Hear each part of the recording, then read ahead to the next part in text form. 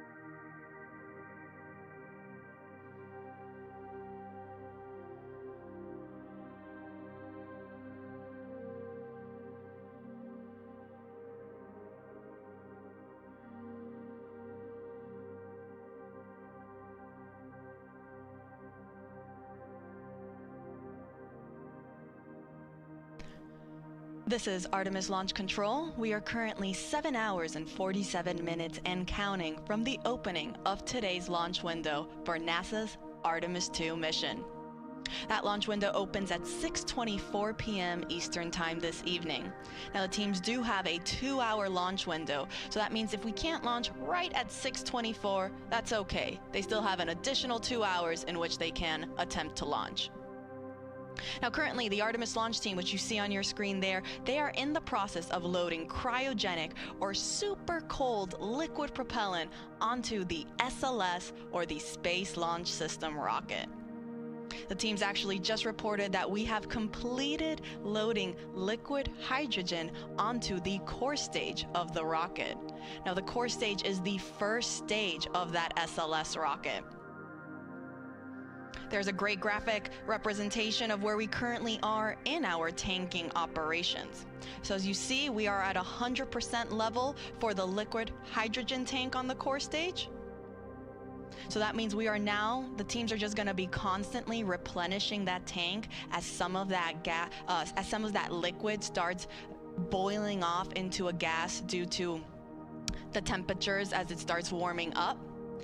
So teams will therefore replenish it constantly to maintain this 100% flight level. Now, as you can see, right above the hydrogen tank sits our liquid oxygen tank. That's currently 70% of the way filled. And then on our upper stage, or the interim cryogenic propulsion stage, this is the rocket stage that sits on top of the core stage. We are currently in our fast fill operations for liquid hydrogen on that upper stage. Teams have not started liquid oxygen for the upper stage, and that is totally normal. That is part of the countdown. We aren't scheduled to start our upper stage liquid oxygen loading operations until we start getting into, so we get much further into our loading operations for the liquid oxygen tank on the core stage. So again, we are now in replenish for the core stage liquid hydrogen tank, and we are in fast fill for the liquid oxygen tank on the core stage and the liquid hydrogen tank on the upper stage Now, a quick recap on how the whole tanking loading process goes. Teams will first start with what is called chill down. So prior to us actually starting to load the super cold propellant onto the rocket, they will first chill down all of the systems and lines. This is done to make sure that it is able to receive these super cold temperatures. In order for hydrogen to be in a liquid state, it needs to be negative 423 degrees Fahrenheit. Oxygen in a liquid state is negative 297 degrees Fahrenheit. So very, very cold temperatures. And as such, we want to make sure that we are conditioning all of the systems to be able to receive those cryogenic temperatures so that we aren't shocking the hardware and we're not causing any potential damage unnecessarily. Now, following chill down, we will transition into what is called into slow fill on the core stage. Now, slow fill, as the name suggests, refers to slowly starting to feed that propellant onto the rocket. This officially marks the start of our propellant loading.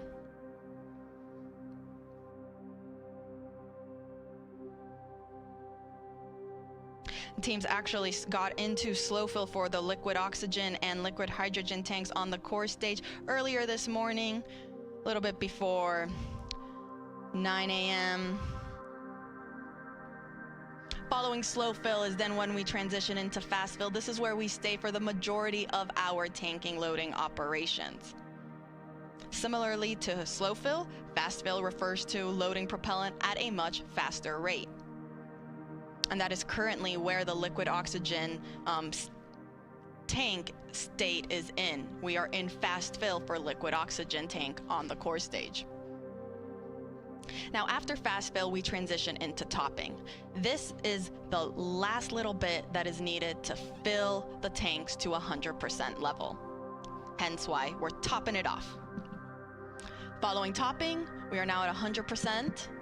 And so now we transition into replenish mode. Replenish just means we're gonna be constantly replenishing these tanks so that we make sure we are again at 100% flight level.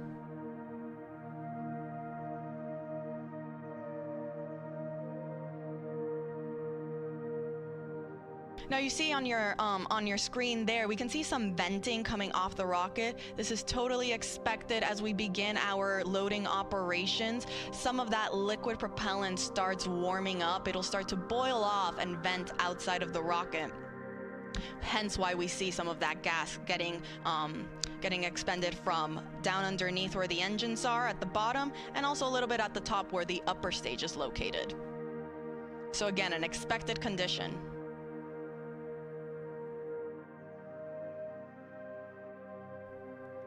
Now let's take you through the rocket a little bit. See up there on your screen, we have the Orion spacecraft. Underneath there is the Orion stage adapter. The Orion stage adapter is what houses our secondary payloads, or these scientific CubeSats. They're shoebox-sized scientific experiments that will go to space following separation from the upper stage and the spacecraft. It's also the smallest section of the SLS rocket at only 5 feet. Underneath the Orion stage adapter sits the interim cryogenic propulsion stage, or that second stage. Underneath there is our core stage, or the first stage of the rocket.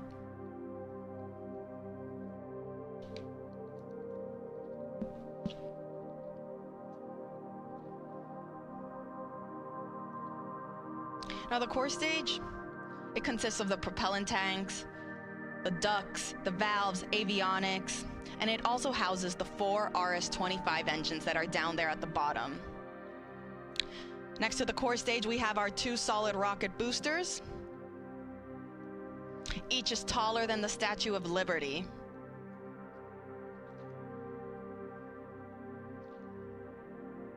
Now on those rocket boosters, you can see our NASA worm. The worm logo spans 25 feet end to end, or roughly the length of 1 booster motor segment. Now we actually have 5 segments each on each booster, so 10 segments total. It's actually 1 segment more than what was used during the space shuttle program.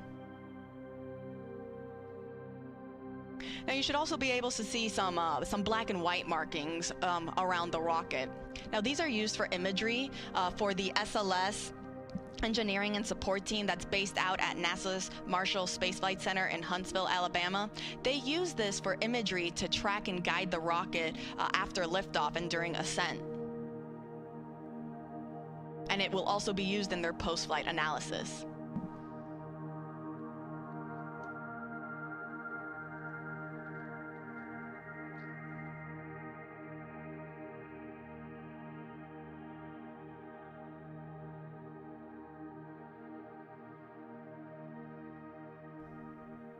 Now the orange color of the core stage is the thermal protection system, or that spray-on foam insulation.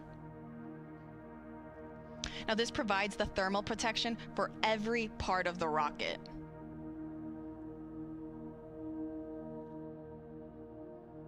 And when the foam is applied, it gives the rocket this light yellow color that the sun's ultraviolet rays eventually tan, giving our SLS rocket its famous butterscotch color.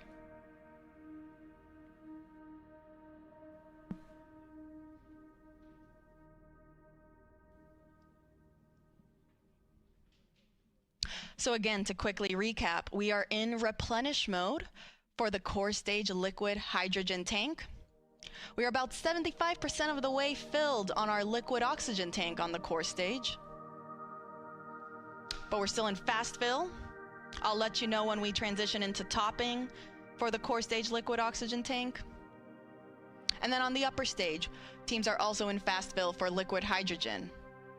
And they have not started the liquid oxygen operations on the upper stage yet.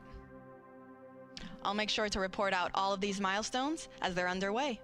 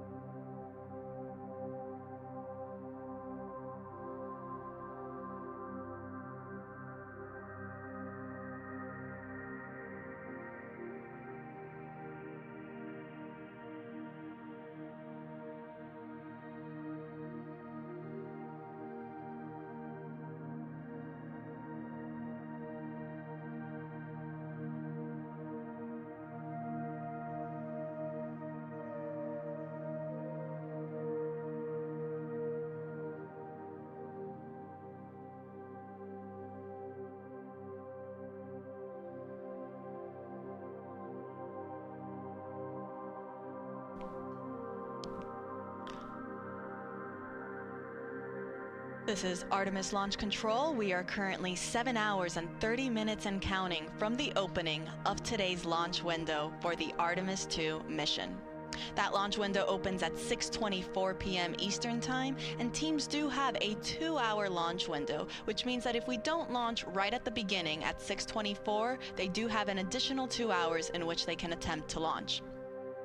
Our launch team is currently in Firing Room 1 at NASA's Kennedy Space Center in Florida and are in the process of loading cryogenic or super cold liquid propellant onto the SLS or the Space Launch System rocket.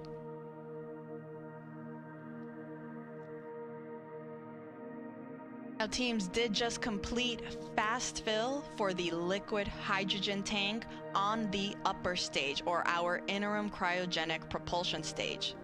Now, fast fill refers to loading propellant at a faster rate. This is preceded by chill down, which gets the system ready to receive these super cold temperatures. And then following fast fill, teams will then transition into topping and replenish. I'll get more into those, but before that, again, we just finished fast fill for the liquid hydrogen tank on the upper stage, and teams are now performing, before they start topping, what is called a vented relief test. This test is basically just pressurizing the upper stage tanks with heliums to test the relief capabilities of the tank pressure to make sure that it can handle that pressure capability during flight.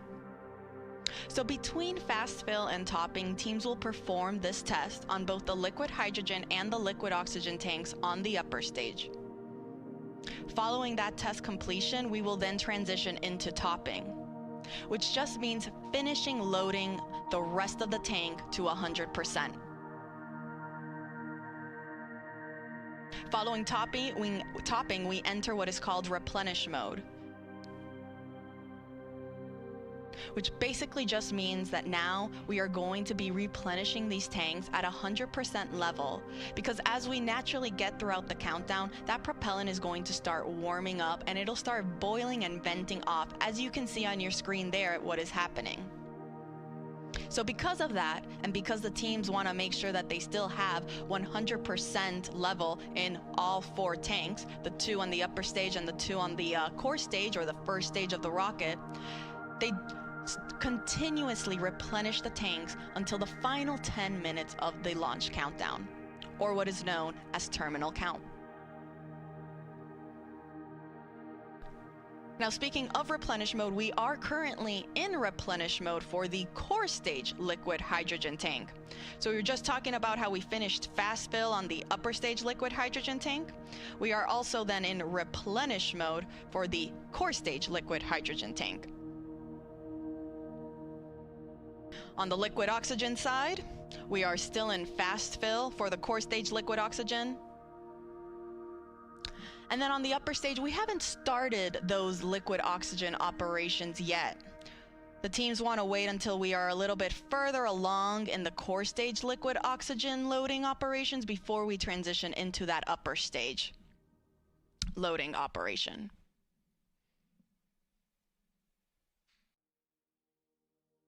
Now, in total, the SLS and Orion rocket and Orion spacecraft are 322 feet tall.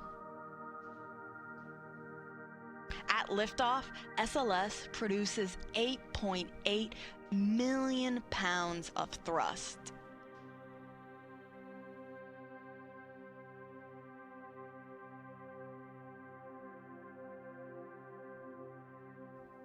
A little bit more than the Saturn V rocket that was used during the Apollo missions, which were roughly 7.5 million pounds of thrust to send those astronauts to the moon.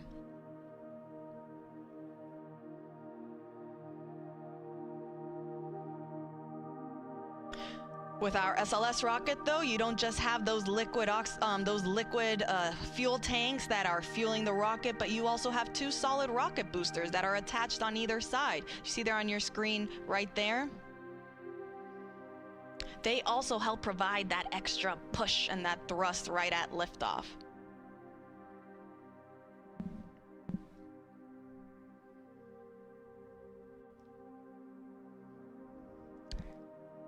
Now, let's go up a little bit on the rocket, go back to our upper or our second stage, our interim cryogenic propulsion stage.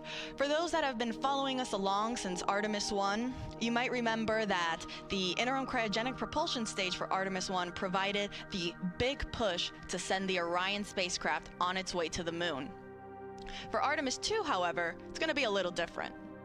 And the reason for that is because Artemis II is NASA's first crewed test flight, meaning we are sending astronauts on board this rocket for the first time. And because of that, we are going to have the capability to practice a bunch of different systems and tests and operations that we couldn't do if it were uncrewed. One of these operations is what is called the proximity operation demonstration.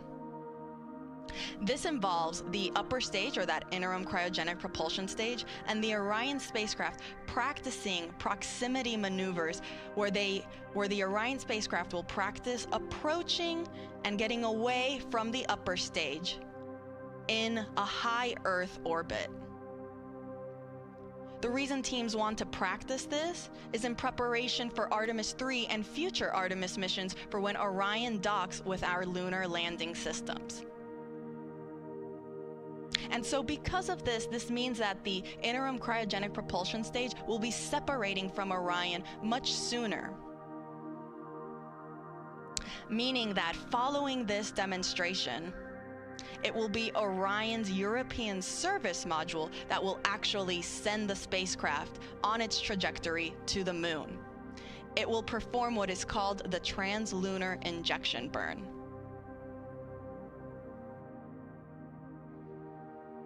Now, this proximity operation is scheduled to happen during the first day of flight, so pretty soon.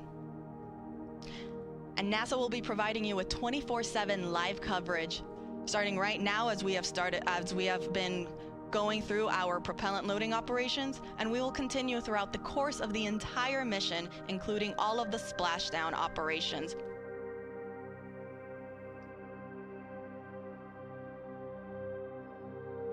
Artemis II will send NASA astronauts Reed Wiseman, Victor Glover, and Christina Cook, and Canadian Space Agency astronaut Jeremy Hansen on a 10-day mission around the moon and back.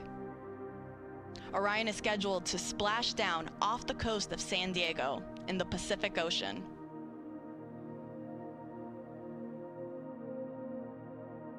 So to quickly recap, teams are in the process of performing a vent and relief test on the liquid hydrogen tank on the upper stage, following finishing their fast fill operations. Again, this test is to just test the tanks that they can handle the pressure that will be happening during this first day of flight. Following this test, we will then transition into our topping phase on the upper stage liquid hydrogen tank, and it'll then transition to replenish. On the core stage, meanwhile, we are still in fast fill for the liquid oxygen tank, and we are in replenish for liquid hydrogen.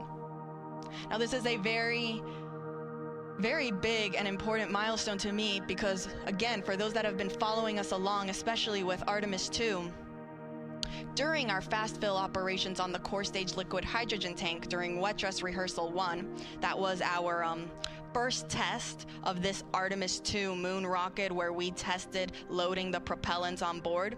Teams experienced the liquid hydrogen leaks shortly after getting into fast fill during that first test. They then performed a second wet dress rehearsal where they did not see any major leaks. Tanking loading operations went very smoothly, and it was a very successful test. And so it's great to see that throughout today's countdown for launch, there also weren't any significant issues or leaks reported during our liquid hydrogen loading phase on the core stage. So we are now in replenish mode for liquid hydrogen. We're about 84% of the way on the liquid oxygen tank. And we're also almost there on the upper stage for liquid hydrogen. Now I'll report out once liquid oxygen operations for the upper stage are also underway.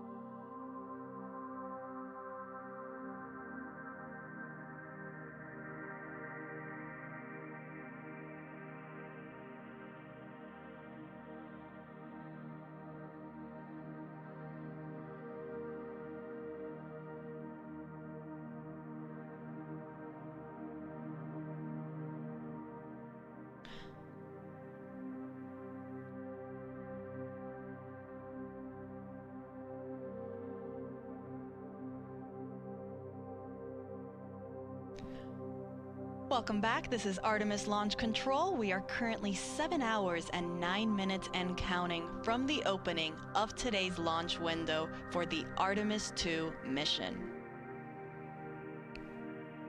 Our Artemis launch team is currently in the process of loading liquid propellant onto the SLS, or Space Launch System rocket.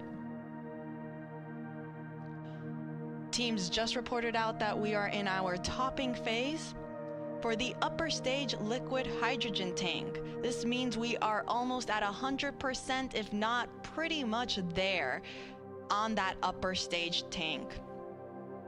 The upper stage is the second stage of the SLS rocket. Here's a graphic representation where we can see where we're currently at in our tanking operations.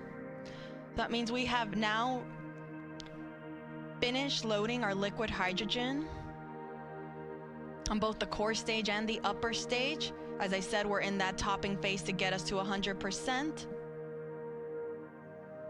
And afterwards, we'll then transition into replenish mode to stay at 100% level. You can see on the core stage, we are already at the replenish mode, if you see that 100% level right there.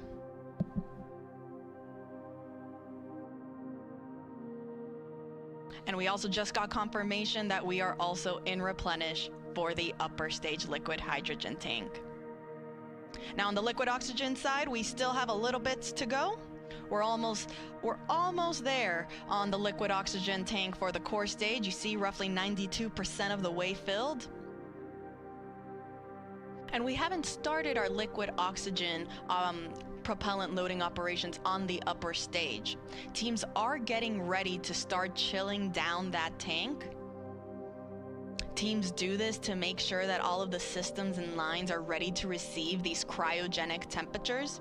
As you can see on your screen there, for hydrogen to stay in a liquid state, it must be negative 423 degrees Fahrenheit. Oxygen, meanwhile, is negative 297 degrees Fahrenheit. So these super cold temperatures, we want to make sure that the rocket is able to receive them without damaging any of the hardware on board. So we'll start with chilling down that liquid oxygen tank and lines before we actually start loading it onto the upper stage.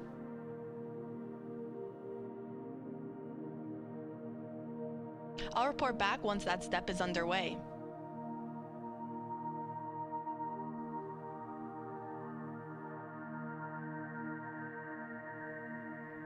As a reminder, our launch window opens at 6:24 p.m. Eastern Time this evening.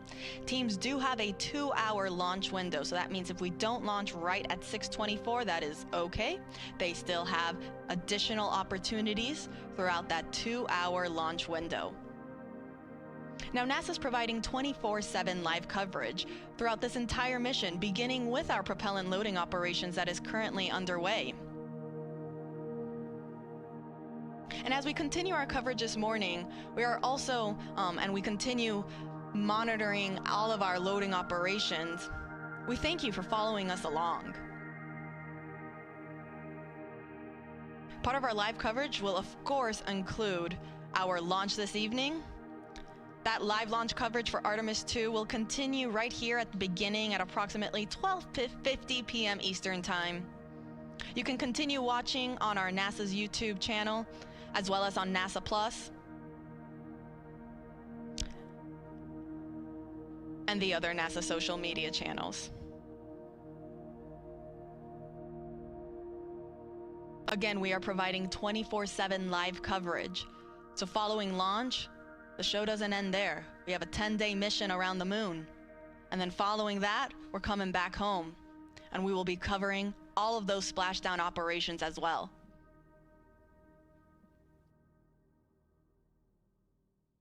Artemis II is a test flight.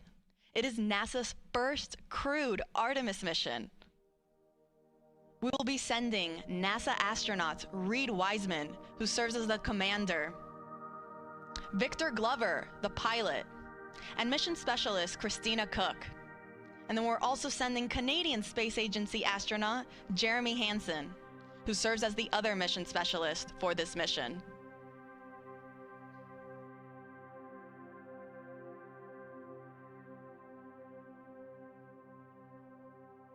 So to quickly recap, we are in replenish for both liquid hydrogen tanks on the core stage and the upper stage of our SLS, or Space Launch System rocket. And we are getting very close to being almost all the way full on the liquid oxygen tank in the core stage.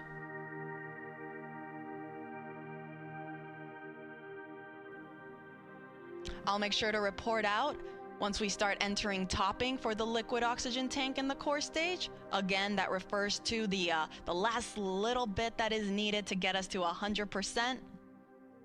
And I'll also make sure to let folks know when our chill down operations are in work on the upper stage liquid oxygen tank.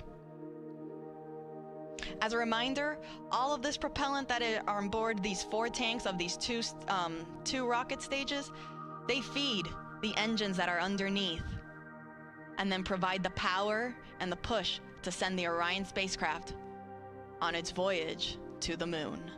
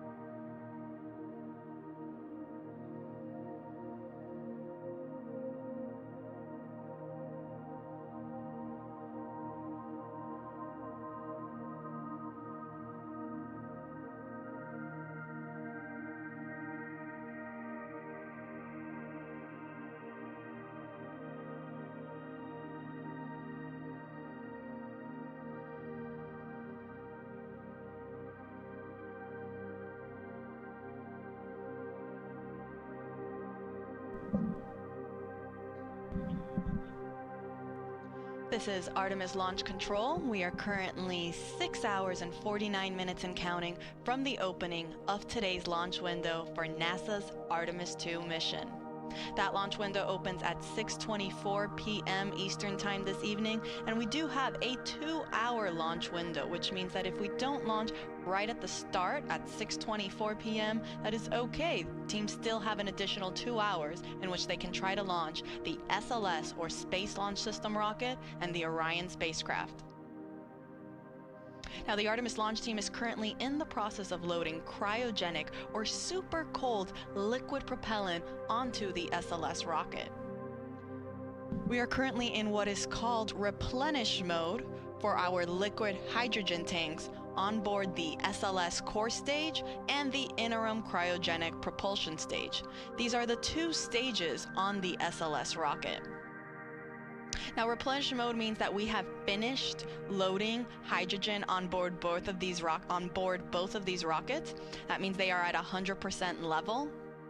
And teams are just constantly replenishing the tanks to make sure that they stay at 100%. Since, as throughout the countdown, that liquid propellant will start boiling off as it starts warming up, and it will then be vented out and released from the rocket,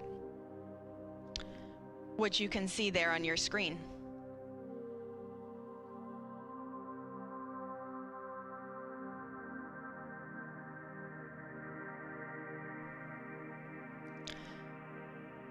Now, on the liquid oxygen side, teams are now in topping phase for the core stage liquid oxygen tank. Topping is the in-between state of fast fill and replenish mode. Fast fill is where we spend the most of the time loading propellants. We load it at a much faster rate. Then once we reach a certain point, we will transition into topping to finish loading the tank to 100%. That is now where we are currently at in the core stage liquid oxygen tank. And following topping, we then transition into replenish. So we're in core stage liquid oxygen topping. We're in topping for the core stage liquid oxygen tank. And we are in replenish mode for both tanks on the liquid hydrogen, on the core stage and the upper stage. Now, meanwhile, on the liquid oxygen tank on the upper stage, teams just reported that they have now started chill down for that upper stage tank. This is the first step that is needed before we actually start flowing and loading that propellant on board. The reason this is done is to chill down the systems in line so they are ready to receive those super cold temperatures and not cause any potential damage to the hardware. For reference, oxygen needs to be negative 297 degrees Fahrenheit to be in a liquid state, and hydrogen, negative 423 degrees Fahrenheit. So very, very cold temperatures that the rocket is dealing with right now.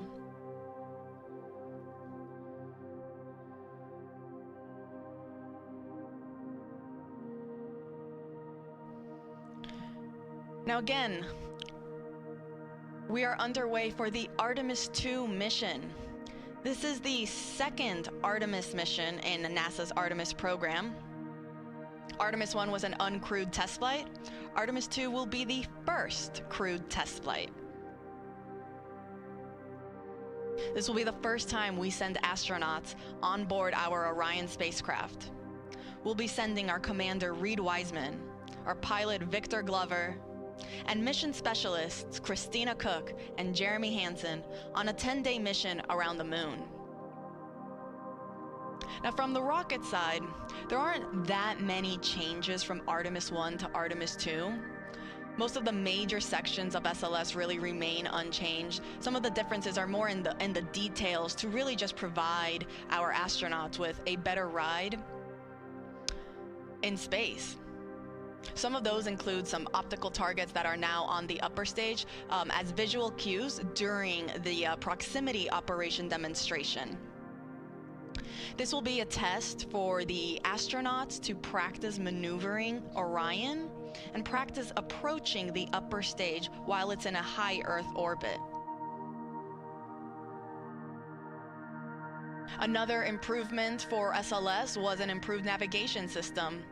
Also, communications capability between the ground stations and the U.S. Space Force Space Launch Delta 45, which controls the eastern range. That is responsible for kind of helping dictate when we are allowed to launch here off the Space Coast in Florida.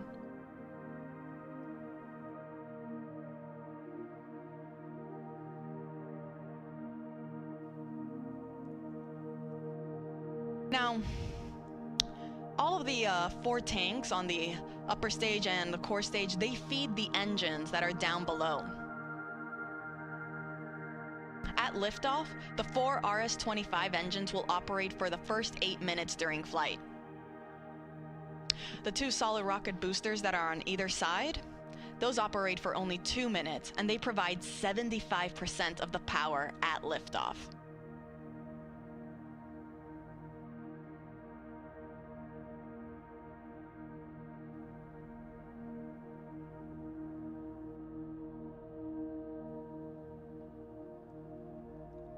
So to quickly recap, we are in Replenish for our both liquid hydrogen tanks.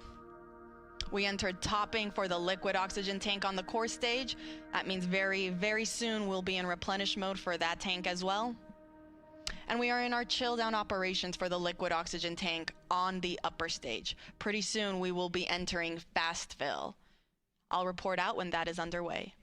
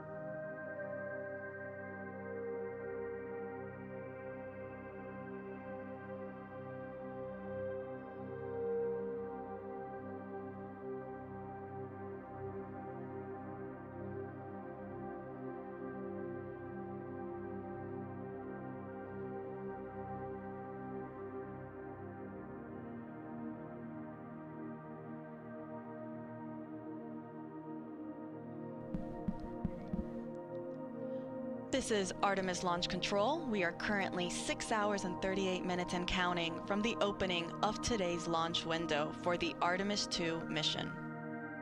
That launch window opens at 6:24 p.m. Eastern Time this evening, and teams do have a 2-hour launch window in which they can attempt to launch the SLS, or the Space Launch System rocket, and Orion spacecraft.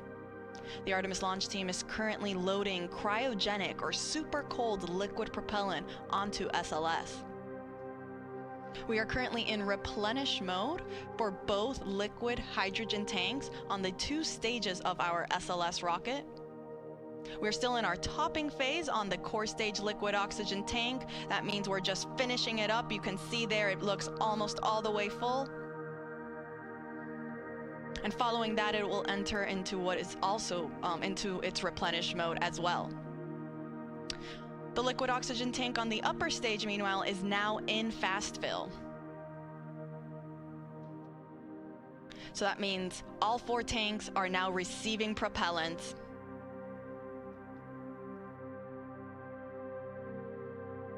Following fast fill on the liquid oxygen tank for the upper stage, teams will perform that vent and relief test that they also did for the liquid hydrogen side on the upper stage.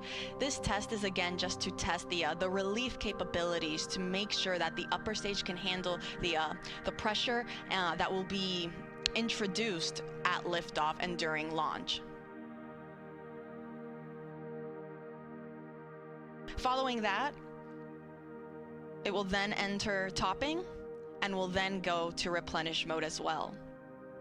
Once we are in replenish mode for all tanks, that'll be the signal to the launch team to tell our astronauts that they are ready to start heading out to the launch pad and get on board their Orion spacecraft. Now, Artemis II is a test flight, and it is NASA's first Artemis crewed mission.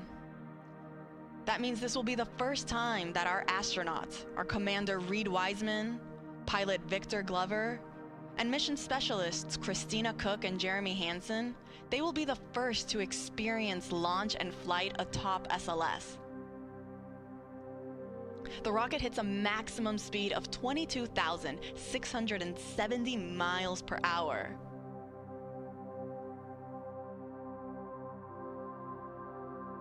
And our astronauts will get to experience the entire ride.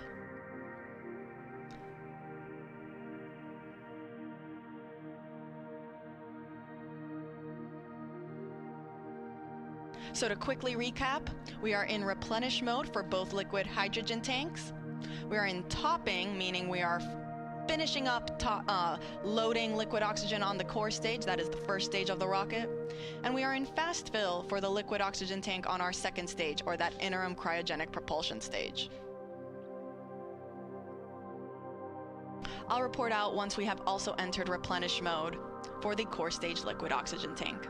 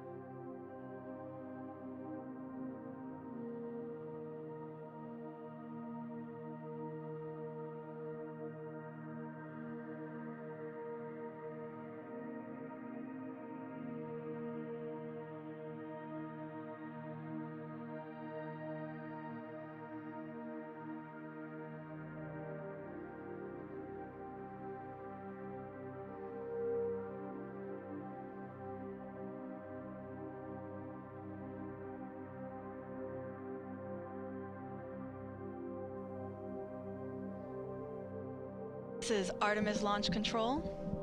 We are currently 6 hours and 22 minutes and counting from the opening of today's launch window for the Artemis II mission.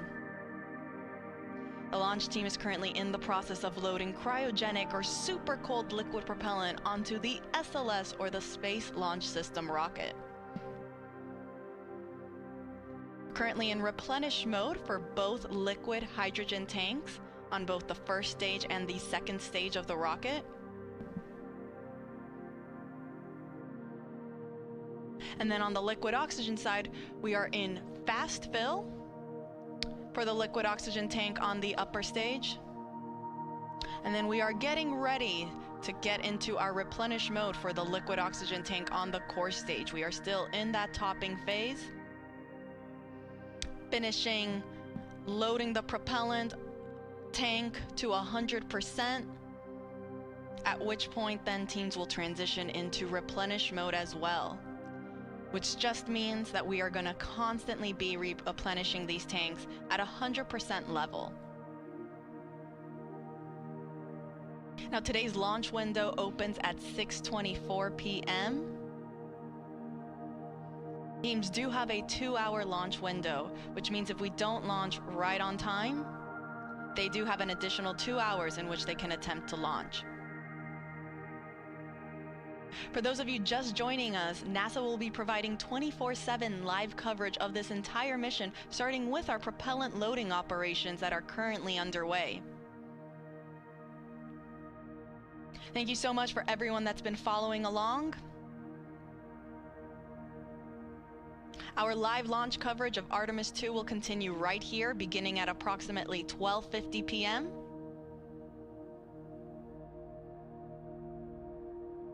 where the rest of my NASA commentators will be chiming in on how the rest of today's countdown goes.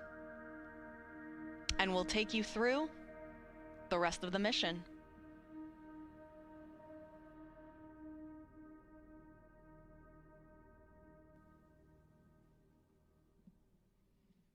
Now, Artemis II is a test flight. It will be the first mission that sends astronauts on board SLS and Orion. You can see a photo on your screen there of our Artemis II crew. We have our commander, Reed Wiseman, on the right-hand side. Then we have our 2 mission specialists in the middle, Christina Cook, and then Canadian Space Agency astronaut Jeremy Hansen. All the way on the left is our pilot, Victor Glover. All 4 of them woke up not too long ago at around 9:25 a.m. this morning. Not a terrible wake-up call. In that time, they've been getting ready, having breakfast, getting some briefings. And they'll get one more briefing. It's the flight crew weather brief, where they'll get a status on where we are in the countdown, what the current forecast looks like. Following that brief, they will then start their suit-up operations before they go out to the launch pad and board their spacecraft.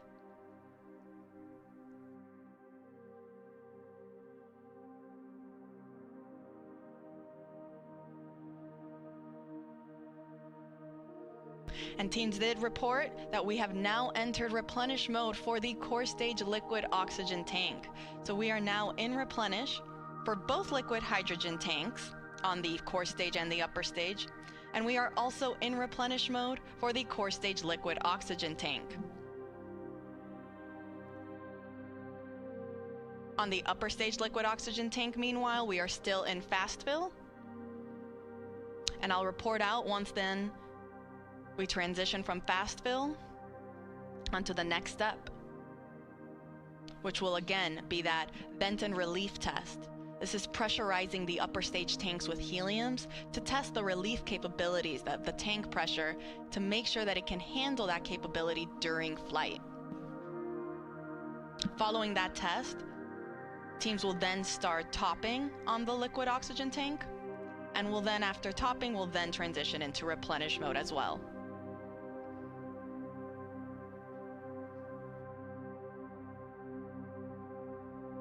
I'll report out when that's underway.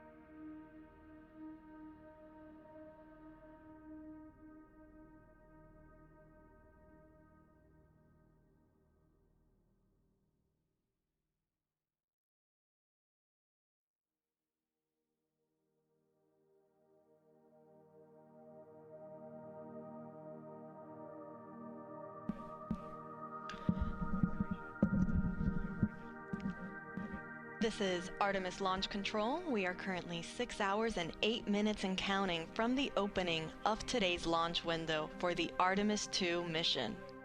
Now, the launch window opens at 6:24 p.m. Eastern Time this evening, and teams do have a 2-hour launch window, which means that they have 2 hours in which they can try to launch the SLS, or the Space Launch System rocket, and Orion spacecraft that will send NASA astronauts Reed Wiseman, Victor Glover, Christina Cook, and Canadian Space Agency astronaut Jeremy Hansen on a 10-day mission around the moon and back. Now, the launch team is currently in the process of loading cryogenic, or super cold, liquid propellant onto the SLS rocket. The propellants that are used to power SLS are liquid hydrogen and liquid oxygen. We are currently in our replenish phase for both liquid hydrogen tanks on the 2 phases of the on the 2 stages of the rocket. That is both the core stage and the interim cryogenic propulsion stage. Replenish mode just basically means that now these tanks are at 100% level, and teams are going to constantly be replenishing them as they start to warm up and boil off. You can see some of that gas that's being vented off the rocket there. That's normal. Teams totally expect to see that, and because of that, we have then a replenish valve to constantly be replenishing the tank with that liquid propellant, so we make sure that we are 100% level and we're not losing any propellants in the tank. The reason that you see some of that venting happening is because as we get throughout the countdown and the temperatures start to rise, that liquid propellant will become a gas, and so it'll start boiling off and then it'll vent outside the rocket. Hence the need for a replenish valve. So we are in replenish for both liquid hydrogen tanks. We are also in replenish for the core stage liquid oxygen tank. And we are in fast fill for the upper stage, or that interim cryogenic propulsion stage, liquid oxygen tank.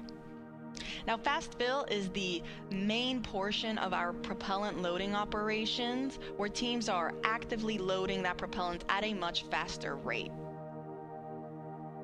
Now, following fast fill, teams transition into what is called topping. As the name suggests, it just means to top off the tanks. And then following topping, we enter what is replenish. So once we are at replenish for the liquid oxygen tank on the interim cryogenic propulsion stage, we're going to enter what is called all stages in replenish. This means that all 4 tanks on the SLS rocket are fully fueled, and our astronauts are ready then to go and head out to the launch pad when they get the go from our launch director, Charlie Blackwell Thompson.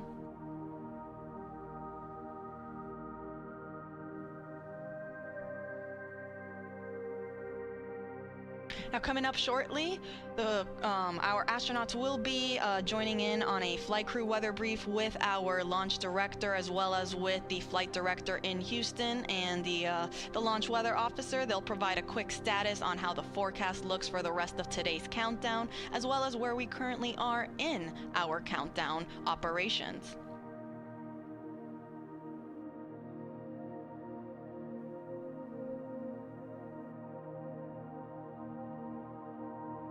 A little earlier, the launch weather officer did let our launch director know that we might get some showers in about 2 hours. However, there is no lightning threat, and they will plan on discussing this again during the flight crew weather brief. Currently, teams are forecasting 80% go for weather conditions during that 2-hour launch window.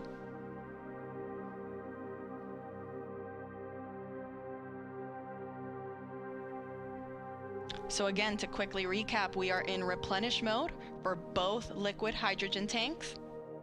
We are also in replenish mode on the liquid oxygen tank on the core stage. That is the first stage of the SLS rocket.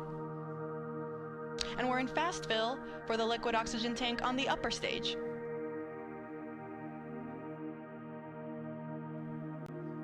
I'll report out when we have transitions from fast fill and onto topping.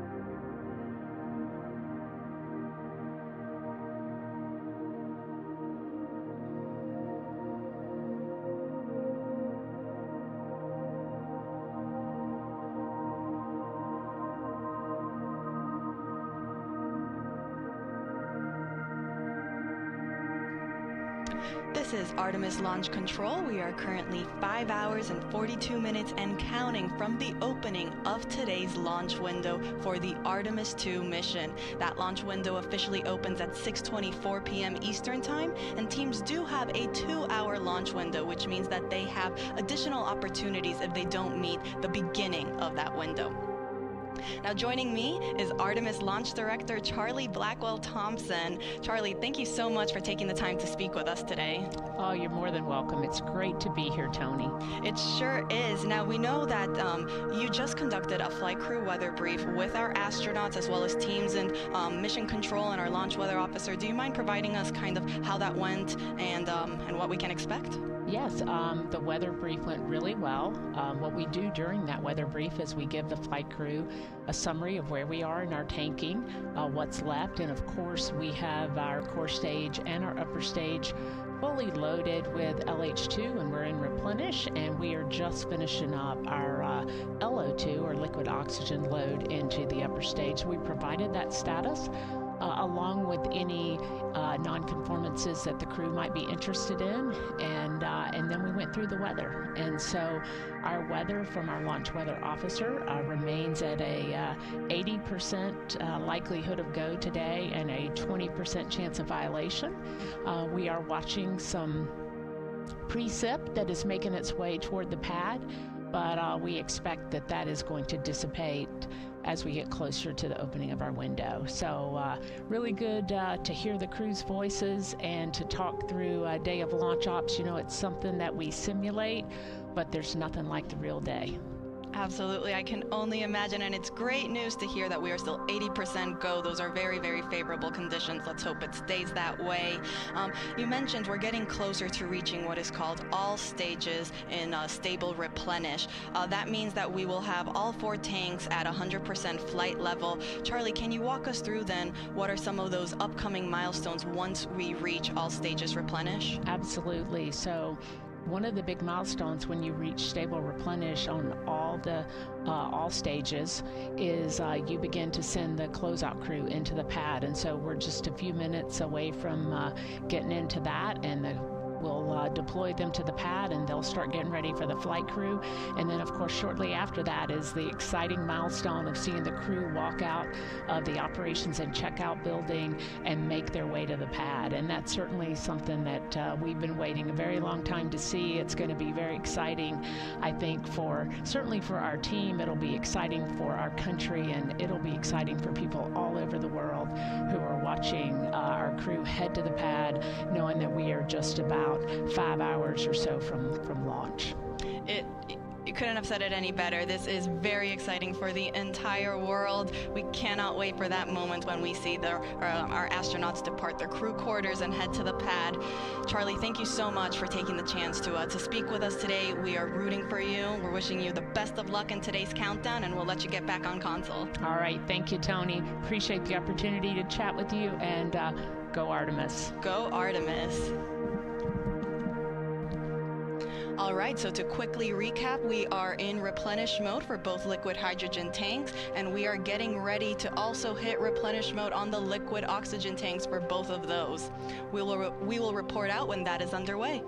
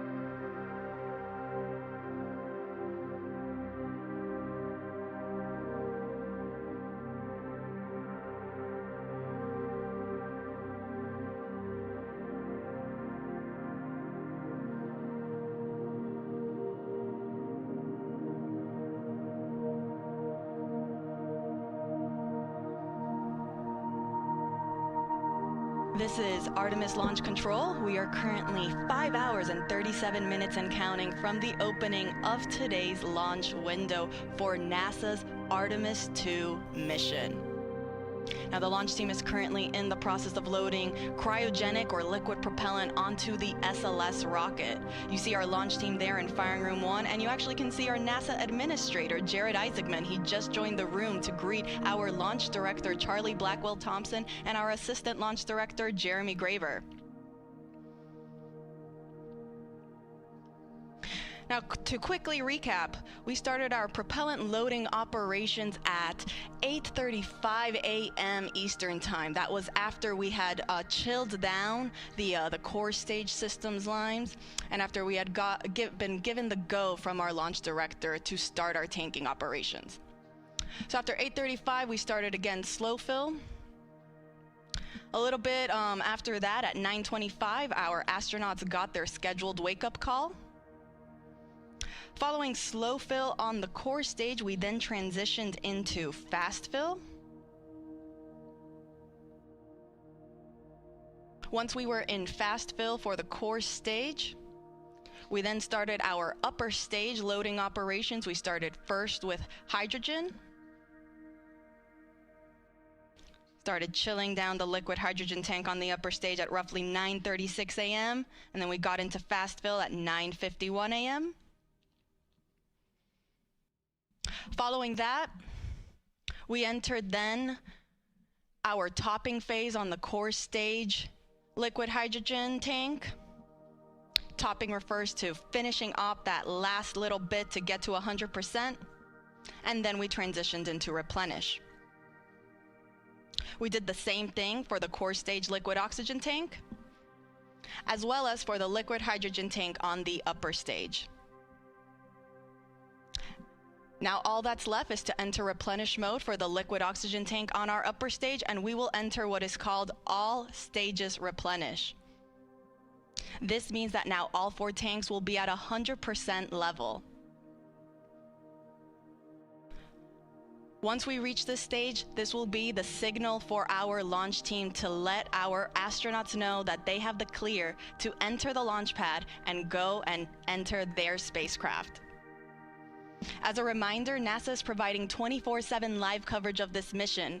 We started this morning at 7:45 a.m. and ran you through our tanking loading operations, and we will continue to do so throughout the rest of today's launch countdown. We will be beginning our live coverage in just a few minutes for that launch, and the rest of our commentators will make sure to take you along through today's countdown. You can see on your screen there how to watch.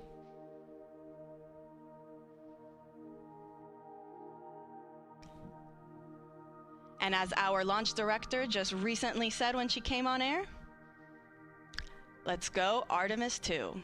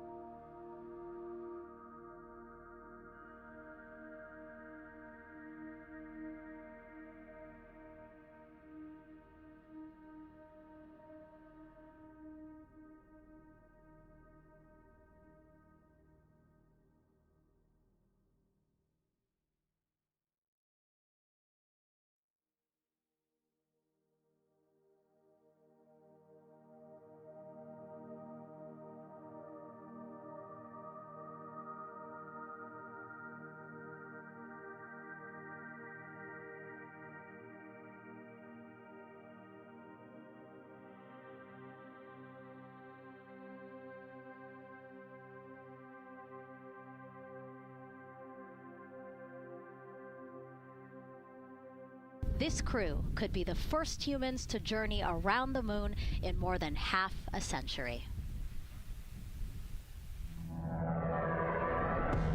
The Artemis II mission is a test mission of the Orion space capsule. Artemis II will be the first time we put humans on this rocket. We're going back to the moon because it's the next step in our journey to Mars. We were always going to the moon. Pushing ourselves to explore is just core to who we are. That's a part of being a human. And liftoff! We shall return. Continuing to test out every bit of Orion. Coming back to Earth, 7 miles a second. When humanity sets big goals, we can bring together genius from around the world. You have the best people on planet Earth putting this vehicle together. That's what's up. To innovate for the benefit of humanity and to inspire the world through discovery. And here we go.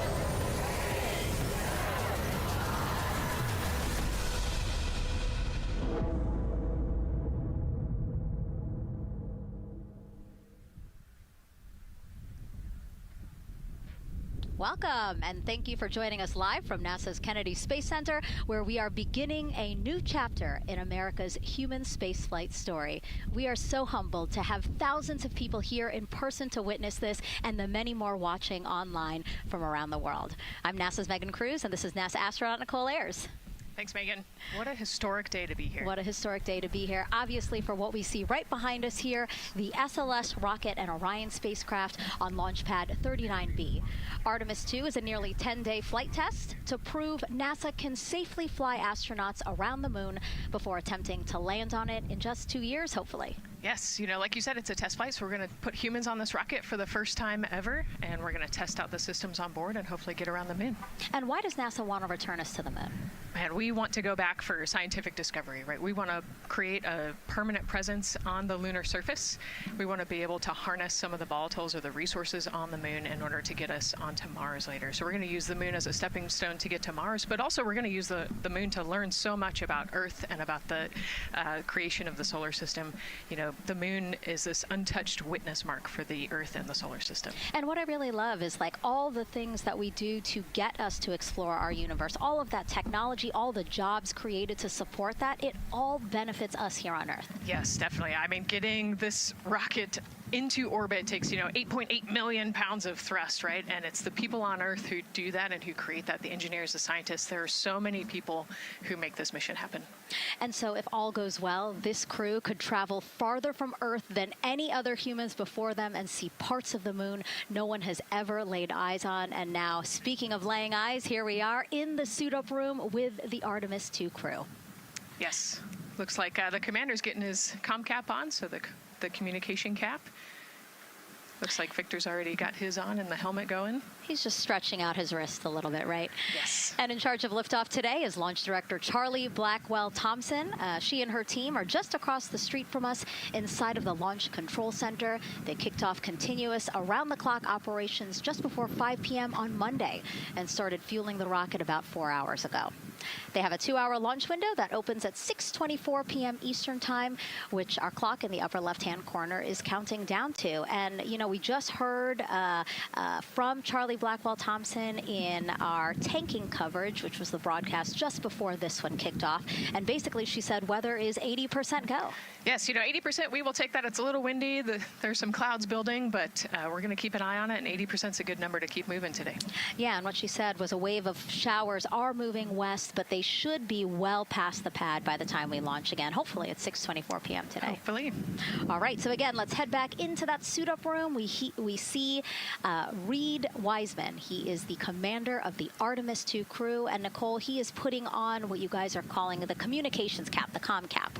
Yes, so it's a little bit for protection of his, of his head there, but also you can see the mic booms, and he's got ear cups there so he can hear, the rocket's loud. So you're going to wear hearing protection, but then we also want to be able to talk to Earth and talk to each other. So they're getting that settled, and then he will put the helmet on over that comm cap. That comm cap will also connect into the suit, which then eventually connects into the capsule through an umbilical there. So there's a lot of cords and wires. You can see them tuck in that cord under his chin right now. And so the suits they're wearing, they're called the Orion Crew Survival Suits, or OX suits. And so they're worn for launch and reentry or during high-risk or emergency situations. And I think a lot of people, especially if they're have been following NASA for all these decades now, they're kind of thinking, hey, these look like the suits that our shuttle astronauts used to wear. There is a lot of resemblance here. That's true. Yeah, they are very similar. You know, NASA does a great job of leveraging the lessons that we learn from previous missions. So dating all the way back to Apollo, you know, some of our first spaceflight missions, we learned lessons about the suits and how to make them better, and we just continued to carry that through all the way into the Artemis mission. Time now to introduce you to some of our teams today. We have Gary Jordan at NASA's Johnson Space Center in Houston. He's going to be inside with the mission control teams, which will take over from Kennedy's launch control team right at liftoff. And then back here at Florida, there's Megan Carter inside Kennedy Space Center's visitor complex, Jasmine Hopkins at a launch viewing location, and then finally Daryl Nail inside the Launch Control Center with the launch team. Now, each is going to provide a very unique experience today, starting first with Daryl, who has been closely monitoring the launch countdown for us. Yeah, and welcome into Firing Room 1, a historic firing room here at the Kennedy Space Center in Florida. It's a pleasure and an honor to be here reporting what's happening as we lead up to countdown and liftoff of Artemis II. So far, looking pretty good. You see the rocket out there on the pad. It is launch day, and we just got that crew weather brief that you were talking about from Launch Director Charlie Blackwell-Thompson to the crew. It looks like a countdown at this point is in good shape, and that's great news. Fueling continues to track well. We just reached all stages replenish. And while we're talking about the fueling, let's talk about that tanking. Pull up the tanking graphic if we could now. That will give us an indication of where we are with tanking, and I can just tell you, as you see from this board right here, we are all stages replenish. So all tanks on board the SLS, the 2 liquid hydrogen, lower stage and upper stage, and 2 liquid oxygen, lower stage and upper stage, are at 100%, and that's exactly where we want to be. This kicked off at 7:30 this morning with a go for cryo load, and here we are roughly about 5 hours later, and we're fully tanked and now in replenish. The amount of propellant on board, roughly 733,000 gallons. That's about an Olympic-sized pool and a half. Huge amount of propellant. It's all flowed in there. The great news there, no leaks, no issues, and we're looking good at this point. So let's talk weather now. The weather, while it is favorable overall, it's not totally clean, and that was hinted at earlier when we talked about the storms. There is, of course, some onshore flow. Currently, our overall attempt percentage stands at 80% chance of acceptable weather conditions at the time of liftoff, which is going to be within our launch window. That's tonight from 6:24 p.m. Eastern Time until 8:24 p.m. Eastern Time. Winds are good. The lightning risk is low. But scattered showers still remain possible around the Cape and including near the pad. So the expectation is that there'll be some more active weather coming our way, but we're expecting it to push to the west.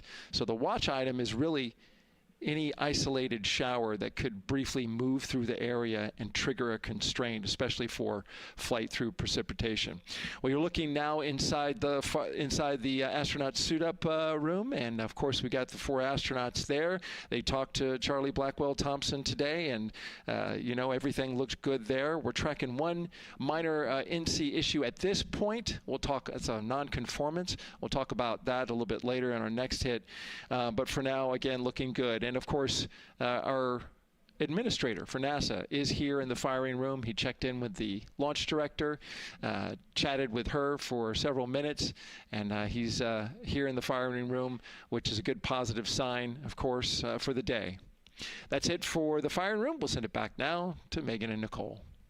Daryl, thank you so much. Yeah, let's get back into the suit-up room here, where we now have a shot of all 4 astronauts, and it appears all of them are undergoing their suit leak checks. Can you talk to us about what that is, Nicole? Sure, yeah, you can see, as the suit expands, that we're going to pressurize those suits. So in the case that we need it, if we lose pressure in the capsule, those suits will protect the astronauts and keep them pressurized and keep them survivable. So these guys are going to hold their breath for about 10 seconds. Any movement in the suit could cause changes in the pressure, and so we want to get a really nice, precise, accurate measurement on the leak check. And so they'll hold their breath. Even just their heartbeat could potentially make some differences in those super sensitive sensors there. So you can see the red and blue valves there, the air in and air out, and it looks like Victor just had a good leak check. Yeah, and actually they do 3 leak checks, again, just to get an average reading to say, hey, we have confidence that these suits are holding the right pressure. As Nicole said, that tube that's going in, that's putting air into their suits, and then there was that gold instrument that you saw on their other side. That's how they can control how much pressure is being released in order to do these checks. Yep, and they will do the leak checks here in the suit room, and then they'll do more actually in the capsule as well. They'll do another leak check. So we're going to make sure the suits are ready to go before we even step out the door, and then we'll check them with the entire system on the capsule once they get out to the rocket. And you might also notice that some of the astronauts, while they're doing their suit leak checks, you might have seen Victor gave an OK sign. You might also see a thumbs up, and that's because concurrently, while they're doing these suit leak checks, they're also doing comm checks. Yes, yeah, we talked about the comm cap earlier and the umbilical and how they plug in. So yeah, they're going to test the comm, they're going to test the suit, make sure everything. They're actually probably testing the cooling system as well right now. They're going to plug into the portable cooling system and make sure that all of that is working. So like I said, we want to make sure we've got 4 healthy suits before we go out. Yeah, this suit, 3 layers, so obviously it can get hot. Yes. So one of the layers is a cooling undergarment, and basically they flow cold liquid through that undergarment to keep the astronauts cool and comfortable before liftoff today. Yeah, it's like a onesie with a bunch of tubes running around it, and the water flows through there to cool you down. All right, lots of information to share with you all today. If you have any questions, we'd love to hear from you. All you have to do is send your questions our way by tagging @NASA Artemis, and we'll try to answer as many of your questions live. And we'll also have some questions for you throughout the broadcast, so we hope you can participate in those opportunities as well. Okay, as we continue to be inside the suit-up room here, why don't we learn a little bit about each of our crew members? Right now, we are looking at pilot Victor Glover, but hopefully we can get a shot here of our commander, Reed Wiseman.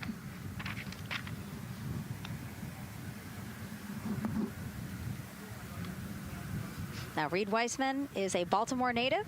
He's been in space once before as flight engineer for Expedition 41 aboard the International Space Station from May through November 2014. During the 165-day mission, Reed and his crewmates completed, get this, more than 300 science experiments in areas like human physiology, medicine, physical science, earth science, and also astrophysics. They actually set a milestone for station science by completing a record 82 research hours in a single week. He also served as chief of NASA's Astronaut Office from December 2020 to November 2022, and Reed has 2 daughters. Yeah, I love, Reed is such a great leader. He was the chief of the astronaut office when they hired our class of astronauts. And so, I think I have to publicly thank him for my job here today. But yeah, he's a family man. He's a good leader. And he's a great pick for the commander of this mission. Yeah, I think, in talking through some of his other accomplishments, obviously he has leadership qualities that makes him prepared for commander of Artemis II. Yes, he does. He's a well-experienced naval officer and now NASA astronaut. And so now here we are, pilot Victor Glover. NASA selected the California native as an astronaut in 2013. At the time, he was actually serving as a legislative fellow in the United States Senate. His first trip to space was in November 2020 when he launched as pilot of NASA's SpaceX Crew 1 mission. That was the first operational mission of NASA's Commercial Crew program, which resumed launching American rockets from American soil to the International Space Station at the end of the shuttle program. Victor is a U.S. Navy captain and naval aviator who served as a test pilot, racking up more than 3,500 flight hours in more than 40 different aircraft. He and his wife, Deanna, have 4 children. Yeah, 4 children, a lot of energy, but that checks, right? Because when I think of Victor Glover, I think of a lot of energy, smart guy who's always excited and ready to go. And there you go, he's smiling in the suit room this morning. Oh yeah, he's a great guy. All of them are. This whole entire crew. They're just a good group of human beings, of leaders, of friends, family. You know, I have never heard anybody say anything bad about any of these 4. They're also well accomplished, and they're also deserving of this opportunity to return to the moon. Yeah, and they're also humble, right? They're just standard humans going to the moon, but you would never know that when you talk to them in a normal conversation. And so it looks like Christina here has completed her suit leak checks as well, her communication checks too. Yep, they've already got her gloves off. They're getting ready to kind of hang out and relax a little bit, I think, before they walk out. She is a mission specialist for this mission, native of Grand Rapids, Michigan. Was selected to the Astronaut Corps in 2013, so actually same class as Victor. She served as flight engineer on the International Space Station from March 2019 to February 2020. And during that time, Cook set a record for the longest single space flight by a woman with a total of 328 consecutive days in space. She also participated in the first ever all-female spacewalk. And before becoming an astronaut, Christina helped build space science instruments and led scientific field work in some of the most remote environments on the planet. Her hobbies include surfing, rock climbing, community service, yoga, travel, and photography. Again, so much. When does she find the time? That's a great question. You know, one of the things I love about Christina is that she's broken records and she's achieved all these milestones. But one of the things that she talks about is, you know, she just wants people to set goals and go work hard and do something that's meaningful to you. And she really hopes that her records are broken as soon as possible. She does it for her family, and she'll talk about all of her nieces and nephews quite a bit. So just, again, another example of just a humble human who's got a great support system in her family and excited for the mission. Yeah, she's always saying that she just wants the opportunity to push people farther, to push humanity farther, see what we can accomplish together. So, yeah. Again, all 4 of them say that. They're really in tune on what they think or what they feel like their role is in this mission. Yeah, I think their legacy is going to be, you know, providing the shoulders for others to climb on. And last but not least, first-time flyer, Canadian Space Agency astronaut Jeremy Hansen will fly to the moon as a mission specialist on the Artemis II mission. The London, Ontario native was selected as an astronaut in 2009. After that, he worked as Capcom at NASA's Mission Control Center in Houston. Capcom stands for Capsule Communicator, and that's the sole direct voice communicating with astronauts in space. He also participated in training exercises such as living on the ocean floor off the coast of Florida to simulate deep space exploration for 7 days. In 2017, he became the first Canadian to lead a NASA astronaut class. He also enjoys getting out on a sailboat, rock climbing, and mountain biking. Jeremy and his wife, Catherine, have 3 children, and he actually got to hang out with them over the weekend. So the crew arrived here for launch at Kennedy Space Center on Friday, and then their family members arrived Saturday. Yes, yeah. As long as their family can quarantine with them, then they will stay, you know, quarantined in Houston, and then they all fly down to Kennedy Space Center, and then you get to spend the last few days with your close family and friends. We actually do a behind-the-glass visit with some of those other maybe extended family members that couldn't quarantine with you. But yeah, it's a quaint time here once you get to Kennedy Space Center. A great sign here, all 4 astronauts have removed their helmets. And that indicates, again, that all 4 have completed suit leak checks. And so, Nicole, what they're doing now is they have these pockets on their forearms.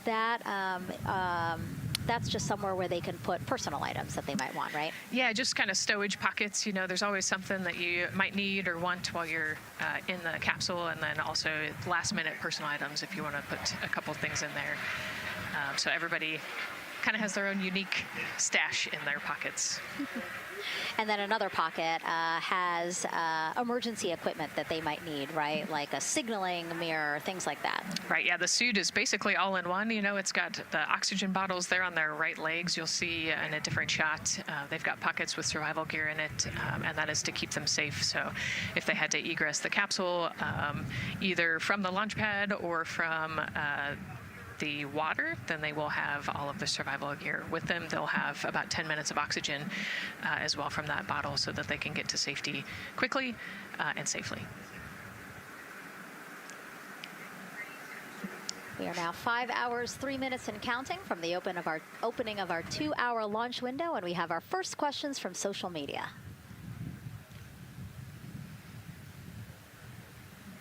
Question here from X. So to be clear, this is not a mission to land, but to orbit the moon. Thank you, and thank our astronauts. Nicole. Yeah, this is a great question. You know, I think it's important to highlight the mission of Artemis II, where we are going to go around the moon. We're going to see the far side of the moon. We're going to see parts of the far side of the moon that human eyes have never seen before. It's very similar to the Apollo 8 mission, right? We're also potentially going to be able to see the landing sites for the future Artemis missions and kind of provide the overall context of those landing sites amongst the entire moon site there. So it's an exciting mission. We'll get to learn a ton about you know, there's so much science that's going to be on this mission as well, right? Where they're going to do some science experiments on humans, learn about the stress of the environment, and we're going to learn about the radiation environment. We're going to learn about the suits as well. We've got some technology demonstrations that are going to happen. So there's a lot going on this mission as we fly around the moon and come back. Mm-hmm. We always say it's about increments, right? Like we're making that next giant leap to Mars, but in order to do that safely and to do that thoroughly, incremental steps. Exactly. And, you know, like we said, this is the first time that we've put crew on this rocket. And so actually before we even head to the moon, right, we're going to stay close to the Earth, and we're going to check out all of the systems on Orion, make sure that it can handle 4 humans, make sure it can handle people sleeping, people exercising, you know, all of the environmental control systems are working. So we want to make sure that the capsule is safe for the crew before we send them, you know, almost 250,000 miles away. Yeah, that was a great question. And we actually have another one that we'll pull up on screen here. Another question from X. How long will it take them to reach the moon, and how long will the entire mission last? Another great question, right? So they're going to do a couple orbits around the Earth.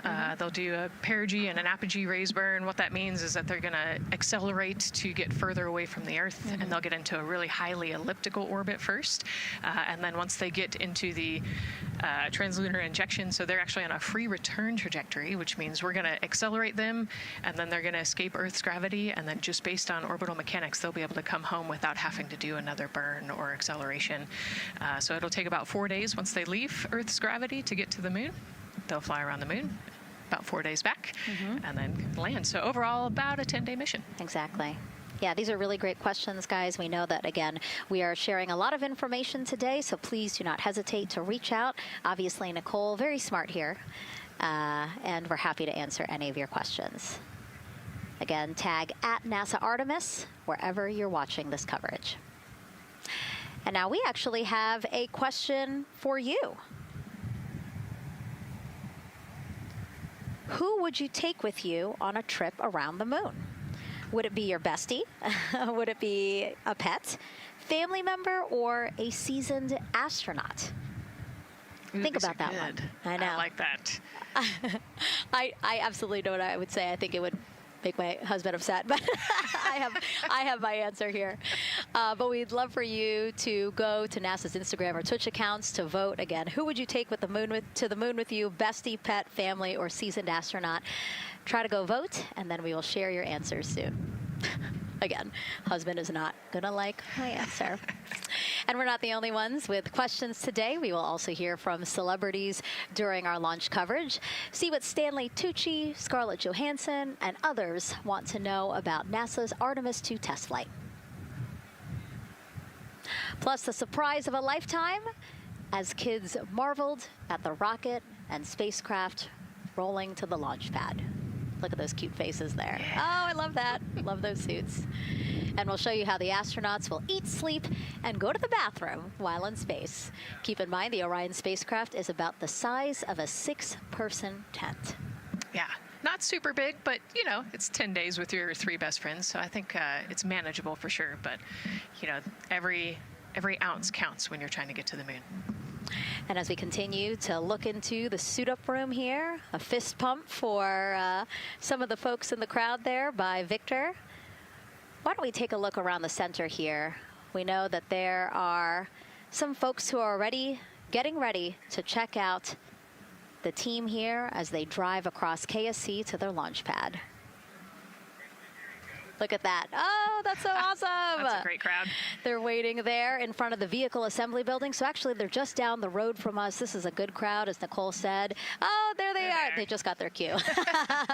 Oh, now? Let me wave now. Oh, yeah, they are excited. That's amazing. So all of these folks, content creators that are getting behind-the-scenes access as part of NASA's NASA social experience here. So as you can see, very excited. The crew will get into their convoy and drive past them here pretty shortly. Yeah, what an amazing way to share the Artemis story, right? By inviting these social media experts out to share the story as they drive by. All right, again, let's take a look at the clock. 4 hours, 58 minutes and counting from the opening of today's 2-hour launch window. So why don't we check back in with Daryl with the launch team. Megan and Nicole, and inside Fire Room 1, I'm listening to Launch Director Charlie Blackwell Thompson greet the Ascent crew who just came on console over there at Johnson Space Center. So good to have the mission control team jumping on with us. So far, the launch team here in the firing room has had a really good morning. Really smooth tanking that kicked off at 7:30 a.m. this morning. They got to all stages replenish just before 1 o'clock p.m. Eastern time, and it was an incredibly smooth tanking. That's great as we look here watching the crew and also with an eye on the rocket. Weather, of course, we've talked a little bit about that. It's favorable overall, 80% go for our 2-hour window between 6:24 p.m. and 8:24 p.m. We don't have an exact T0 right now because that's going to come to us closer when we get closer to launch, roughly about 20 minutes before liftoff. But it's going to be within that window and towards the beginning, provided everything continues to go smoothly along the timeline, and so far that's been the case. I mentioned that there was a small issue in my previous live hit. That actually was incorrect. There was no issue. I've gotten the good data now that I'm on the headset and listening into the loops. Avionics engineers are keeping an eye on a display unit inside Orion that's just running a little cooler than normal. It's not going out of limit. It's actually completely fine. But they just were noting the trend and reported that to the NASA test director. So they'll keep their eyes on that. But again, there was no LCC violation. And once they get the cover off Orion out there that's protecting it from the rain, they expect the temperatures inside the Orion crew capsule to stabilize. And with that, we'll send it back to the host desk with Megan and Nicole. Thank you so much, Daryl. Now, Daryl is inside Firing Room 1 in the Launch Control Center, or LCC, as you might hear it referred to, which was built in 1967 to support Apollo missions. In fact, Apollo 11, the mission that landed on the moon in 1969, that was called from the exact same firing room. NASA then upgraded the LCC to support shuttle missions, and now Artemis. You can see there a shot from when we supported shuttle. Now with Artemis, the primary launch team for today is in Firing Room 1, but there is actually support staff in Firing Room 2 as well. And together they will propel this ambitious test flight off Earth.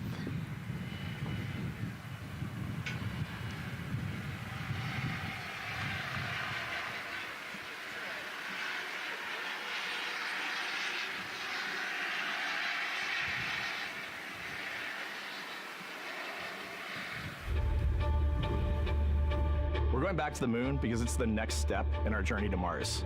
We need to go explore the moon. There's vast regions of unexplored areas with the coldest, darkest places in our solar system. This is a test mission, and when we get off the planet, we might come right back home. We might spend 3 or 4 days around Earth. We might go to the moon. That's where we want to go, but it is a test mission, and we are ready for every scenario as we ride this amazing space launch system in the Orion spacecraft. But another reason we're going back to the moon is to fulfill NASA's mission, which is to explore the unknown in air and space, to innovate for the benefit of humanity, and to inspire the world through discovery. And when we succeed and when we accomplish the things that we set out to accomplish, that inspiration not only can set up new things to happen, but it also is a reminder in tough times that we're capable of doing great things when we work together.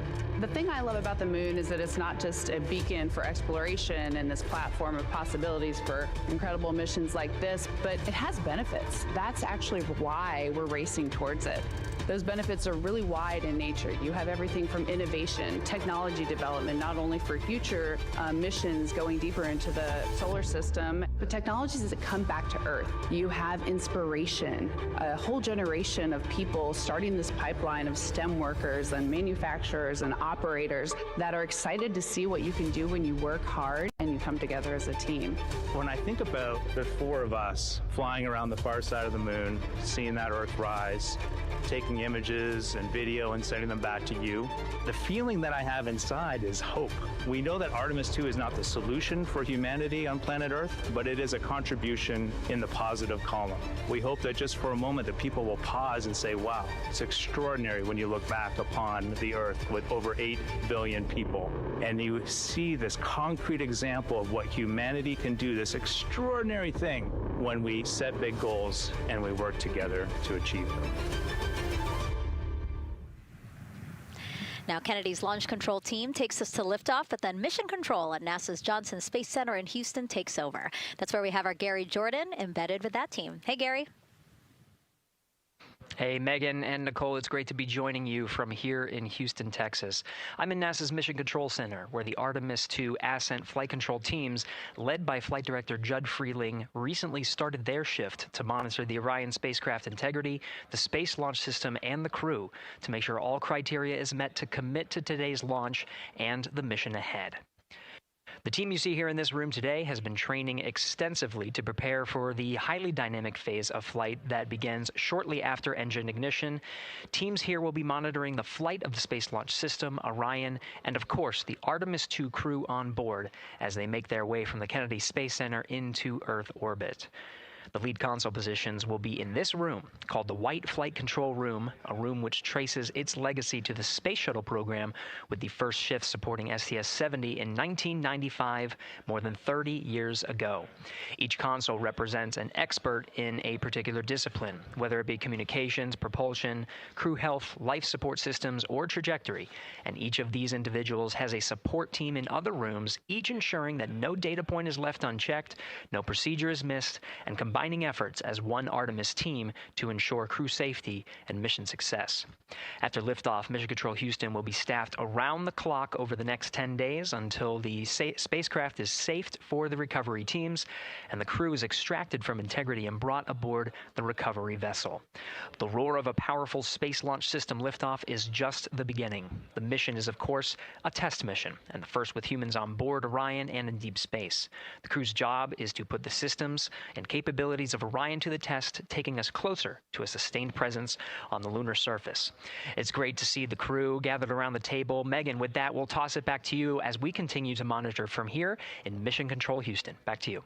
Thank you so much, Gary. Yes, a pre-flight tradition that we have seen with our crewed flights and our astronauts, the card game, Nicole. Yeah, you know, this is a fun time for the crew. Kind of relax a little bit, play a card game with the chief. You can see Scott Tingle there is the dealer today. Looks like they're playing high card wins. So Victor won, he's out, now Jeremy's out. You know, there are two schools of thought on this game. Either you want to get rid of all your bad luck or go out on a high note. So it looks like the crew chose we're going out on a high note. And, you know, I think one of my favorite parts when I talked to Reed about this is he was just excited to play a game with his old boss from Naval Test Pilot School. So once again, his boss today. Yeah, and I love this part of the tradition because this is when, again, you usually see them like, yeah, laughing, but very focused still. But when they get to this table, laughs, high fives, smiles, just really a brief moment of levity in what can be and will be a very long day for them. Yes, you know, it's a long day. There's a lot of preparation that goes in today, and so they're just, I think, at least for us, it was a nice brief moment of some relaxation, a couple laughs, you know, a moment to take a few deep breaths and reflect on the mission ahead, and then, you know, get some high fives as well. And so with their bad luck dispelled, some good luck from Scott Tingle, it seemed like there, right? Yes, definitely. It's actually a really fun tradition. You know, I think that card game is more steeped in tradition than anything else. Every crew has played that same card game. As you said, Nicole, the primary reason for why they're there to suit up, to do communications checks, to do pressure checks, all done. And now it seems like Reed had some words for the team in that room. Yeah, you know, this day can't happen without thousands of people, right? And so the suit room is a great example of that. You've got all of the suit techs, and you've got your support team there, everyone who has made this day possible. You know, they've been working with the suit team for years at this point, getting ready. So some fist bumps to the group. Again, the suit team are the folks dressed up in those white, very snazzy outfits. Special outfits that we can talk a little bit more about later. But each crew member was assigned their own suit technician. So as you said, working very closely with the same person to make sure that the crew felt comfortable and ready in these suits as they lift off from Kennedy Space Center. Right, and you know, each suit is slightly different, each person is slightly different, and so these suit techs know each individual super well. They know exactly how they like to get into the suit, exactly where things might get caught, or, you know, small adjustments that might need to be made. So they know their suit techs well, and their suit techs know them very well. And so as we take a couple of pictures here, we really hope that you are learning a lot about the suits and the process of checking them out for a mission. But imagine the opportunity to get a hands-on demonstration from people who helped design these suits. Take a look.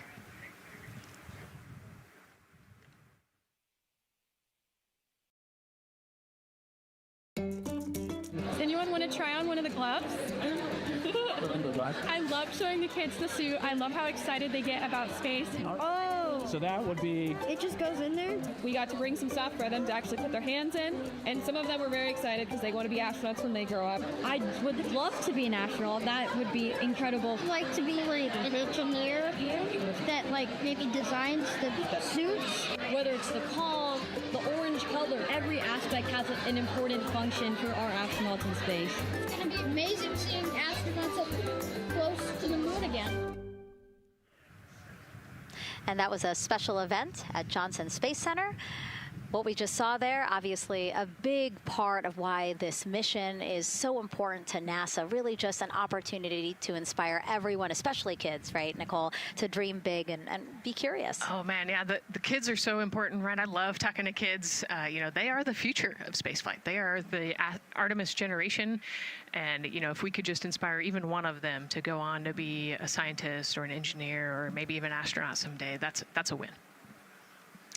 And now let's turn our focus to the rocket for a little bit. Powering liftoff will be, again, NASA's Space Launch System rocket right behind us. And to learn more about SLS, let's go to Megan Carter, who's at Kennedy Space Center's Visitor Complex at an exhibit dedicated to Artemis and the future of spaceflight. That's right, Megan. I am so excited to be over here at the Visitor Center, but not just because of launch. I get to introduce you to the moon board. This is obviously a very complex mission, lots of moving parts and pieces. So the moon board is going to allow me to break some of those things down for you just a little bit more in depth, starting with that SLS rocket. Now, the SLS, or the Space Launch System, very big, very powerful. It is going to be producing 8.8 million pounds of thrust at launch. And like I mentioned mentioned, very large, as you can see here, going to stand about 322 feet tall with Orion there on top, just a little bit taller than the Statue of Liberty. Now, there are many components that make up this rocket, so I'm going to point out just a handful that you're going to hear about a lot throughout this broadcast, starting with our boosters. These two twin solid rocket boosters are going to be very powerful. They are going to burn for the first 2.5 minutes of flight, and each one is going to stand 17 stories tall. They weigh in at about 1.6 million pounds each. Now, I am going to jump back out and I'm going to show you a little bit about our core stage. That's going to be known as the backbone, essentially, of our rocket, and it is made up of around 5 components, starting with this engine section down here. This engine section is where our 2 propellants are going to be funneled down through our pipelines, and they are going to be mixed at 2 different temperatures, very complex processing, and they are then going to go on to feed that fuel to our 4 very powerful RS-25 engines. These are going to produce about 500,000 pounds of thrust each at launch, and they will burn for 8 minutes. All right, now jumping up here, we are going to take a look, because I just mentioned those propellants. Obviously, we do need fuel, and that is why we have around 535,000 gallons of that liquid hydrogen. That's approximately about the same amount that you could fill an Olympic-sized pool, just to give you an idea. And then we're also going to have that liquid oxygen, and like I mentioned, there's going to be about 200,000 gallons for that one, and they are going to be funneled down through those lines that you see here on the side. All right, jumping up real quick, this is going to be our upper stage. That is where our core avionics are going to be stored, essentially the brains of the spacecraft. And then jumping out super quick, let's see if we can zoom in here, and we can. Those propellants I talked about are going to be stored at cryogenic temperatures. That means thousands of degrees below Fahrenheit, so they have to be kept very cold. And that, all those bumps and ridges there that you see, those are actually going to be an insulation spray that's going to help keep that rocket nice and cool, keep the propellants ready to go, and get us set up for success. Now, obviously, that was a very quick overview of our rocket. I have so much more to show you here on our moon board, but for now, I'm going to turn it back over to you, Megan. Thank you, Megan. A very impressive demo of the moon board, but also an impressive system, obviously. She mentioned 4 RS-25 engines on the core stage, and actually we have one right behind us here, used during the shuttle program, and I got to get a closer look at it with Space Launch Systems Engines Deputy Manager Philip Benefield.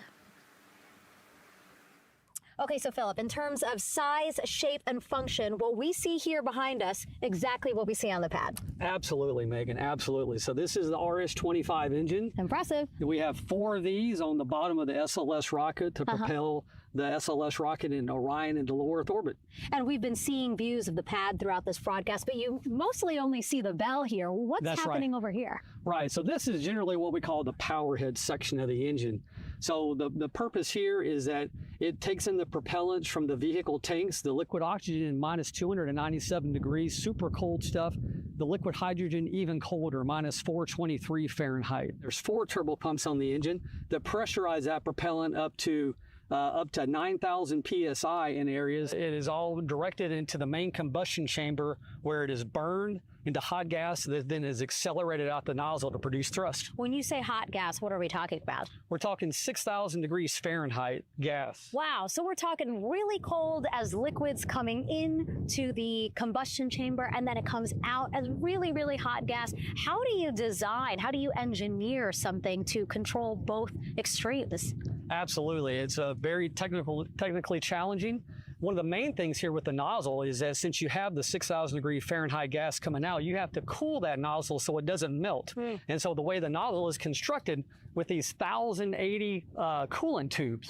And so each of these coolant tubes flows a small amount of hydrogen. It keeps it cold, and so it doesn't melt during operation. Wow. I mean, all of the science that you're talking about, it is truly amazing that you guys designed this for shuttle, and yet you reconfigured it, retooled it to be able to now support Artemis. What do you think about that? Yeah, I think that's really amazing, the fact that we were able to use the heritage hardware on the Space Launch System. The engine itself, developed through the Space Shuttle program, many upgrades to make it more reliable and improve the thrust as well. Perfect. Philip, thank you so much. I can't wait to see all 4 function. Same here. Thanks, Megan. Enjoyed it. And again, another idea and way that we are learning from what we've built upon and figured out all into this moment. Yes, with so much more thrust and capability. Like we said, we learn all those lessons from previous missions, and we get to involve them here today. And here we are, the closeout crew in the White Room getting ready for the astronauts who have just left crew suit up and are now walking down a hallway to greet some family and friends downstairs. Commander Reed Weissman, Pilot Victor Glover, Mission Specialist Christina Cook, and Jeremy Hansen. Looking excited, ready. Now in that elevator to take them 3 floors down. Thumbs up, one more photo, one more photo. Oh, nope, a couple more people in that elevator. Those are important folks. They're going with them to the pad. Yeah, this is a fun elevator ride. Yeah. And you know, actually you couldn't see them because they're off camera, but the support crew that's actually in crew quarters with us is right there waving goodbye and saying goodbye to you. So it's a really special moment to say thank you and say goodbye to the support crew at crew quarters. That's amazing. And so again, they will ride down 3 floors. And then soon we'll walk out the doors that you see underneath the banner there that says their names. These doors, the same doors that astronauts who have launched from Kennedy Space Center have walked out of since the Apollo program. Yes, and you can see another tradition is putting your patch on that archway as well. So I'm sure they did that over the last couple days. They did. It's actually it's so hard to see because there's so many of them, which is also great, but it's on the door frame on the right-hand side, the very, very bottom. Awesome. Great crowd here.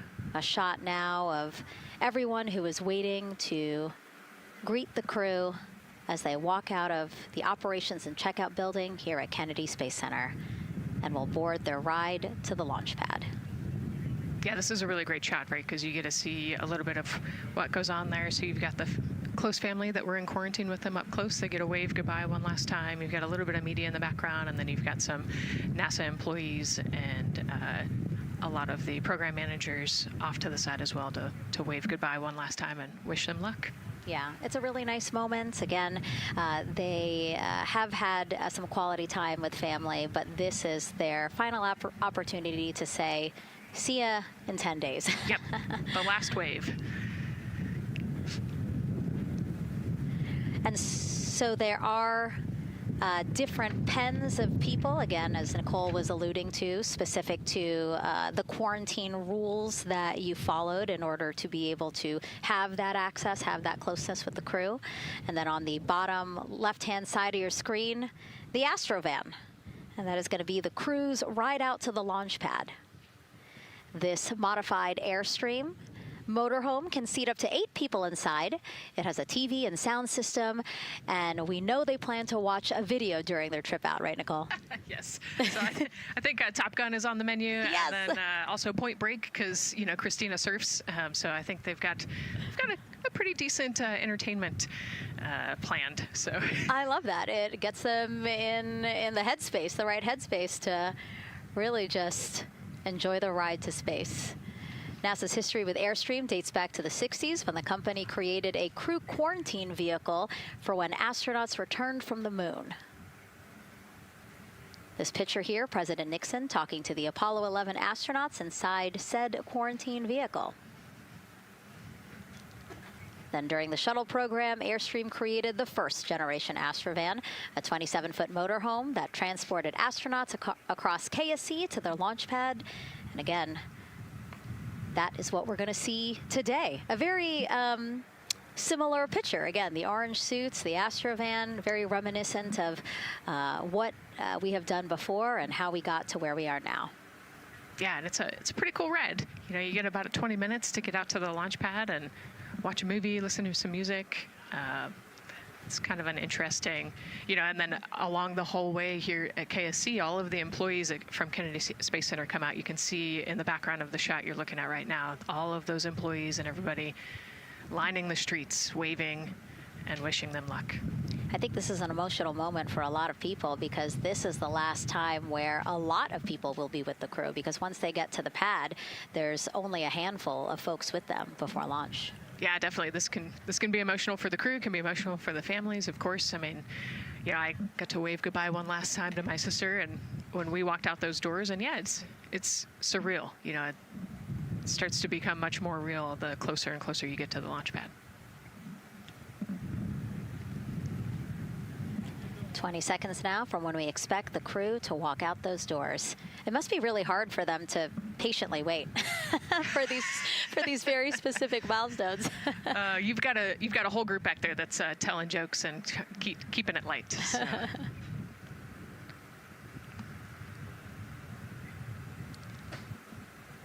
And here they are, NASA's Artemis II crew.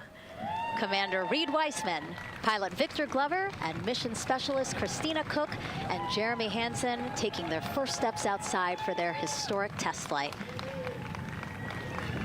To a wonderful applause from the crowd. They're looking really excited Some and big really smiles. ready. I love that. It's a great day for us. It's a great day for this team. A few words from Reed.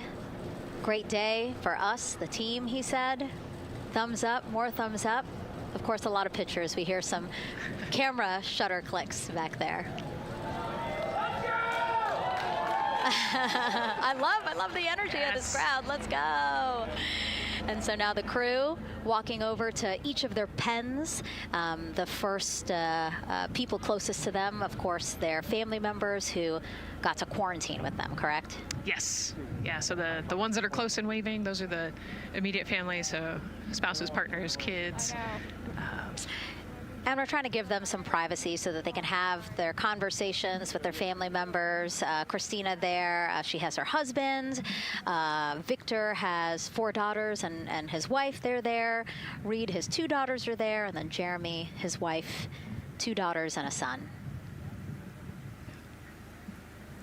You know, when you were standing in their shoes, Nicole, when you flew for Crew 10, what were you kind of talking about? Like, did you really think about this moment and what you might want to say? You know, they've all already done their real goodbyes, you know, in person. And so this is more just kind of, again, that last chance to wave, last chance to get one smile. You know, you see Christina there smiling. So this felt much less heavy and just, you know, waving and maybe cracking a joke or something, saying hi. So this was a really, really great moment for our crew. Reed's 2 daughters there. Reed spoke about when he told them that he was selected to be the Artemis II commander.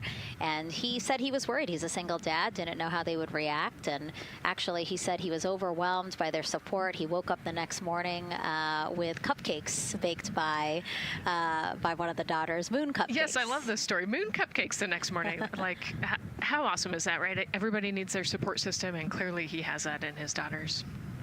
Christina said she took a bike ride with her husband and wanted to tell him when the moon rose, but that it was too foggy. But she said he was still very excited and happy for her. Yeah, the moon's still out there. A close-up now of, again, Commander Reed Weissman and Mission Specialist Christina Cook.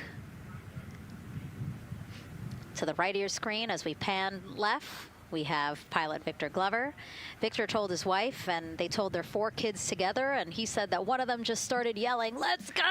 Yes, I love that. Again, the support from the family is awesome. And Jeremy said his wife and 3 children, super excited. He felt very supported. You know, he did have that tough conversation, obviously, of talking about the realities of this being a test flight, but he said they were super supportive. And now as he walks away, some kisses from Victor Glover to his family, hearts to Christina. Jeremy being a gentleman, pausing so that Christina can take a nice photo without him. Hearts too from Reed there.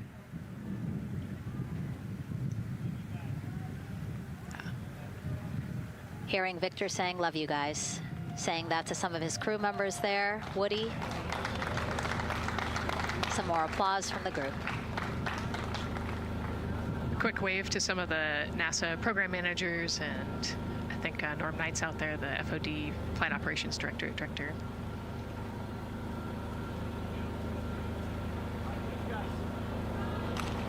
You heard Reed there saying, "Thank you guys," as the crowd picks up again with their applause, and the 4 of them step into their Astrovan. Looking at the clock, very on schedule right now.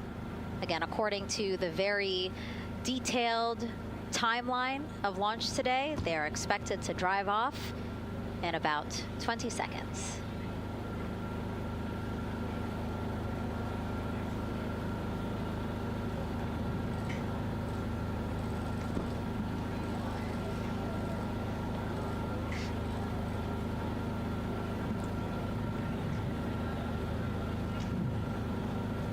So far, we're marching toward the launch smoothly.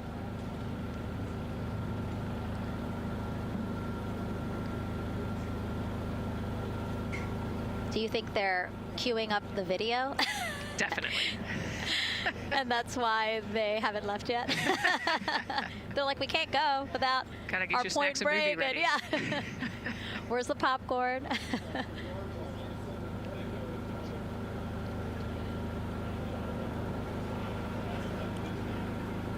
Again, good on the timeline. Of course, they do have these very specific milestones, but this is not one that has to be completely stuck to the second and the minute. Yeah, we will make up that time easily.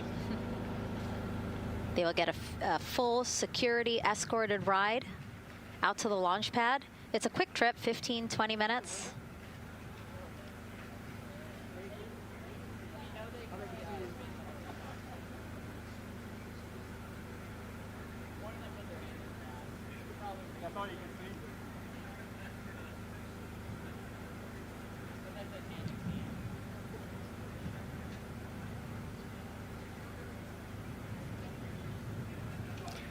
The closeout crew at the pad, still just getting everything ready for their arrival. Configuring Orion, right, Nicole? Yes, so they're probably laying out the seat restraints and getting all of the umbilicals set and ready to go so that when the crew gets there, they can ingress and start getting strapped in and connected to the capsule. And in our smaller box there, we have a shot of our administrator, Jared Isaacman, bouncing around quite a lot today. Was in the firing room right after the crew weather brief, saying to the crew that they are good for them to start suiting up, and now here to wish them well as they drive out to the pad. Yes, he's so invested in this mission. I love it. You know, he's been an active participant today, and exciting to see him there at the walkout.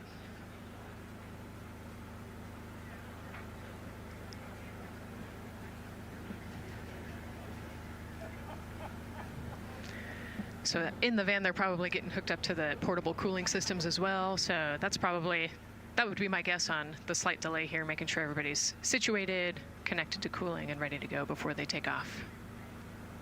Right, because the orange boxes, we didn't talk about it when we were in the suit-up room, but if anybody noticed, there are these orange boxes, and that's what provides the cooling to those thermal garments. And so those boxes have been staged inside of the Astrovan so that once they got there, they can connect up again so that they're cool and comfortable on the way out. Right, so they were off cooling from the walkout, you know, said hello to their families and the 80-degree weather here in Florida today. So it can get really warm in the suit quickly if you're not careful. So we want to make sure everybody's comfortable before we drive off. And then when they get to the pad, of course, and strapped into Orion, then they don't have any need for those cooling boxes anymore. They will get that cooling through Orion, through the different lines and umbilicals that they'll be connecting to there. Yep, that's exactly right. The Orion capsule and its environmental control system will take over once they're connected to the umbilical.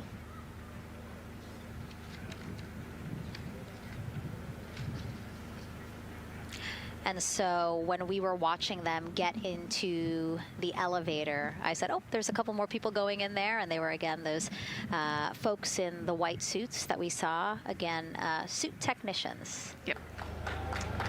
And there they go. And off they go. Reed, Victor, Christina, and Jeremy now on their way to launch pad 39B, where they will fly to the moon, something no human has done in over 50 years.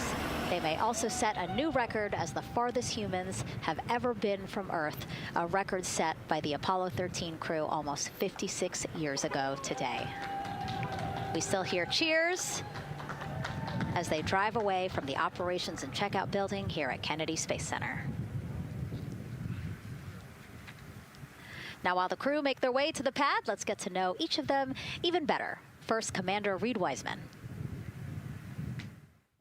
The moon, to me, it's the thing that connects me together with all the other humans in my life. I remember being a little kid lying in bed at night and just looking out at the moon in whatever phase it was in, and I was thinking, man, my friends that live like 20 miles away, they can probably look out and see that same exact moon. And then when I was in the Navy and I would look out at the moon and I'd be halfway around the planet, and I would think, man, my brother can see that moon where he is, and he's halfway around the planet from where I am. To me, it's a connection of life on Earth. We can all look up and see that moon, and it's always changing. The moon is never the same 2 days in a row. I love that. My name is Reed Wiseman. I'm the commander of NASA's Artemis II mission around the moon. I grew up in a little town just north of Baltimore, Maryland, about 20 miles north of the city. There was a National Guard base nearby my house, and there were A-10 aircraft that would fly over every now and then. I just would look up at them and be like, man, I want to be up there. I want to go do that. And then my brother went to the Naval Academy, and I would go every year and watch the Blue Angels fly during commencement, and that just started to grow and grow and grow. For a while, I wanted to join the Air Force, and then I realized Navy flies as well, and they fly from ships in the middle of the ocean, and that was it. Like, done deal for me. That is exactly what I wanted to do for my career. Flying is freedom to me, especially when you're in a jet aircraft coming off of an aircraft carrier in the middle of the Pacific Ocean. Nearest land is over 1,500 miles away. So when you come off of that aircraft carrier, you are truly just alone with yourself out there. It is a magical experience to be out there all by yourself in an aircraft over the Pacific. Just it's free. I think anybody who accomplishes something that they set their mind out to, there's no one thing that does it for them. It's a combination of everything. I mean, the way my parents raised me, the way my brother and I, the way our relationship developed over time, my friends, being in the marching band, going to college, setting my own course, learning how to live on my own, being mentored along the way, being, kept on the path to success, but being given the freedom to, make excursions and fail every now and then and regroup and carry on. I think all those things come together in the end to get you where you are. I've had to overcome, I'm a human being. I've had to overcome a lot of fears. I'm pretty scared of heights. I joked about that on the International Space Station, but it turns out I'm only scared like at the edge of a building. When you're up on the International Space Station, even though you're 250 miles up, I never had that feeling of falling or that I was, at risk up there. I just kind of loved the feeling of floating and looking down at Earth. There have been challenges all throughout my life. By far, the biggest challenge was losing my wife in 2020 to cancer and now raising two daughters who are grown up now, but that's been the biggest challenge by far I've ever had to face. It is not easy being an only parent, trying to work a full-time job, and raising two kids is something that I think about every single day. I'm very proud of the work I've done. I haven't always done it well, but I've always shown up and tried as hard as I possibly can. And now Artemis II pilot Victor Glover and his journey to this history-making moment. I do wonder what it's going to be like when we are really far from Earth and can see it.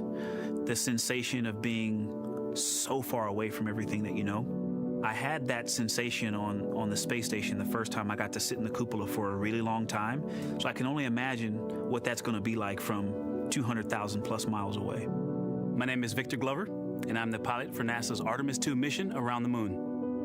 When I was in 4th grade, I was 10 years old, and that's when the Challenger accident happened. And it helped me understand how the general public felt about the astronaut corps, right? Like, these are the people that we want to be, and that just gave me an easy thing to strive toward. The biggest fear that I've had to overcome in my life is doubting myself. Going to college when no one in my family had gone to college was a huge risk. I had more confidence in my athletic ability than in my academic abilities. I could play football with those college students that I saw on TV, but my classmates that I saw in the lab and around the University Union, I didn't know if I had what they had. I think addressing that self-doubt was a part of, swinging for the fence and trying to go get an engineering degree, not just go to college, but get an engineering degree and then go do something challenging and technical like flying. Apollo is known for sending humans to the moon. Artemis has an opportunity to continue the Apollo story, but I actually think it's important for this story to stand on its own. Artemis is a new program, and we're trying to do new things. And it's great to compare and contrast. When you look at our spaceship, you can see parts that were designed, built, and integrated in another country. When you look at our crew, you see that our crew is international. There are also men and women. And I just think that comparing and contrasting makes the story even richer. The piloting role specifically, I will have an hour and a half or so where I get to fly the spacecraft by hand. We haven't flown that many spaceships. And so the ability to fly one actually in space on a test mission is just a really unique opportunity. I can't tell you how I'm going to feel when we fly by the moon and see the moon up close and the Earth from 250,000 miles away, but I don't use the word excited because I'm focused. You know, what we do, this is very serious and it's very risky, and we are all intimately familiar with that risk. And so if we go out there and we're successful and we can pass that baton on to Artemis II, that's something to really be excited about.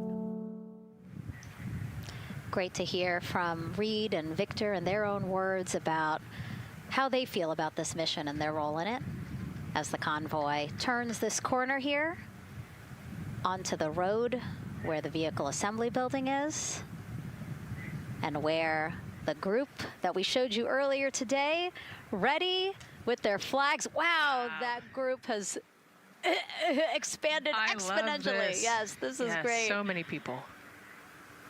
Flags, oh my gosh, I love it. Oh, this must feel so special to the crew to see all of these people here to wish them well. Yes, this is heartwarming. Look at how many people there are. Everyone is so excited about this mission. Signs, people have made signs. I feel like the Astrovan has slowed down a little bit, you know, to really take in the moment. Wow. That's amazing there. Again, crowds continue going as we are now passing the historic vehicle assembly building.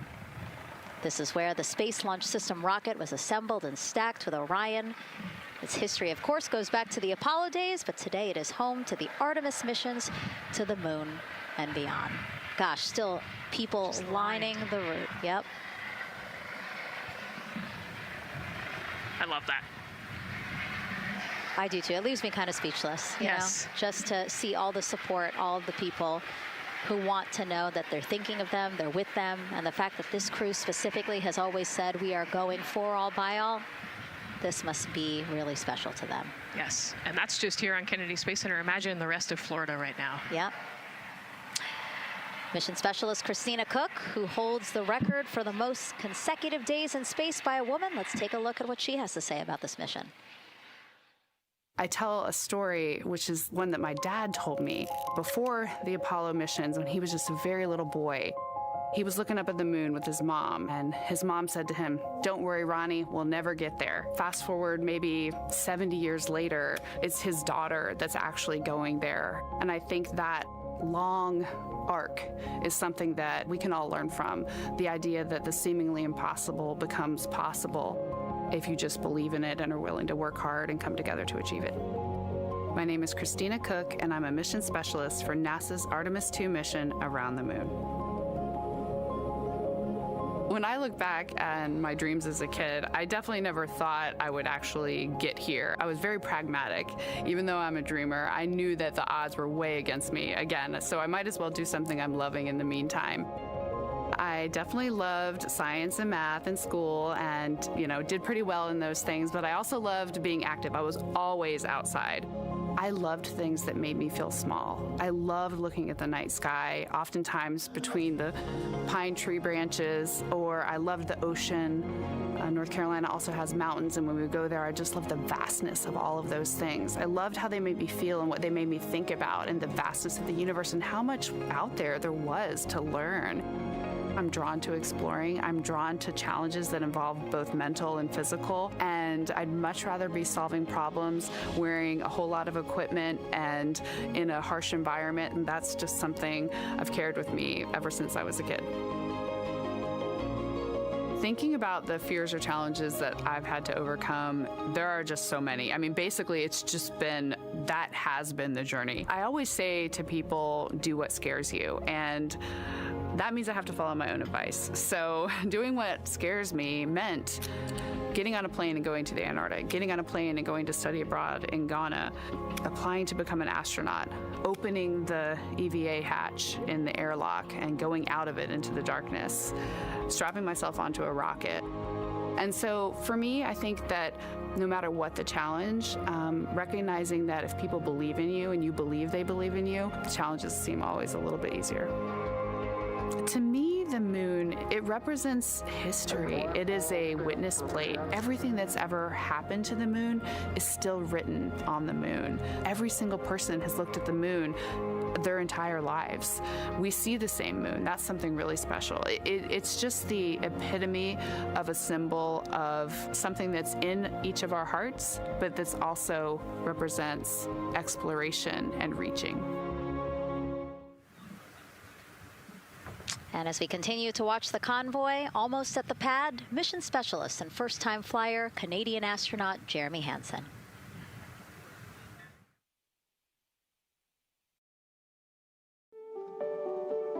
I have this very distinct memory of seeing an image of an astronaut standing on the moon. It's burnt in my brain because I went back to it so many times in my childhood, and I would look at that image, and I know it had a huge impact on me that humans had walked on the moon.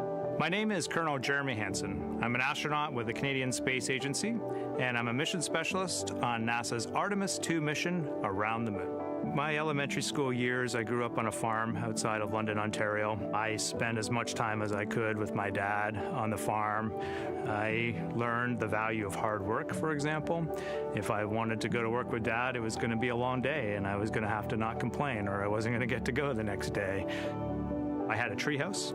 I had a vivid imagination, and I changed my treehouse into a spaceship. I made all these dials and controls. I had circuit breakers for switches that I found in the barn, and I was exploring space in my imagination. The most important thing I did to get to where I wanted to go in life, which was flying fighter jets and eventually becoming an astronaut, is I shared those desires with other people. And it turns out, just like you don't go to the moon on your own, if you could, I would have done it a long time ago in my treehouse as a kid, you have to go as a team. I think the biggest impediment to achieving my goals was, of course, myself. And I think that's a common human experience. There are many times where just little things would get in my way, and my immediate interpretation of that was, well, now that goal's out the window. You know, people must have lifted me back up, and somewhere in the back of my head, that persistence came through. And I think that's a common human experience, to doubt ourselves. I've come to this, I guess, realization that I believe that we all have gifts to contribute, and the goal is to figure out how to use your energy towards adding positively to humanity's existence on this planet. But I love it when humanity sets big goals, like sending humans to the surface of the moon with an eye to eventually going to Mars, because when we do that, we can bring together genius from not just even in one country, but around the world. I've also learned from my indigenous mentors that they refer to the moon as Grandmother Moon. So you've probably heard of Mother Earth. They use Grandmother Moon because Grandmother Moon is responsible for the water in their community, just like the moon moves the water around the planet, affects the tides.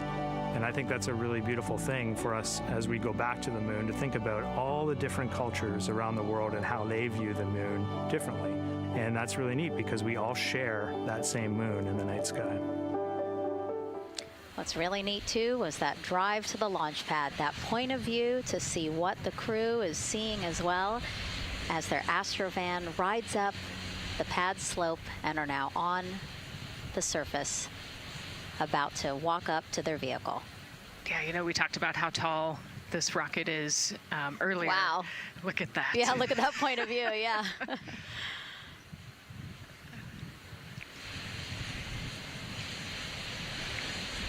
Pad 39B, another historic place here at Kennedy Space Center. Construction began in 1964, finished 3 years later. Apollo 10, the full dress rehearsal for the moon landing. That was the first mission to launch from this pad.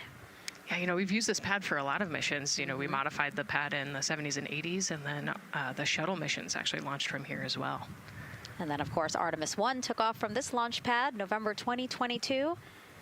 And now here we are about to see the Artemis II crew get out of the Astrovan and make their way up the mobile launcher to the 274-foot level, where they will embark on their first crewed test flight of the Artemis program.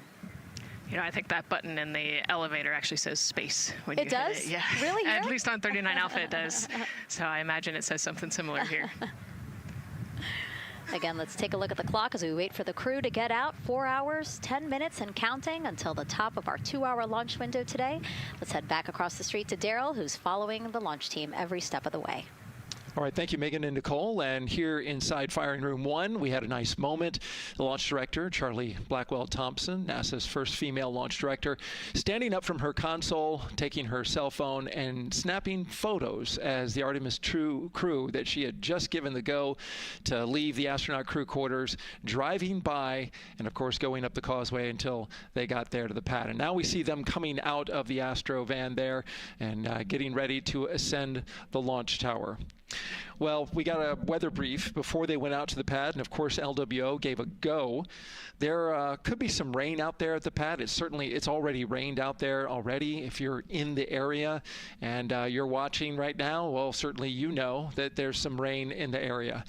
There's going to be spotty showers that are going to be coming ashore here, and we expect that throughout our rest of our countdown. But we also are getting forecasts that there'll be some clearing as we get closer to our launch window. Big wave from Reed Wiseman there, and a thumbs up as the crew goes into the elevator to ascend the launch tower to go up to the level where they'll walk across the crew access arm and get into the white room. One of the things that you're going to start to hear now is from the crew themselves. We're going to be airing the Orion to Earth loop, which is the communications that's going between that crew and the launch team here as they walk them through configuring their various consoles as well as getting ready. A nice moment here, and I'll just pause to just look and see as the crew walks across the zero deck, as they call it, which is the deck that's right there even with the engines, and they're taking a moment to go over there and stand up and gaze up at the 322-foot tall SLS rocket. This was part of the plan for the Artemis II crew, and potentially a rocket that could help them make history to go farther from Earth than any crew has before. The farthest distance from Earth when they launch will be roughly around 248,000 statute miles. They're expected to go about 4,000 miles farther than the Apollo 13 crew did. And now they've headed to the elevator to go up. Again, I was talking about the loops. You're going to be hearing from the crew as they discuss with the launch team getting various systems ready to go. And then closer to liftoff, we'll hear the operational launch team loop brought forward ahead of the critical pre-launch polls and then the start of terminal count. And that should be right around L-25 minutes, right before the NASA test director gives their poll and the launch director gives her management poll, which happens at L-17 minutes. Right now, a lot of focus is on, of course, the closeout crew. They've made the way for the crew to get inside the spacecraft now and walk across that crew access arm, and there they are. They have been working on a tight timeline, but they are ready to go, and they are ready to receive the crew and start putting them inside their Integrity spacecraft. That's it from the firing room. We'll send it back to Megan and Nicole. And Launch Director Charlie Blackwell-Thompson, again, we mentioned her a second ago. Her team have been training extensively for this moment since Artemis I launched in November 2022. Today, they have a message for Reed, Victor, Christina, and Jeremy.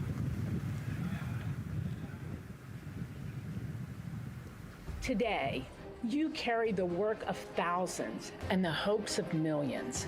Every test, every simulation, every long day and night have led to this moment. This team is ready. The vehicle is ready, and you are ready. From the ground to the moon, Godspeed, Artemis II! I love that. I just love seeing all of the people who have contributed to this mission and the fact that this is what they've been working for, and now it's culminating today. Yeah, thousands of people have worked on this mission, and we saw there from the launch team, but human spaceflight is like the ultimate team sport, is what I like to say, and that's just a great example of our team wishing our astronauts good luck. That shot there that we were just looking at was aimed at the elevator doors, again, to catch the astronauts as they make their way up to the 274-foot level of the mobile launcher. The mobile launcher is the structure you see there. It is not only a way for the crew to obviously access Orion, but also provides the fuels, communications, all that to the rocket. And now we're watching the crew walk across the crew access arm, getting a beautiful view of Kennedy Space Center. From 274 feet. Woo. Nicole laughs because Nicole is also, like Reed, does not like heights. I do not like how open that crew access arm is. But Reed made it across, so that's good news. It looks like they really enjoyed it. You know, they didn't just walk straight past. Christina and Victor, we definitely saw. Some thumbs up there, looking out, yep, that crew access arm. And then Reed, he knows where that camera is. Taking the opportunity to, again, just tell folks, hey, we're doing good. Ready for it. Yeah. And it looks like they're actually probably signing their patch. Yeah, there's a wall with patches there, and so each crew signs when they get up for their launch.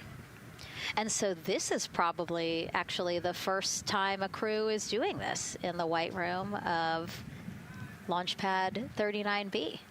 Don't quote me on that, but I think the signing started with the commercial crew program. So there's a lot of that in the White Room over at 39A, but again, this is 39B. Yep.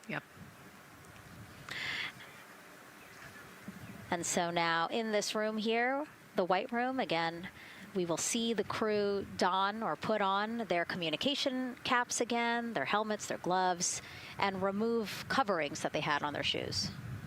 Yeah, so they want to protect the suits while they're walking out and up to the White Room, and now they'll finish reassembling those suits. Put the boots on, put the gloves on. You can see they're working their comm caps now, and they'll work the helmets eventually as well.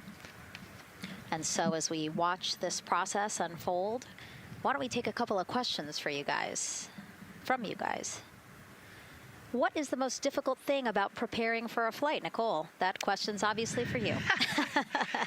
Ooh, this is a great question. You know, I think we get such good training. You know, this crew's been training for years. And so they know this rocket and this capsule inside and out. They know all the dangers. They know how to react to anything. So I actually think, you know, preparing your support system and your family, I think launch day is actually tougher for your family than it is for you. And you know, we've heard the crew talk about the difficult conversations that they've had with their family to prepare for this historic test flight. And so I think, you know, the closer and closer you get to the rocket, the fewer and fewer things from Earth you keep. You know, they left their suitcases at crew quarters this morning. They left their cell phones, their laptops, everything. And so you are just a human in a spacesuit about to get on a rocket with all of your loved ones watching. And I think that can be probably one of the most difficult parts about today. And while you were answering that question, Nicole, we did get a chance to check. Yes, this is the first time a crew has signed the wall of the White Room, again, here at Pad 39B. Let's take another social question now. All launch windows happen to be in the evening. How come? Obviously referring to the April opportunities specific to Artemis II. Right. You know, this is a complicated answer. I don't know that I would have the exact mechanics behind it, but it has a lot to do with orbital mechanics and where we are in terms of the Earth and the Moon relationship. And, you know, like we said, we're trying to get on that free return trajectory. And so it has a lot to do with when we can do the perigee and apogee raised burns and the translunar injection. So there's a lot of math that goes behind these launch windows and why they shift and move and why we just so happen to be in the evening for the April launch windows. Yep. You did answer it well. All right. And before We asked you guys a question. Who would you take to the moon with you? Would that be a bestie, a pet, family member, or seasoned astronaut? Overwhelmingly seasoned astronaut. So Nicole, you and I are going to the moon. Was that your answer as well? That was totally my answer. Again, like I thought my husband would not like that answer because he'd want to come along too. But I think if asked, he would also say seasoned astronaut. So that's fair. Yeah, like we said, there's a lot of training that goes behind it. These guys can react to anything that comes their way. And so, yeah, if you don't have all that training, maybe you do want someone that's a little bit more experienced. Yep. So correct answer, everyone. And now we have another question for you. What do you want to know about living in Orion? What the crew eats, how the crew sleeps, how to fly the vehicle, or how free time is spent? Another great question. Ooh, yes, I'm excited to see what they say. Yeah, so head to NASA's Instagram or Twitch accounts to vote, and we'll share the results as soon as possible.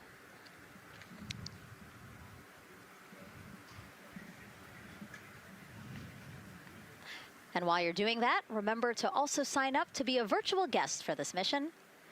Just go to the link we'll pull up on your screen. As a virtual guest, you will get mission-specific information, notifications of any schedule changes, and curated resources straight to your inbox.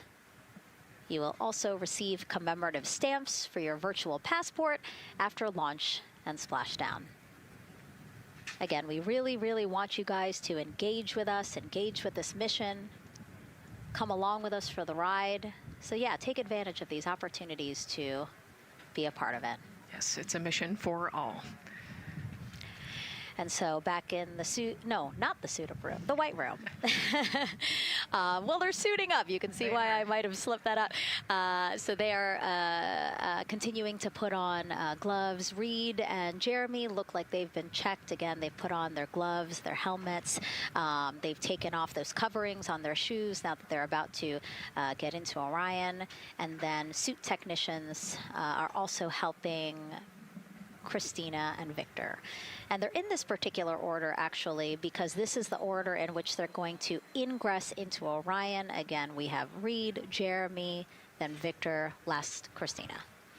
Yeah, and that just has to do, like you said, with the seat orientation. So as the astronauts sit down and lay back in the capsule, the left side will be Reed, and then below him will be Jeremy. So that's why they're going to get in first, to create space for then Victor and Christina to get in. And let's talk a little bit now about the closeout team. We saw a few of these folks also in the suit-up room. Suit technicians were in there, again, to make sure that they get into the suits properly. And then a couple of them came out to the pad here to, again, do the same thing. Hey, are you comfortable in these suits? Is everything is as you expected? And then these folks here will help them get into Orion, buckle up. And so we were talking a little bit about their attire, specially made for what they're doing right now. Yeah, so these, they almost look like, the equivalent of a flight suit, right? They're fire resistant. They've got the straps on the back for emergencies that mimic the same straps that the astronauts have on their suits, so that you can use the same exact equipment in an emergency egress from the pad, for example. So we can use the same equipment to get everybody safely away from the pad as required or if needed. Yeah, always thinking about those contingencies, how to very quickly, if there were an emergency, get everyone out, not just the astronauts, but also the closeout crew if an emergency was happening while they were still at the pad. And so those suits, flame retardant. Also, when we see them crawl into Orion, you will notice that they are on their knees quite a bit, so built-in knee pads. Really a thoughtful design for the purpose that they're serving today. Yeah, they're functional, which is exactly what we want, but also they're pretty classy looking, so we did a good job with the design.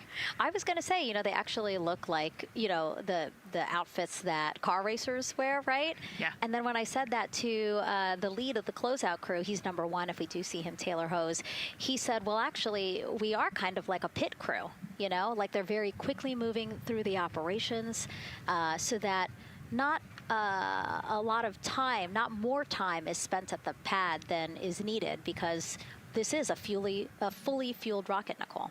Right, yeah, we want to minimize the time that we have more humans up in the White Room, but also safely and efficiently get the astronauts ingress into the capsule. And so that's their main job. That's so yeah, I like the pit crew analogy, works great.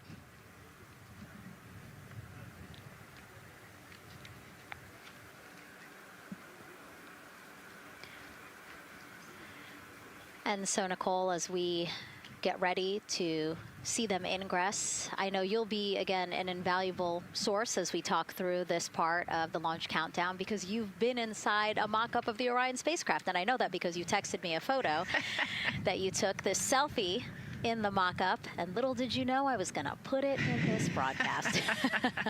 Yeah, this was actually a really wonderful opportunity. Last week, our flight control team at Johnson Space Center hosted an open house of the Orion mock-up there in the space vehicle mock-up facility. And so I got to spend some time in the capsule with some of the flight controllers who are actually sitting on console right now, and talk to them about everything inside the mock-up. So you can see I've got a bump cap on. It's like a small hard hat. There are a lot of, metal corners and things, and we are still squishy humans at the end of the day. And so they want you to be careful while you're moving around in there. But I got to see, how the crew will ingress. I got to look at the umbilical and the seat straps, and I got to see, the emergency equipment and the stowage and the toilet. I got to see it all. Got to talk about everything. It was pretty cool. It was a really great time. Michael and Bruce were great with me. They answered all of my questions. Yeah, because it's really good to be able to give that perspective because, and as you guys will see, yes, we do have cameras inside Orion and we'll of course take you in, but it doesn't give you a true feeling or idea of how big the space is, how things are configured. Again, like when we see them go in, they're actually on their backs. Yep. So, again, it's just hard to really get a sense of the inside there, but Nicole is going to really help walk us through that. Yeah, you said they're on their backs, and, you have to somehow get there, and so they're actually going to almost barrel roll onto their shoulder to get onto their backs and their feet up on those leg rests that actually Andre's holding onto right there. You can see Andre number 2's inside getting everything ready for them. And actually, those leg rests for the pilot and commander seat will come off once they get into orbit to create some more space for them. And it looks like we're getting ready to ingress here. Yep, thumbs up from Reed. Everybody configured with their suits, and so in we go. They actually get inside by walking backwards. That's the easiest way to get in, right, Nicole? Yeah, so he will step down right over the flywheel or the exercise equipment that they've got in there. We'll talk to that in a second. And then you actually step down right on top of the toilet area backwards. You can see him going now. Oh, and he's already turned around and walking in. You can see Dre's protecting his helmet and his visor there from all that metal. Yeah. It's a tight squeeze. But they've done this a lot, so Reed's already all the way across the capsule. Yeah, that was fast. Impressive, Reed. Impressive. That's why you're the commander. Oh, a heart there from Jeremy again. Yep, Canada. Yeah. Canada is about to get into Orion. And so you mentioned Dre. Why don't we talk a little bit about him? So that was NASA astronaut Andre Douglas. And he is actually one of the backup crew members for the Artemis II mission. He trained alongside the primary crew and will step in if any of the 3 astronauts are unable to fly. Yeah, Dre's actually a classmate of mine, so fellow fly. Oh, yeah, so we've worked very closely together. It's exciting to see him in this role. Yeah, Virginia native, selected as an astronaut candidate in December 2021. He completed his training in March 2024 and was subsequently named as the Artemis II backup crew member just months later in July. Before joining NASA, Andre worked at the Johns Hopkins University Applied Physics Laboratory, where he specialized in spacecraft systems engineering. His work focused on the systems that help spacecraft know where they are and how to get where they need to go. So obviously critical for missions to the moon. Yeah, he's a wicked smart guy. He's got like 15 degrees, I think, or something. Oh, my. So. And so now here we are back inside Orion, where the closeout crew, each one with either Reed or Jeremy. So it looks like Andre is with Reed. And this is a camera shot of behind Reed's head. So Reed, while Andre is buckling him in, it's a 5-point harness, Reed was configuring his control panel. Yeah, the displays. We're getting the displays ready so that they can monitor all of the systems and monitor the launch as they go. Christina there signing the wall.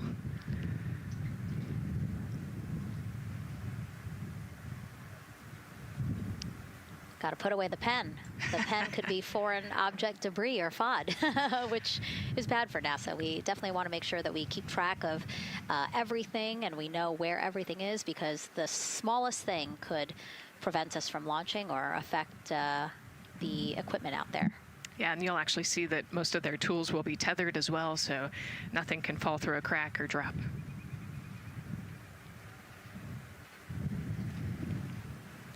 And so as soon as Jeremy and Reed are good to go in their seats and connected to their communication umbilicals, as Daryl had said before, we will start hearing the loops, the audio mission loops, specifically Orion to Earth 1, which is the communication loop that the crew communicate on to the different teams supporting launch today.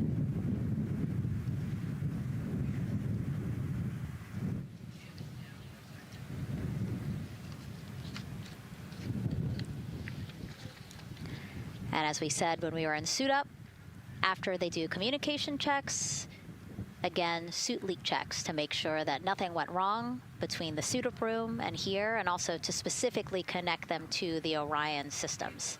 Yes, this will be an integrated test with Orion and the suits to make sure the entire system is working and ready for flight. And so you'll notice Reed and when Victor sits down, Reed and Victor are the only ones with the display panels in front of them. Jeremy and Christina will actually share a personal computer device, and that will be on Jeremy's leg, and that's how they'll continue to follow along with telemetry and data. Yeah, it's actually pretty cool. This is one of the technology demos that we're doing, and so they're going to plug into the system, and it'll be a screen repeater on that that device for them, so that they can see what the pilot and commander are seeing. OTC at MS2 is online for context. This is OTC. Repeat. MS2 ready for comm checks. The MS2 ready for comm checks. MS2 OTC Orion Earth 1 comm check. OTC, it's MS2. Have you loud and clear on 1. You're welcome, sir.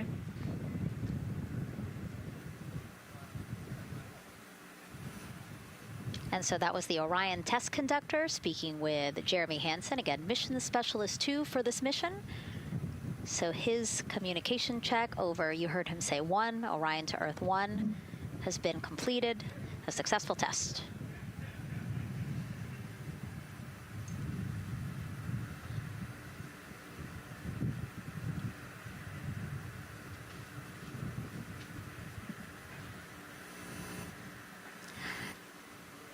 The rest of the crew here waiting in the white room. Again, as Nicole was saying, a little tight there for all of those folks. So Christina and Victor will wait until Reed and Jeremy are done getting buckled in. Yeah, I think 4 astronauts and 4 suit techs would be a tight fit in that capsule. Yeah, I mean, take a look at Bill. He's number 3 there, that the suit technician there. He is kneeling where Christina will be in order to get Jeremy situated.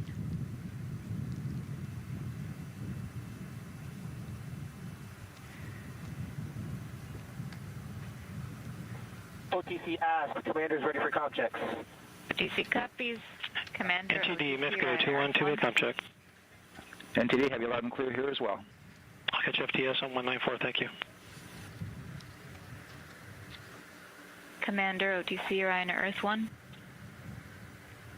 OTC, CDR has you loud and clear. Good comm, welcome, sir. And there you have it, a successful comm check with Commander Reed Wiseman. And so... And CDR, NTD on Orion Earth 1 for comm check. CDR, I got you loud and clear, NTD. And good to have you on board. Good luck today.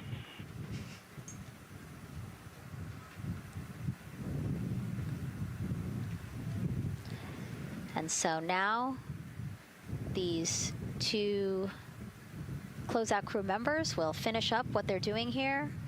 Again, Nicole, walk us through what is happening here. They're connecting umbilicals, is what we said. Yeah, they're strapping them in, so they're getting their restraints connected. It's a 5-point harness with a quick release, and then they're connecting the umbilical, which has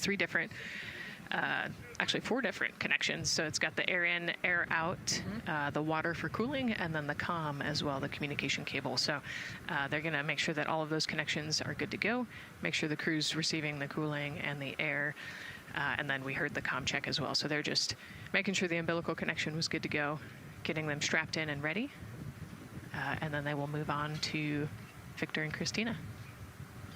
And so while we wait for that to happen, why don't we get another check of the launch countdown milestones with Daryl and the launch team?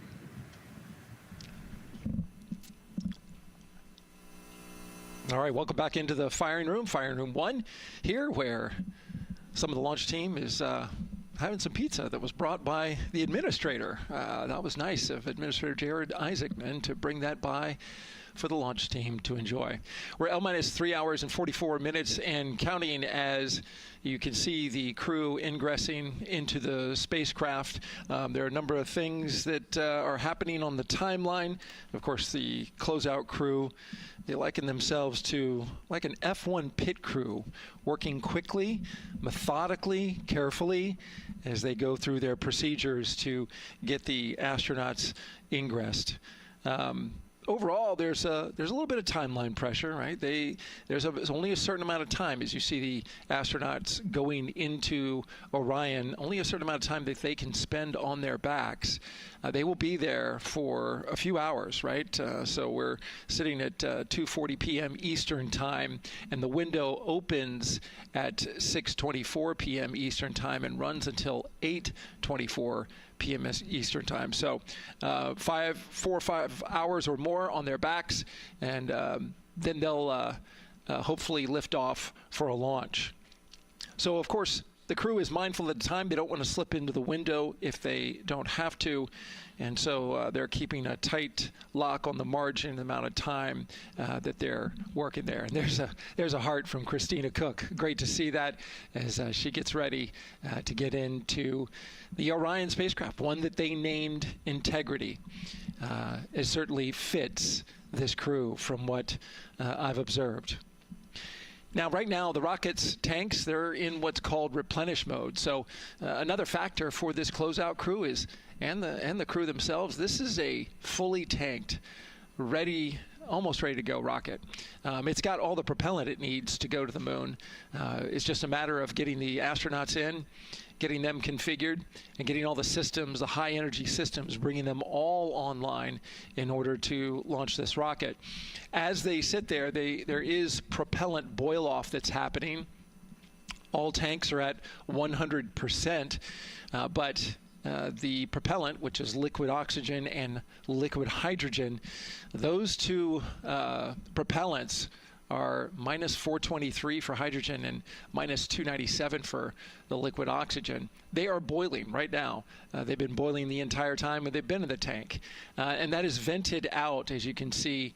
When we look to a wider shot of the rocket, you can see the venting and the little wisp of clouds that are coming out from the top of the rocket and the middle part of the rocket. And that is because just like you boil water on your stove, those propellants are boiling. Of course, their boiling point is much lower than water, and so it doesn't take much for them to boil. But just as if you were to leave your pot of water on the stove and just leave it there, what would happen?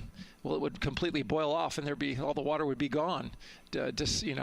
Basically turned into water vapor inside your house. Well, it's the same case here. So we are continually replenishing the rocket with propellant, liquid hydrogen and oxygen, running from those propellant lines that you see there going into the rocket. So that continues to go well. Overall look from the launch team here, this has been a very smooth countdown so far. The cryo tanking went exceptionally well. And the launch team is really in a good mood right now. Cautiously optimistic, understanding that with a system this complex, you can have something unexpected happen. But to this point, the firing room is really encouraged by what they've seen so far, and are especially excited to see these astronauts getting inside the spacecraft. L-3 hours and 40 minutes and counting until we open up that window for launch. For now, we'll send it back to Megan and Nicole. Thank you, Daryl. And, you know, he mentioned that the crew decided to name Orion Integrity, and it was not something they came to easily. You know, they really wanted to put in a lot of thought, and what they came down to is integrity is a value that NASA embodies, and also individually they felt like integrity is something that speaks powerfully to them. Yeah, and I think the other part of integrity, you know, it just represents the humility and the professionalism behind the entire team that built this rocket and got us here today. And so it's a fitting name for this capsule. Yeah, like I said, I think the crew said it took them a little bit to decide on what they wanted, but I think they made the perfect choice. I agree. And so as the countdown to launch continues, we are reminded that this is an agency-wide effort to make today's launch attempt possible. We invited people across our NASA family to wish our crew a safe journey. Go Team Artemis! Go Team Artemis! 3, 2, 1, blast off! Have a great flight. Godspeed. We'll get you around the moon and home. If I had a message for the crew, be safe, to have fun, to remember that we're all down here rooting for them. I want to wish my friend and former student, Victor Glover, and the entire Artemis team best wishes and a successful flight. Have fun. Take some really cool pictures. Can't wait to see you when you get back. From the Earth to Sky team connecting NASA science to public lands, go Artemis. We will see you in the Pacific, and you can count on us being there. Greetings from NASA Langley's historic gantry facility, where Neil learned to land on the moon and Orion learned how to swim. We are with you all the way to splashdown. Let's go fly from the Orion Human Engineering team. Woo! Like a full moon, your future is bright. Have a safe journey from the multimedia team in Cleveland, Ohio. We hope to see you guys back safely in San Diego, maybe singing some karaoke. Yeah, right, maybe. He knows exactly what he wants to do. After he's like, yep, karaoke. I love that people submitted videos. You know, this is something that we actually asked as part of the broadcast. We were like, you know what, I think it'll be really fun. And the overwhelming amount of people who wanted to record something for the crew was really heartwarming. Yeah, you know, this is the first time in over half a century that we're sending people back to the moon, and everybody is excited about it. You know, kindergarten to congressmen and all over the world, everyone is ready for today and excited to see this launch. And so here we are again, still inside Orion with the closeout team, putting some final touches on, it looks like Victor's configuration there. Again, making sure that his harness is set and that he's connected to cooling, he's connected to communications, and he's connected to any other umbilicals that he needs to be connected to for Orion. Again, we are sharing so much information with you, and we hope you find it educational and fun. But we do know you guys still have some questions, so why don't we take another one now? Tell us what the moon is like! So cute. That wasn't a question. That was a demand. Nicole, you tell her what the moon is like. Oh, man, that was so cute. Oh, man, the moon is really cool, right? So it's a lot of like gray and white and kind of shades of gray.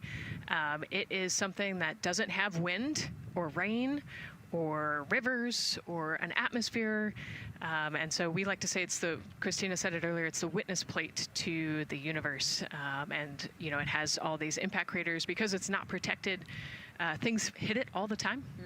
Meteoroids, asteroids, all sorts of things hit the moon and create these impact craters. That's part of what we want to go and look at and learn about on the moon. It can tell us a lot about the age of the universe and the age of the moon. You know, it's 4.5 billion years old, and we can learn a lot from just looking at the regolith or the dirt that is on the moon.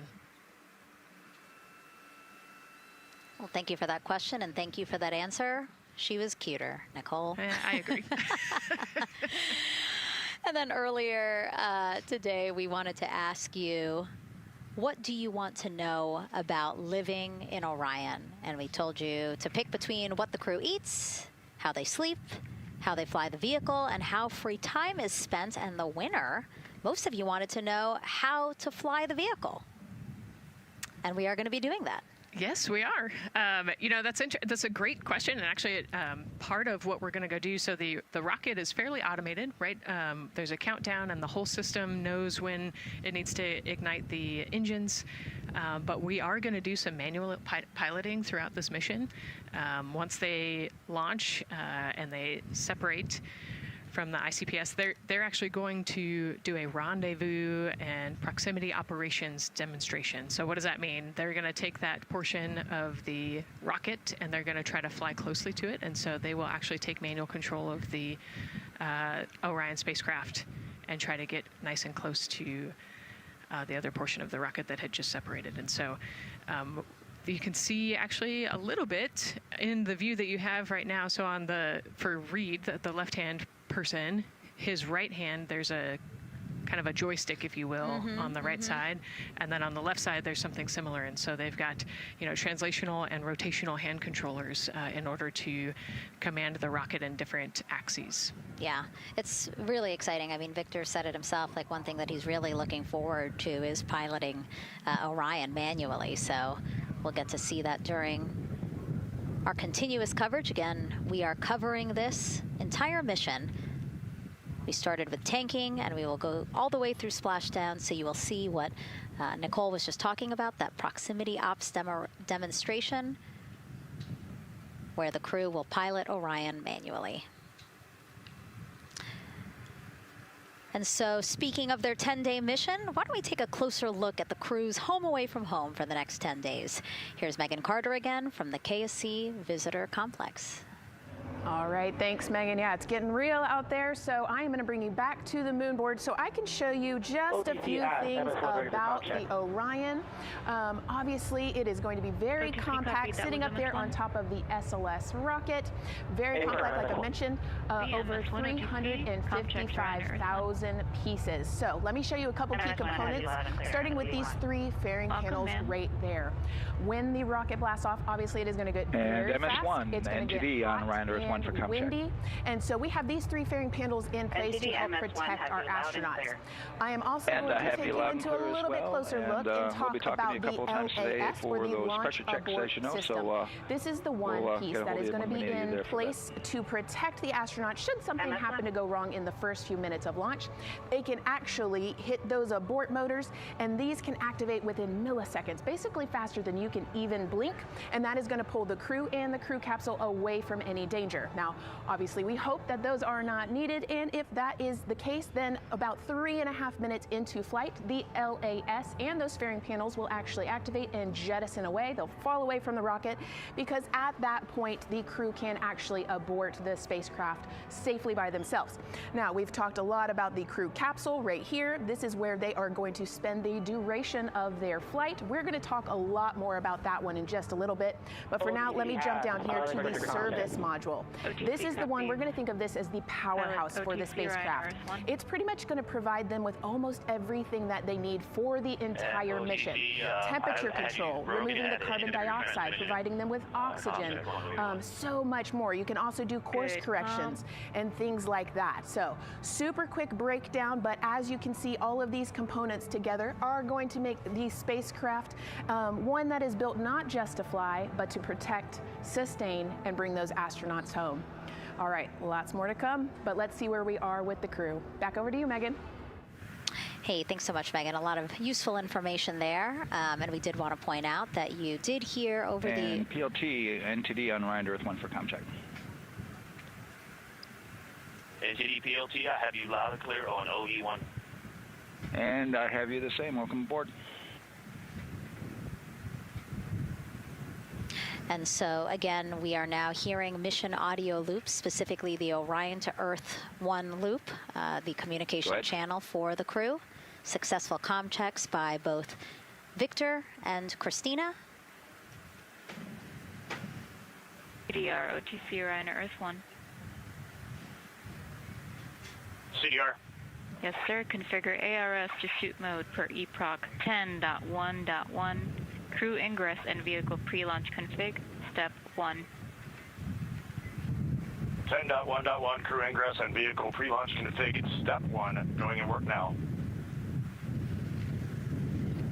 And so see, now we are privy to some of the countdown procedures that the team is asking for the crew to do. Yeah, so they're going to work through some of these procedures and finish the ingress portion, as you heard in that procedure. So this is where the crew is going to start building their nest, if you will, running some procedures, getting the capsule ready for humans to be on board. And now look at the clock, 3 hours, 30 minutes and counting until the opening of our 2-hour launch window, and we are pretty good on time. We are as we are expecting in terms of when Ingress will be wrapping up soon.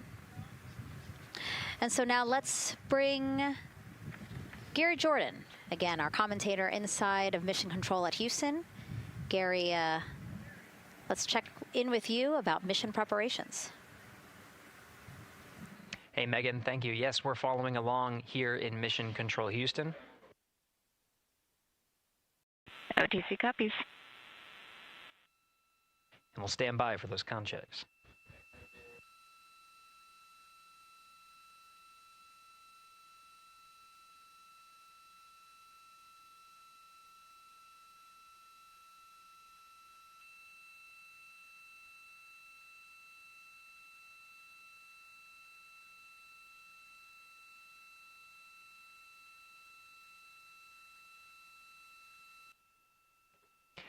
And again, we're waiting for those comm checks. We did confirm from our IVA officer here in Mission Control Houston that all 4 suits have plugged in umbilicals. And CDR, NTD. Go ahead, NTD. Yeah, Reed, we're ready to proceed with the voice checks if you and everyone else is.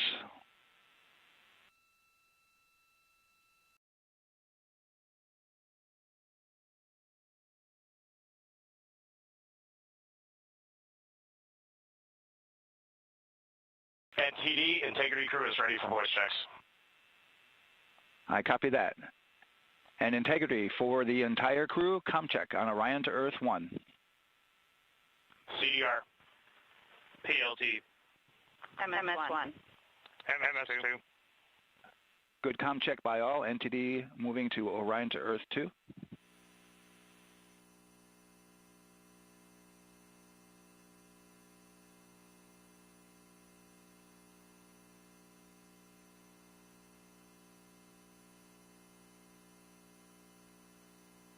CDR.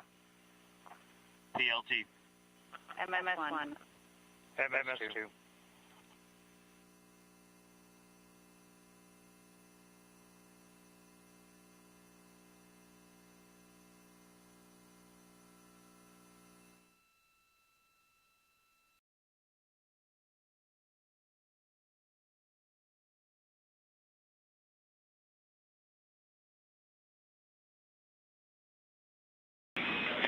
Integrity Houston on Orion to Earth 1. Voice check for the entire crew. CDR. PLT. MS1. MS2. Houston has all 4 crew loud and clear on OE1. Stand by for 2. Your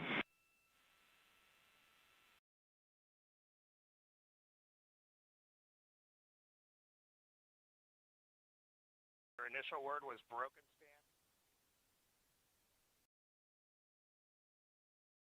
MS1. MS2. 4 crew loud and clear on OE2. We'll use 1 for the default. Houston out.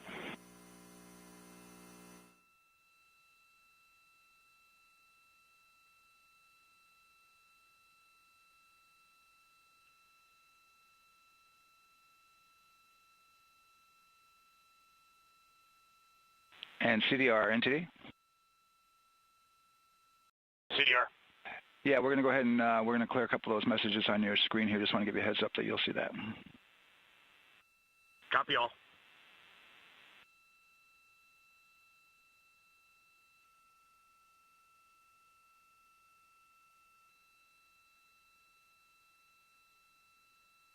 CDR, OTC, Orion, Earth 1. CDR. Yes, sir. Perform crew suit leak checks per 10.1.1. Crew ingress and vehicle pre-launch config steps 2 through 4. Annunciation of LCC O-ARS-001 will occur.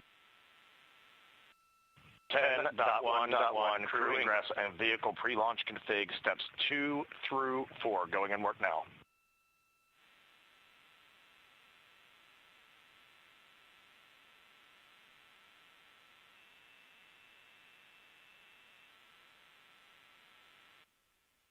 This is Mission Control Houston. We are following along as the 4 crew members of Artemis II work through their voice checks, then the umbilical connections and various pathways to get communications from all of the... refresh on your screen. CDR.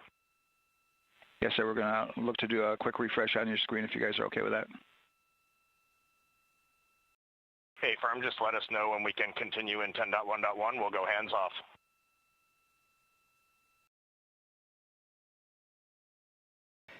.1.1 referring to the procedures that they have through the various phases of ingress and some of the checkouts needed to prepare for today's launch.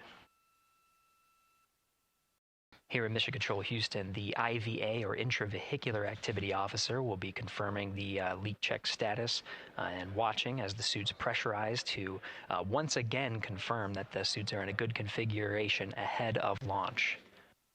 Of course, for the teams here in Houston, launch is just the beginning. The first flight day is jam-packed with activities. Shortly after main engine cutoff, Integrity will enter into a coast phase while still attached to the in-rim cryogenic propulsion stage, or ICPS, and prepare to deploy the solar arrays. With power being generated, Integrity prepares... Go ahead, MTD.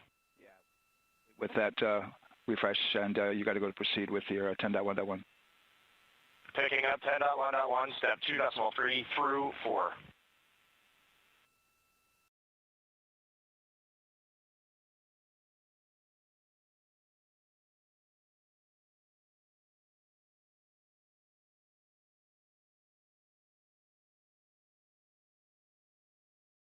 Picking up the procedures, the crew again working through the various steps to prepare for launch, standing by for suit.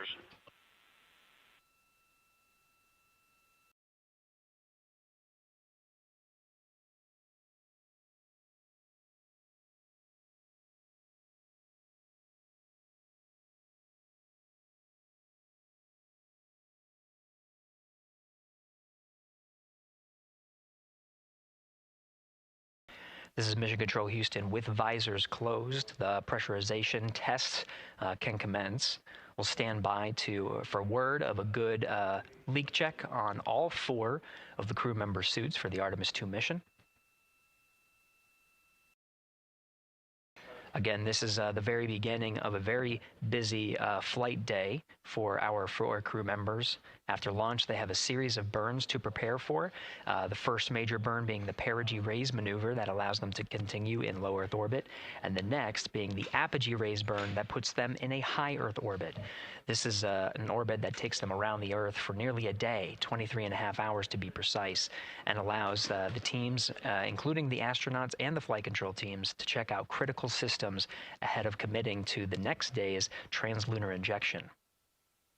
But before they even call it a day, Integrity will separate from the ICPS, and the crew will command. And the crew will command. The crew will command the Orion capsule to separate from the ICPS and turn around and approach the upper stage, but not dock. This is to test Orion's in-space maneuvering capabilities and provide further confidence in docking to another lunar space vehicle like the Human Landing System that will be part of the Artemis III mission ahead of future moon landings.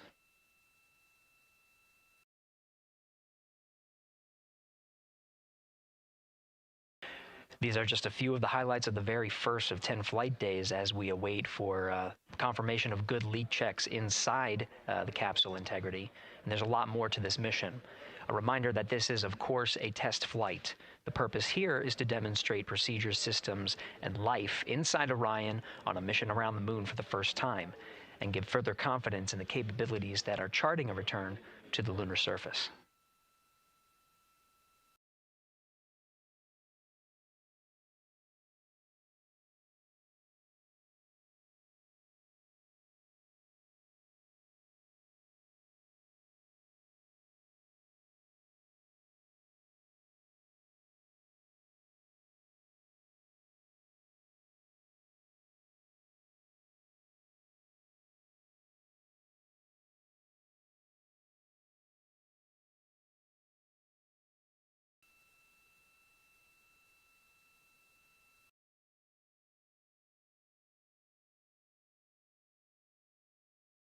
You may be able to see from this view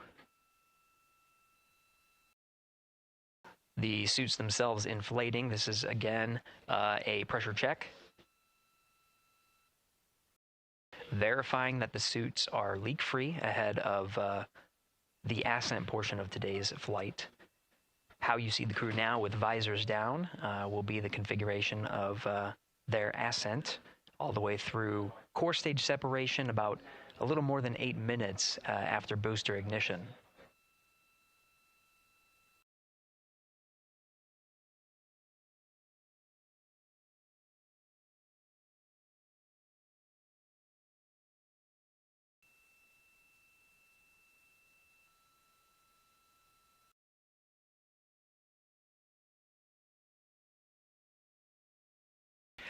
All right, here in Mission Control Houston, we are continuing to follow along, standing by for confirmation of good leak checks. In the meantime, there are no showstoppers here in Mission Control Houston, and we continue to monitor the countdown to launch. Megan, we'll send it back to you over at the Space Coast.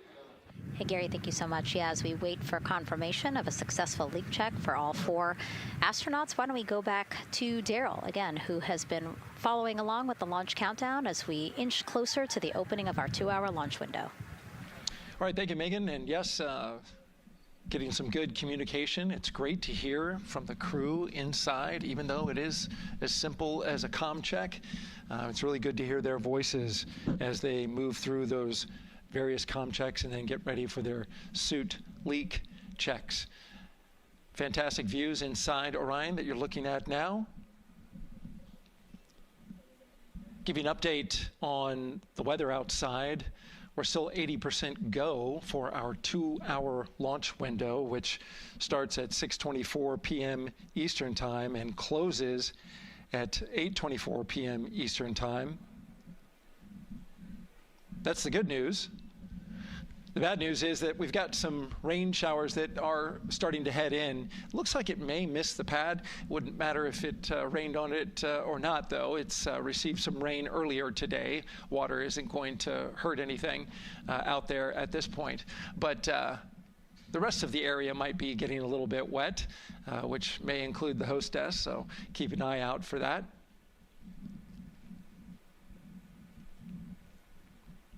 As we're watching with the astronauts inside the Orion Integrity spacecraft, you'll be hearing more and more from them, especially Christina Cook, who is Mission Specialist number 1. She not only is going to be making history. All crew, visors open, suit loop leak check complete. OTC. Okay, there you heard the suit leak check complete. They check those suits for leaks in astronaut crew quarters. They check them again inside the spacecraft. As you can see, the closeout crew, our astronaut support person moving around, turned off the camera, and so now we're looking from outside the Orion spacecraft looking towards, oh no, let's see, get oriented here. Well, there we go. Back inside, we've got the view. But basically what I was saying about Christina Cook is that she will have the role of reading. CM is ready for closeout, performing video sweep using drag-on camera. OD.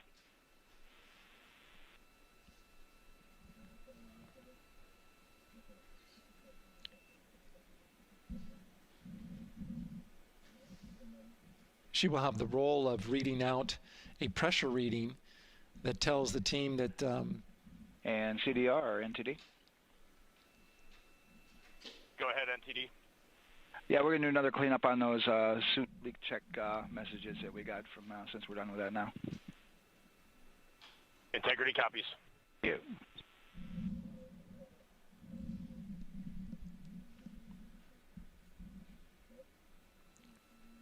And that's communication going between Orion Commander Reed Wiseman and NASA Test Director Jeff Spaulding.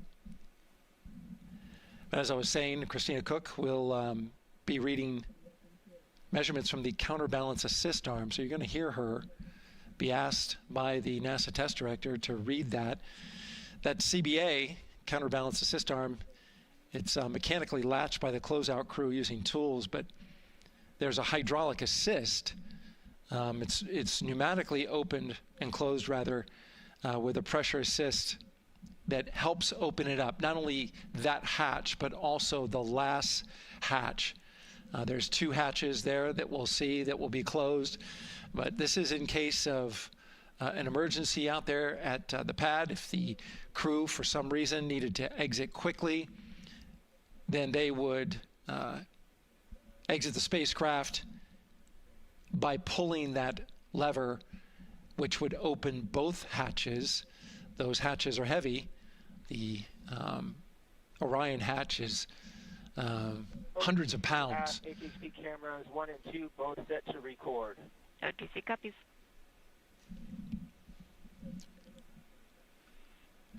And just an update on the launch countdown, continuing to monitor the team's communications here in Firing Room 1. Everything going really smoothly so far. We don't have any significant open constraints to launch at this time, so we continue counting down. And for now, we'll send it back to the host desk with Megan and Nicole. Thank you so much, Daryl. And so we heard some of the communications over Orion to Earth 1, and it sounds like we are now moving into the hatch prep and closure phase. We will now start to see the closeout crew getting out of Orion soon so that they can start getting ready to, again, close up Orion, close the 2 hatches, and then get out of the pad.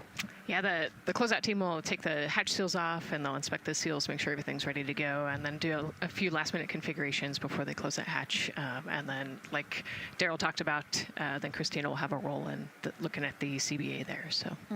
Yeah, you might have heard them say over the loops again that drag-on camera. So basically, it's a camera that they can move around, and you might have seen it in a couple of our shots already. But they will take that camera and literally go and inspect the seal that. There's 2 seals, actually, 2 seals that go around the entire area of the hatch just to make sure that everything looks good. And that camera feed is being directly shown to NASA teams who need to monitor that. Yeah, they want to make sure there's not a single hair or a piece of dust on those, make sure that there's no damage and everything's ready to go so that the seal, they will do a leak check on this hatch seal as well. Make sure it passes. Yeah, and we'll know they're doing that because we will actually see one of the closeout crew members with a hand pump, and they will pressurize, again, just the seals, and they have to see if it will hold pressure for just a minute. And if it does, then they will go ahead to pressurize the entire Orion spacecraft, and then that again is to make sure that the spacecraft is holding the right amount of pressure. And that one's a lot longer. It'll take them like 8 minutes. Like it takes time to pressurize it, then they have to hold pressure, and then it takes time to depressurize it. Right, and they want to measure the difference in pressures at the beginning and end of that and make sure that it holds the right amount of pressure so that when they get to the vacuum of space, obviously the capsule holds its pressure. Yep. Okay. Well, again, as we continue to watch operations that are happening at the pad inside of Orion, why don't we go over to Banana Creek? It's one of our viewing locations here at Kennedy Space Center. They will have a spectacular view, and we actually have NASA's Leah Martin there chatting with a big group of people surrounded by a lot of folks on bleachers there. Hey, Megan, yeah, tons of people out here today, thousands of people gathering at Banana Creek to enjoy NASA's next big mission and humanity's next great leap today. It's a gorgeous day, and I'm joined here actually by some people who are probably the only people on center who are a little bit more excited than me to see this rocket lift off. Where are you from, and why are you here? So we're from the University of Tennessee, Knoxville. We're a group of 7 aerospace senior engineering students traveling here with Josh Dobbs, former quarterback of the University of Tennessee, with his extraordinary Dobbs Foundation. Now, you were actually telling me a little bit earlier, you're here local, you're from Orlando. What's it like being an aerospace engineer and then having the opportunity to come back here to the Space Coast and see this mission lift off today? It is absolutely amazing. I feel like the little 9-year-old girl inside me is so excited. Like, I'm from around here. I grew up watching launches in my backyard, and so this seems like such a full circle happy moment for me. Now, you are an aerospace engineer looking hopefully to join the workforce in the future. How does it feel to be here and see firsthand what that work does? It's just so cool to see what I've been working for the last 4 years and then 12 years before that just actually be physically happening in front of me. It's something I never dreamed of as a kid. And I'm actually joined here by the astronaut himself, Mr. Josh Dobbs. Now, you have a history with NASA as well. You did an externship here. And how did that kind of play into your passion for aerospace and then the foundation that actually provided this opportunity for these students today? 100%. So I spent a month here around the Artemis I mission, which was a tremendous opportunity to learn about the space program and also what's next. And so to be back here for Artemis II, and unfortunately, Artemis 1 went in the middle of the season, so it's surreal to be here for Artemis 2. And with my foundation, like, the goal is to be able to take advantage of the opportunities that I've had and pass them along to the future of the industry and give them the opportunity to see what all their hard work can accumulate into. So it's an honor to be here. We're really appreciative of all the engineers and all the hard work that's gone into this moment, and we're excited to watch history happen today. Absolutely, and as a group, I think if you guys had one well wish for the team today, what would you say? I think we can all join together, maybe say go Artemis? Go Artemis. That was a fun interview, and again, just so neat to see all the people who are here. I mean, still hours before liftoff. Not even hours before liftoff, but hours before a 2-hour launch window. So people just really committed to being here and seeing it in person. Yeah, you can see the Banana Creek is already buzzing. Yeah. There behind Leah. You could hear the chatter in the background. It's an exciting time. Yeah, you could tell that it's a lot louder than we noticed because we just have very good mics. But, you know, she's obviously yelling over a huge crowd there. So super fun, super exciting. And yes, I hope that we all get to see liftoff here shortly. Okay, so as we know, Victor, Reed, Christina, and Jeremy will have their hands full during their mission. So for some of their test flight objectives, let's go back to Megan Carter at the moon board. All right, as we have seen from those camera views, their capsule is very compact, obviously. So let me show you a few cool things about this piece. The Orion capsule is going to only be about 16.8 feet in diameter and a whopping 10.5 in height. Think of it about the same cubic feet as 2 minivans. So obviously every piece of that capsule has been planned with purpose. And a really great example of that is going to be these seats that we have seen that live view of. Now, these seats are going to be out for launch, re-entry, and splashdown, but in between, they are stored in between to give them more room for daily activities and things like that. While they are on board, obviously they are going to have a lot of things to do. One of those is going to be to manually fly Orion, as we've discussed, but they also have several other objectives as well. And they're going to be doing lots of system checkouts, checking out the service module, making sure everything is working correctly. They're also, like I said, going to have a chance to manually fly. Now, this was taken during one of their training simulations, but as you can see here, they will have advanced flight displays, hand controllers, touchscreen interfaces, so much to work with and practice with as well. Now, while on board, they will also have the ability to eat those shelf-stable meals that are designed specifically for microgravity. I think I saw somewhere that one of their meals is going to be mac and cheese and brisket, so that makes the Southern in me very happy. All right, but they are going to have also some time to look at some things like power and propulsion. They will have 3 key propulsion systems that are going to help power Orion as well. And speaking of power, I want to bring you back to the service module real quick because I wanted to point out these 4 solar panels. These are going to take about 18 minutes to unfold like giant wings, and they're going to stretch 62 feet from end to end, and these are going to help power the service module and in turn provide what the crew needs for their journey. So as you can see, spacecraft is built specifically for what we need and to guide them and get them home safely. All right, back over to you, Megan. Thank you so much, Megan. You know, it's taken thousands of people many years to get to us to where we are today. Let's meet some of the people of Artemis who've made this flight test possible. I am the Artemis Launch Director. I'm the Orion Crew Survival System Manager. I'm the Artemis II Chief Training Officer. I'm the SLS Launch Integration and Mission Operations Lead. I am the Recovery Director. And I'm Boeing's Core Stage IPT Leader at Kennedy Space Center. And I am the Artemis II Entry Flight Director. And I'm the Closeout Crew Lead for Artemis II. Our job is to design the spacesuits that the crew will wear for the Artemis II mission. The team here at Johnson Space Center in the Orion Crew Survival Systems Lab does pretty much everything involved with processing the suits, designing the suits, qualifying the suits, testing them for the Orion mission. The role of the Chief Training Officer is to manage both the planning and the development of how we are going to train our astronauts and run our simulations for our flight control team for the mission, and then go implement that plan. Recovery team is responsible for 3 things. So recovery is what we call our nominal recovery situation, where we go recover the crew and the capsule at their designated landing site. Rescue is in case we do need to rescue the crew or they landed somewhere else that we did not plan. And then the retrieval is us getting the capsule if they did land somewhere where we did not expect them to. My job on SLS is to manage the operations architecture on the SLS program. One of the specific things that we do is support launch operations. It means a lot to be a part of this Artemis team, to show the next generation in seeing what may come.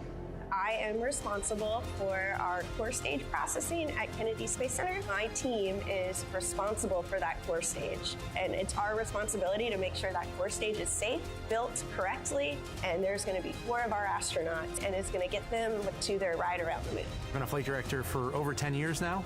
I worked on the Artemis I mission, and after that mission completed, I was assigned as the entry flight director for Artemis II.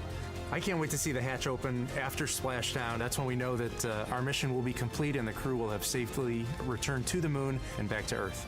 Closeout Crew is responsible for getting the astronauts up to the white room, getting their helmets and gloves on, getting them into the vehicle safely, connecting all their umbilicals, making sure they're ready to go for launch, and then closing the crew module hatch. The reason we do this is to expand mankind's knowledge. If I can be a part of that, doing anything, I want to do that.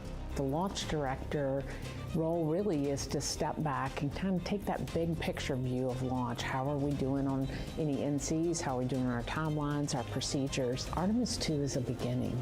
It's going to inspire a new generation. It's going to uncover science. It's going to serve as a pathway to places that we have never been before. And to meet more people of Artemis, you can head to the link we're going to put up on your screen there. Just, again, really nice to see all the faces that have put in the work, the time, the hours, the dedication to get us to today. Yeah, so many professionals that worked so hard on this mission.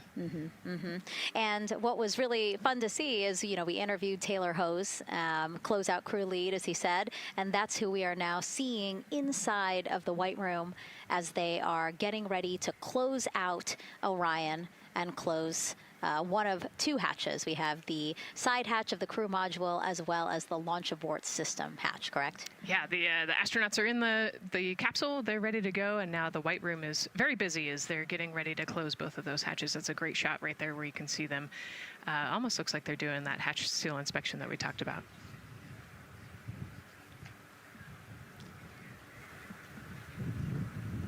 And so, Nicole, as we continue to see them get ready to close that smaller hatch, again, the crew module side hatch, let's take some questions now. Sounds good.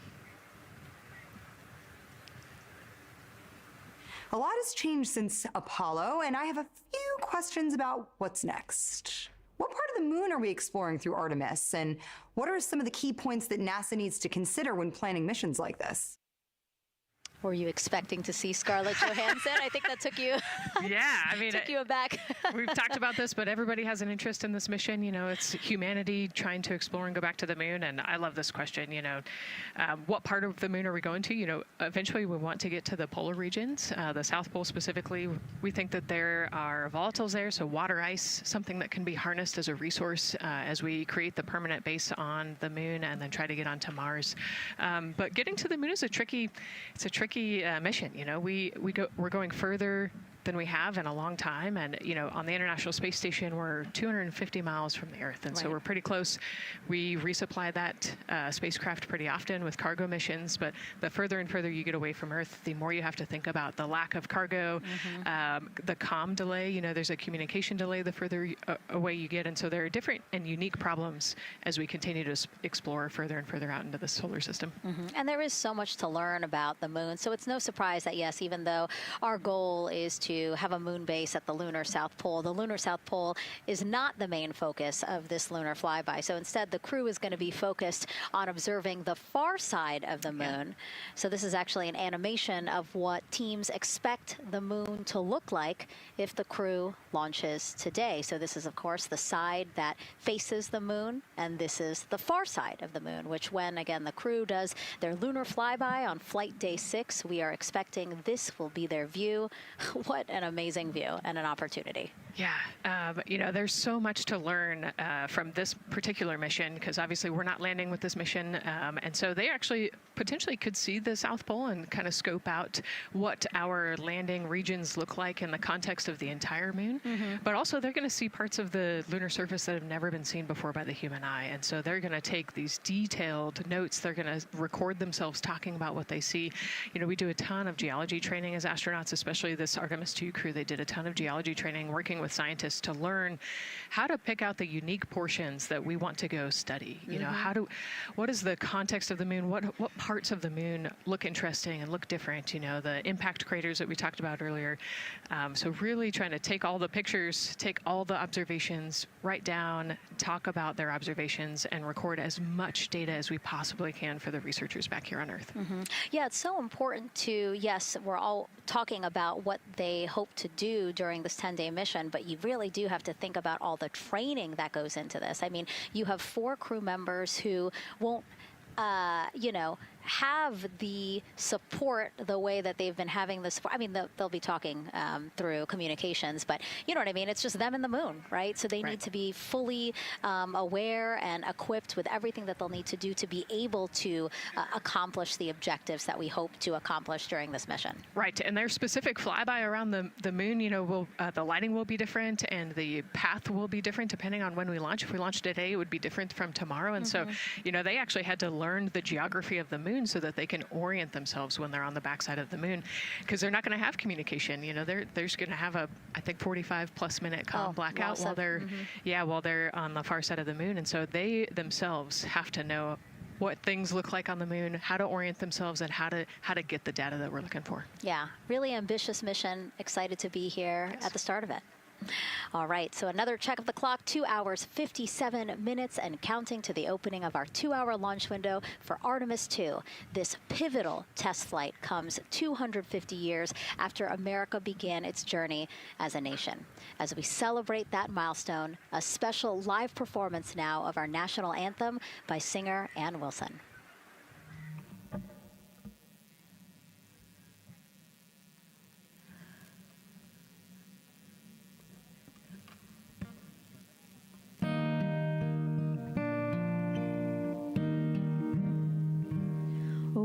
Say, can you see by the dawn's early light what so proudly we held at the twilight's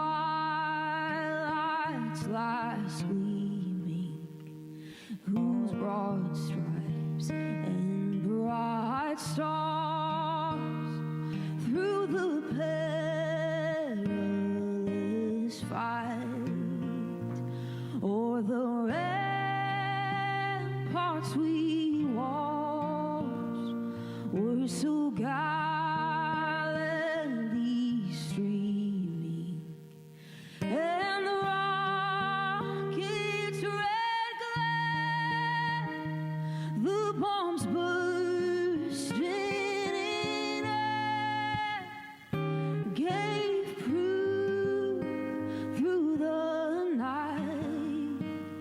that our flight was still there. Oh, say does that star-spangled banner yet wave o'er the land of the free and the home of the brave.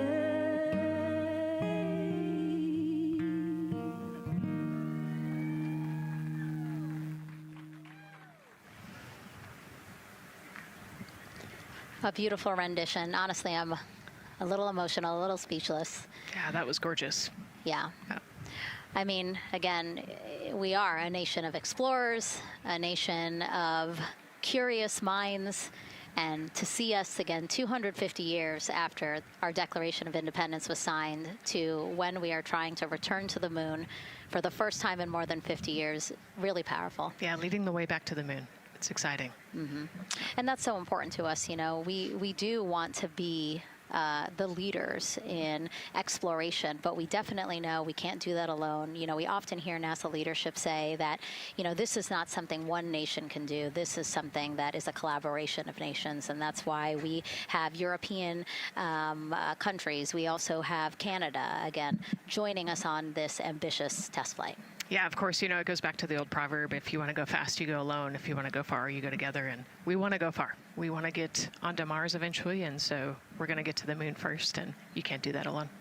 So thank you again, singer Ann Wilson, for that beautiful rendition, again reminding us of what it is we are trying to accomplish for all, by all.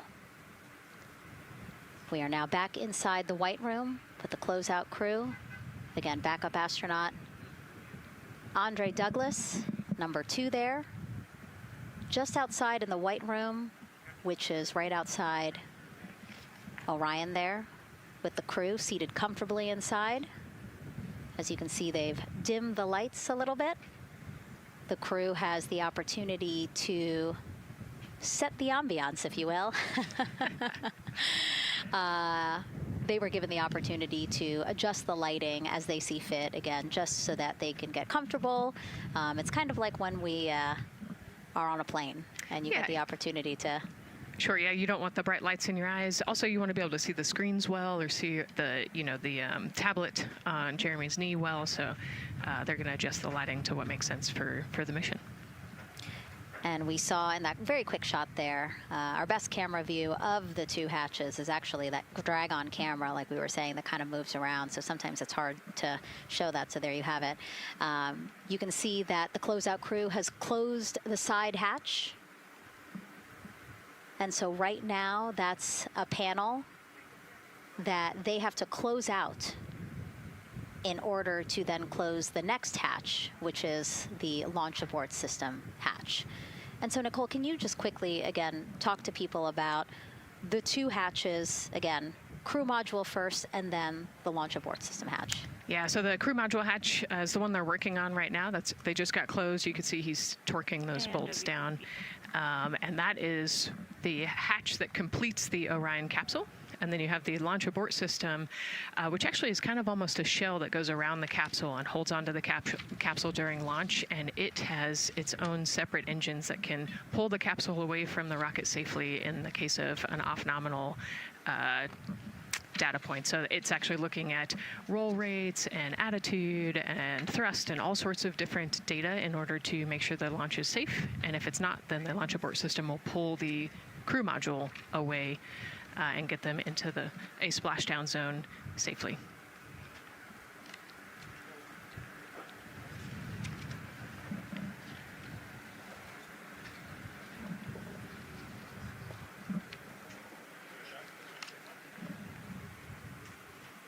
And as we wait for the crew to complete closing that side hatch of the crew module, let's head over back to Banana Creek, where we have Leah Martin standing by with the person who designed this mission's zero gravity indicator, named RISE. It was 2nd grader Lucas Yee from California. Hey, Leah.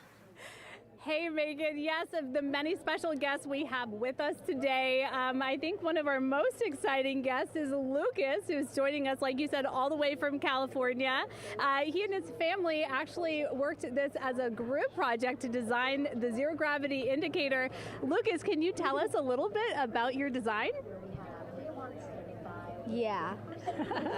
So you named him Rise. Can you tell me why you picked that name? It was very remote, representing the Artemis II launch and Earthrise. And yeah, that's pretty much it. So were you really excited to find out that you won the competition and that your zero gravity indicator would be going to space? Yeah. So how does it feel? We're actually just across the river right now from Artemis. We can see it from where we're standing. How does it feel to know that design you created is actually currently on that rocket just a couple hours away from going to space? Really, really, really, really, really, really, really surprised and very happy. And very happy. Now, Mom, you were telling me on the way over here that it was kind of hitting you what was happening. Tell me a little bit about that. It's definitely very surreal to be here in person. That Commander Weissman said that it's for all and by all. That we couldn't have said it better. We're just very grateful to be here. Super, super excited. And we're so excited to have you here too. Now, Oliver, this is your first launch too. Is that right? Yeah, that's right. And how does it feel to be here just a little bit away from watching the first group of astronauts in your lifetime on their way to the moon?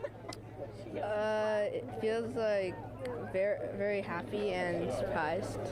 So if you had one word of encouragement or something to say to the crew who's sitting on that rocket right now, what would you say?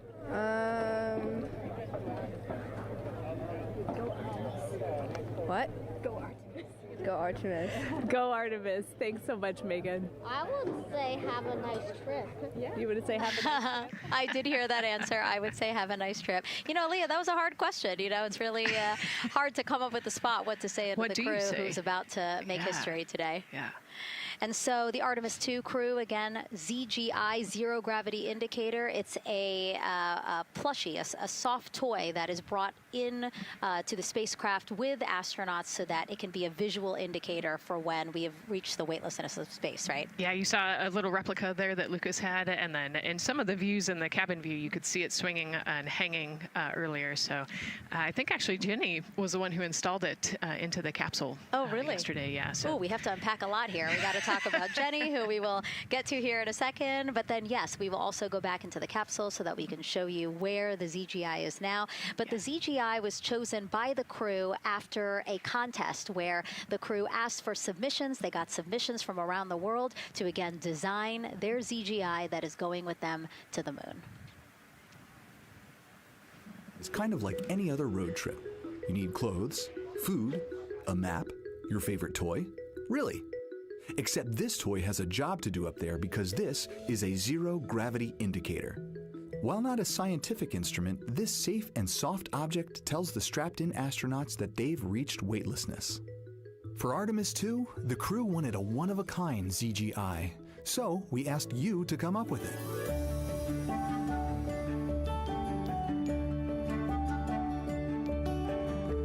Thanks everyone for sending in your entries from around the world. Over 2,600 of you submitted. And we loved seeing all of your contributions. It was a really difficult decision because each design had a unique quality that stood out to our crew. In the end, we were able to narrow it down to a top 5 from Finland, Canada, Peru, and 2 from the United States, Kansas, and California. In the end, we went with one called Rise. It was a design inspired by the Earthrise photo taken on Apollo 8, which is very special to our crew.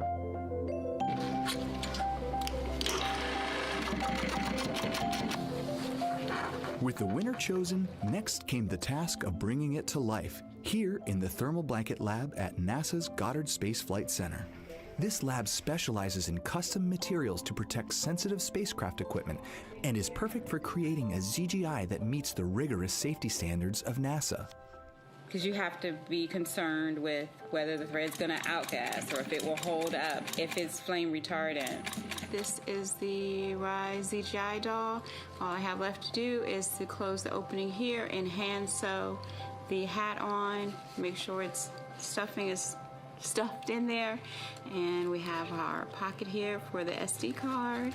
And on that tiny SD card will be millions of names submitted to virtually join the crew aboard Orion. Got Rise. Not the real one, obviously, but this is a replica. I mean, so clever for Lucas and his family to design. Yeah, I love that he replicated the famous picture that we all love of Earthrise, and then I love that the bill represents the space in between the moon and Earth. It's just such a cute and wonderful way to represent this mission. Yeah, and again, Earthrise, very important to this crew. It harkens back to the picture that was taken by the Apollo 8 crew where they saw Earthrise, and so very appropriate since, again, now here we are going to see Earthrise again with this mission. Yep. So yeah, so this is little Rise here. And then you heard in that video that there is an SD card that is zipped inside with the real ZGI with the crew. So get this, more than 5 million people submitted their names as part of NASA's Send Your Name to Space campaign. And actually, Christina said that her niece and nephew's names are inside that SD card. How cool is that? Her nieces and nephews are going to go with her. Yeah. Love this. Love that people are engaging in such a cool way. And actually, if we take a look back inside of Orion, we can actually see the actual ZGI inside with the crew. As we said, the purpose of a zero gravity indicator is to show when we've reached the weightlessness of space. Now, I know that it's probably dark in there because, as we said, the crew decided to just dim it a little bit for them. But here again, as we see, Reed on your left, Victor on your right. Below Victor, or next to Victor, again, because they're on their back, it's a little weird. It's a little hard to explain their orientation. But between basically Victor and Christina is where Jenny Gibbons has placed the zero gravity indicator. And Jenny, who, again, Nicole just brought up, Jenny is one of the backup crew members. So we mentioned how Andre is the backup crew member for the NASA astronauts. Jenny is the backup crew member for Jeremy. Yeah, Jenny's one of our Canadian astronauts, and yeah, so she's been also helping with preparations for today and helping get the White Room ready, get the capsule ready, and she's actually going to be a Capcom for Artemis II as well. Yeah, she's from Calgary, Alberta, completed astronaut training in 2020, mechanical engineer, combustion scientist, and actually before becoming an astronaut, she was an assistant professor. So again, another very well-accomplished person on the team. And I know the Artemis II crew has really enjoyed working alongside both Andre and Jenny. Yeah, actually, Jenny was our EVQ mentor when I went through our AskCanner initial training, so she helped us with all of our spacewalk training, which was kind of cool as well. Okay, and there we have Andre again, number 2, with the rest of the closeout crew team there. Why don't we get another check with Daryl and see how the launch countdown is going.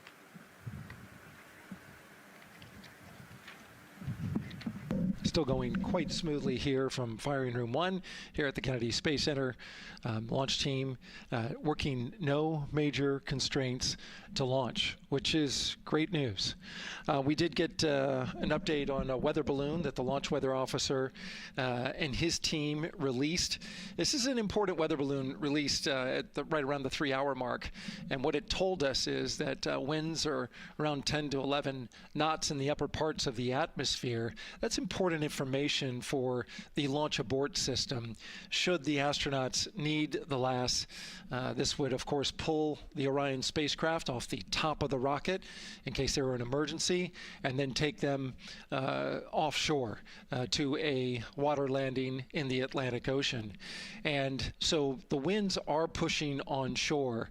And because they're pushing onshore, the launch weather officer is keeping a close eye on the strength of those winds, because if the Orion were to come off the top, and it's powered by 3 rocket motors which can propel it or pull it especially fast off the top of the rocket, it would go up into the air thousands of feet and then splash down in the water. And if you've got wind pushing against it, you don't want that spacecraft to come back and land on land. So they're watching that very closely because of the onshore flow. That onshore flow is also what's giving us a little weather action down to the south of us along what's called the beach line, 528. We got a whole lot of people out there. We're getting ready to watch the Artemis II historic launch. Well, they just got a good soaking. Line of rain showers, I should say, passed through that area and soaked the place. Certainly rain is a possibility, spotty showers from time to time, but overall the launch weather officer tells us that we are trending towards getting that stuff to all push to the west the closer we get to our launch window. A reminder, that window is from 6:24 p.m. to 8:24 p.m. Eastern Time. We don't have a specific T0 at this moment. There's a lot that needs to be calculated before we get there. We also need to get through the rest of the countdown on time. As of right now, we are right on time. The launch countdown is going exactly as planned. That's not something that we saw certainly in Artemis I. There was a lot of flexing in the timeline during those 3 launch attempts back in 2022. But so far today, on our first launch attempt, we're really enjoying some really solid countdown work, some solid operations by the launch team so far. And to quote our friend Lucas, who created Earthrise, we all really like that. We'll send it back to the host desk.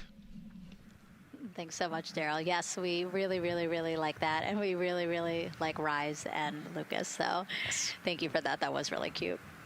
Okay, so again, here we are in the big box here. We have our full view of the rocket, looking glorious on there with, again, some clouds, but still weather is good for launch today.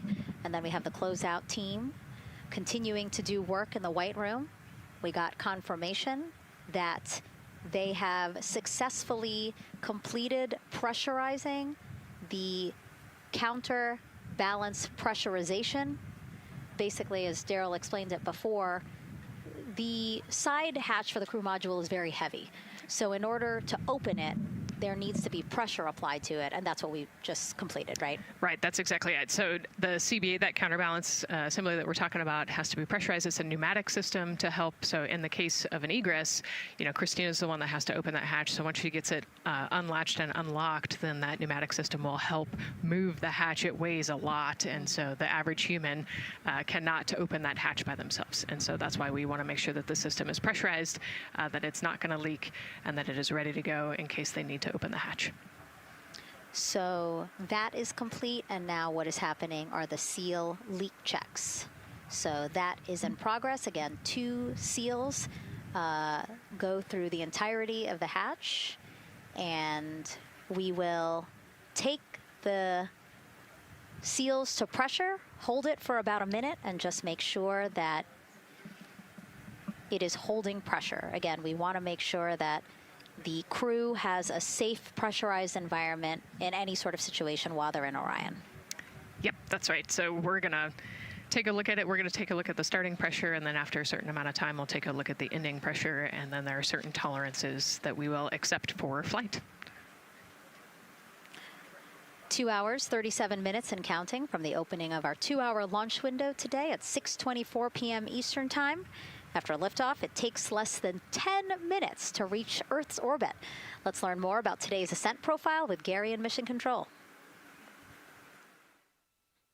Hey, Megan. We are monitoring here in Mission Control Houston. Flight controllers are looking at data from integrity and the Space Launch System during the countdown.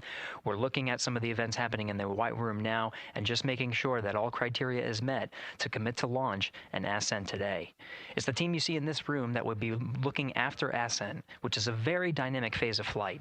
And after solid rocket booster ignition of the Space Launch System, it's this team that takes over control of the mission.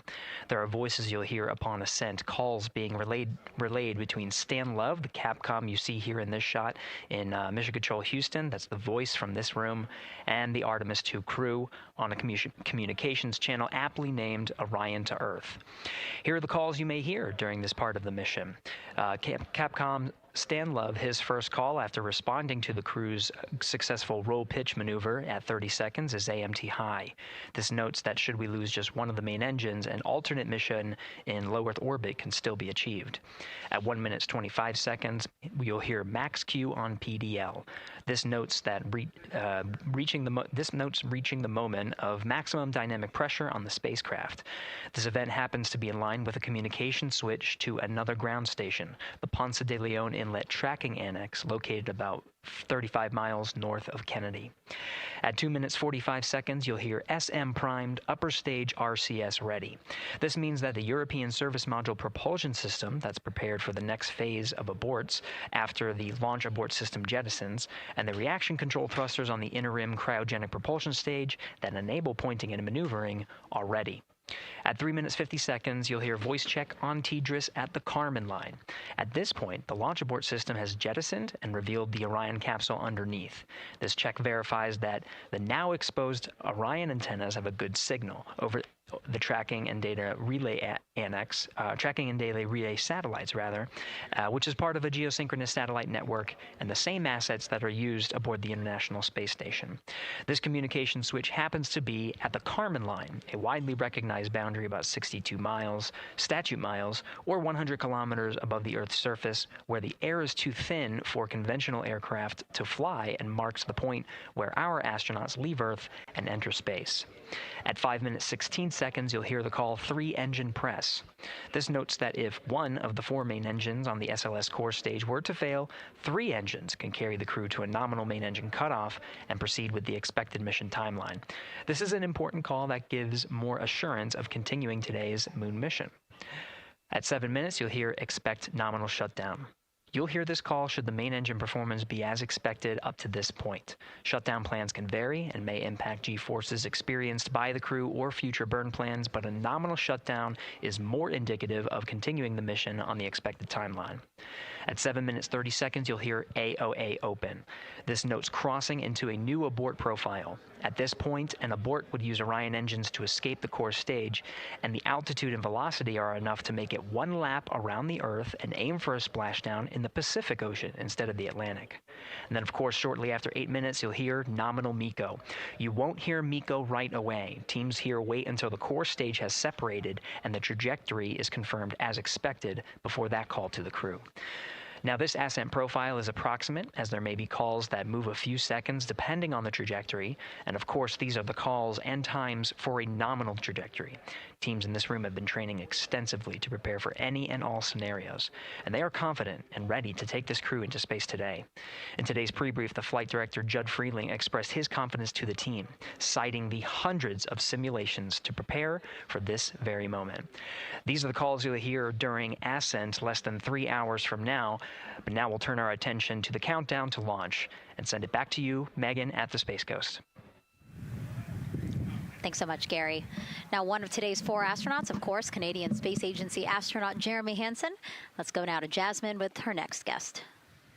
Thanks so much, Megan. Yeah, we're joining you live now from the Operations Support Building here at Kennedy, where crowds are starting to gather, and we're honored to have Lisa Campbell of the Canadian Space Agency joining us. Lisa, Jeremy Hansen is about to make history as the first Canadian to venture to the moon. What does that milestone mean for your agency? Thanks so much, Jasmine. It's wonderful to be here. It's such a special moment, both for our astronaut colleague Jeremy Hansen, but also for Canada.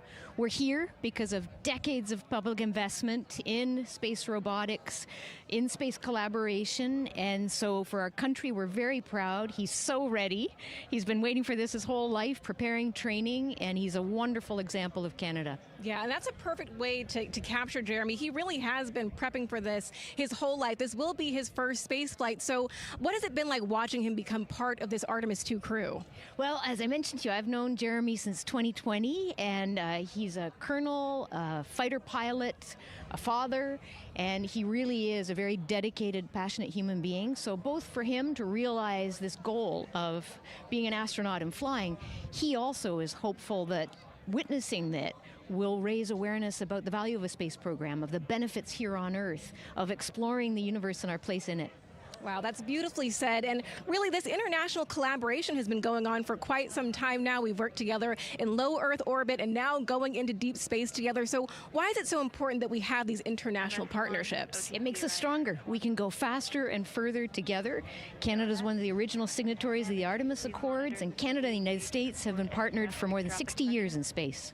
Wow, that is phenomenal, Lisa. And this really is a team effort in many ways. We also have Jenny Gibbons. Yes. She'll be listening in on Capcom. What is her role going to be like? So Dr. Jenny Gibbons has been training all along as the Canadian backup with the Prime crew. Last night, she was in the Orion capsule checking out all of the communications, making sure all of the systems test out and work perfectly. And then she will be among the first lunar Capcom, helping the astronauts navigate during their mission. Wow, Lisa, that is so exciting. Any final words for the nation of Canada before today's mission? Just, we are so proud, so excited, and we can't wait to welcome Jeremy home. Fantastic. Lisa Campbell, thank you so much for being here today. Thank you, Jasmine. Of course. And with that, let's get back to NASA's Megan Cruz.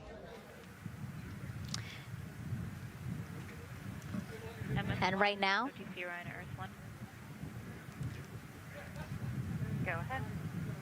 Ma'am, CBA press has been completed. Did you see any drop in pressure? And MS1, we saw just a little bit. It is just over 2,600 now. Copy. Thank you, ma'am.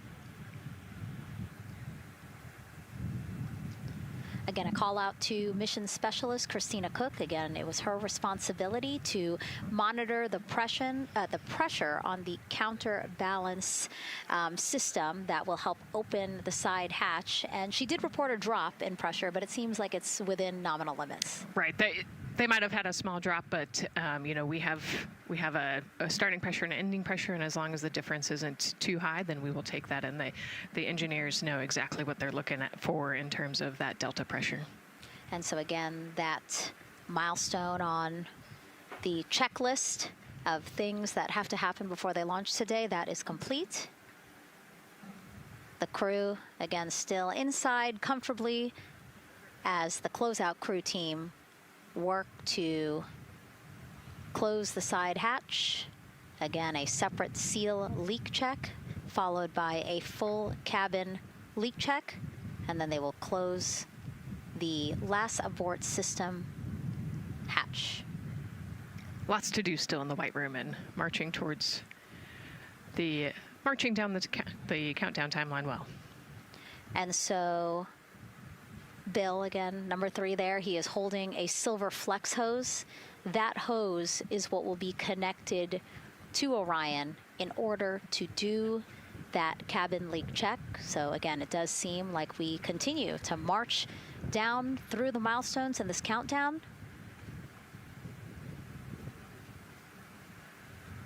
Hopefully lifting off today within our 2-hour launch window that opens at 6:24 p.m.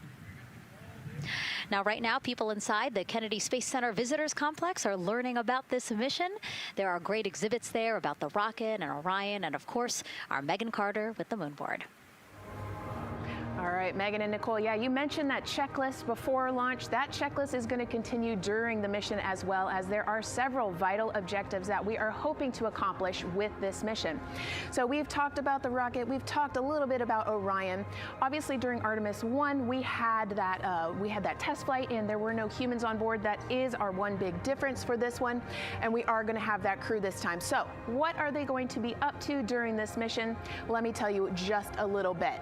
Now, for Artemis I, like I mentioned, we were really focused on the SLS, making sure it had the power and capabilities that we needed. We were also checking out the Orion spacecraft in deep space environments, making sure that it was good to go. Now for Artemis II, we are going to be taking the testing for Orion to the next level by adding that human component. So those test objectives are going to start even before launch. Like you mentioned, they are out there making their way through that checklist. But these objectives are going to start now. And that includes safety. So one really great example of safety is going to be something called the egress baskets. They're out there in the spacecraft, obviously, and should a situation happen to come up, they are going to have something called the egress baskets they can get in, and those are going to zip line them essentially down to the ground within seconds to safety. Another great example of those safety procedures are going to be the LAS, or the Launch Abort System that I mentioned earlier. Just a reminder, that's the one that can pull the crew and capsule away from any danger within a few minutes of into the launch. Now, those are just a couple quick examples, but our recovery teams have been training extensively, quite a lot, to make sure that they are ready and prepared for any challenging situation that could possibly arise. All right.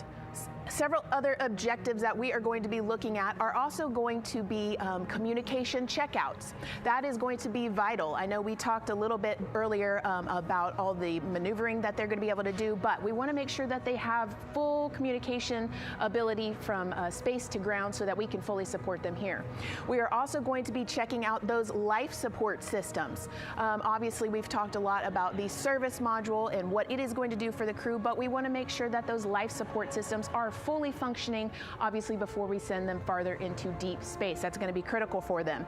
So on top of being able to maneuver the spacecraft and check everything out, we are also going to be making sure that everything is fully functioning. So as you can see, big part of this mission is to make sure that the spacecraft, the hardware, and all the operations are working and that the data is going to make sense. And speaking of recovery, we are also going to have the opportunity at Splashdown to recover that launch or that flight data, and we're going to be able to take that back, analyze it, and make sure there are if there are any enhancements we need or changes we need to make before our next missions, we'll be able to do so.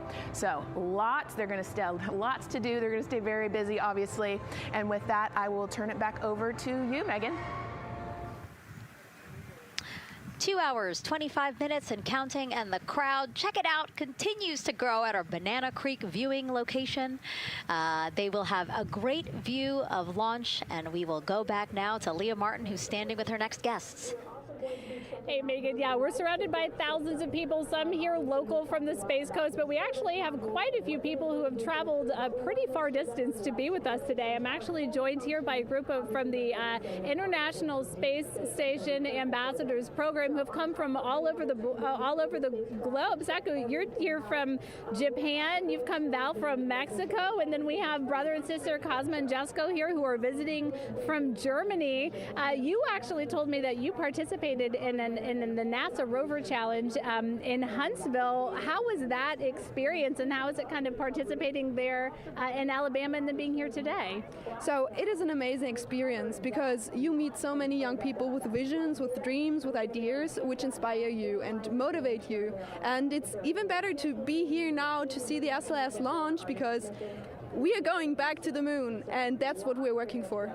Absolutely. And, you know, the Artemis missions, we talked a lot about the Artemis Accords and this being an international effort. You were actually telling me, Saku, that you're interested in becoming an astronaut with JAXA, pursuing your PhD to be able to do that. Tell me a little bit about that. Yes, actually, I applied for the Japanese Aerospace Agency, the astronaut selection like 2 years ago, and then I didn't make it all the way, but I'm still working on it, and hopefully I can be at the launch pad sometime, and then I hope to go back to the moon and Mars, and yeah, I'm working on it. Absolutely incredible. And Val, you're from Mexico. We were talking a little bit about women in space. This is a team who, you know, is predominantly made up of women. What is it like knowing that Christina is on that rocket right now, about to be the first woman to travel around the moon? I think that's such an amazing news. It's just so inspiring that we are taking the first black person and also the first woman to the moon. It's just the first step in humanity and a big step in equality as well. Megan, a lot of excitement here, not just in Florida, but from around the globe, and we're keeping our eye on that rocket, and we're ready to see it lift off. Thanks, Leah. Yeah, a lot of excitement, but also a lot of inspiration. Again, this is part of, or a big part of the reason why. 130.6. Good readback. Aux 1 voltage, 131.3. I copy 131.3. Again, those numbers you hear, they're referring to specific steps in the launch countdown that the crew have to step through in order to get us to launch today. And so we were saying, yes, inspiration, a big part of why NASA does what it does. We want to go together and we want to explore together to learn more about ourselves and here on Earth. Yeah, humans, I think, naturally want to explore, and so going together, like Lisa said earlier, we're going to go farther and faster than we possibly can alone. And, you know, what a way to celebrate that today. Yeah. Going back to the moon in the first time in over half a century. And we have that great shot there in our small box of the rocket on the pad. And at the very top there, our Artemis II crew.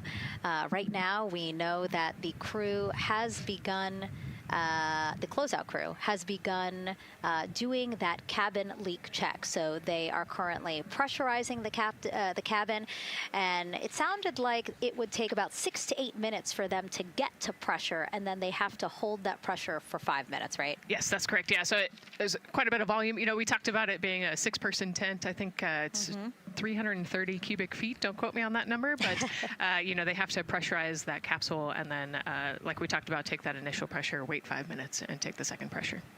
Yeah, and then it takes about 6 to 8 minutes again to depressurize the cabin. So this process will take a few minutes. Ascent switch configuration complete. OTC copies. Thank you.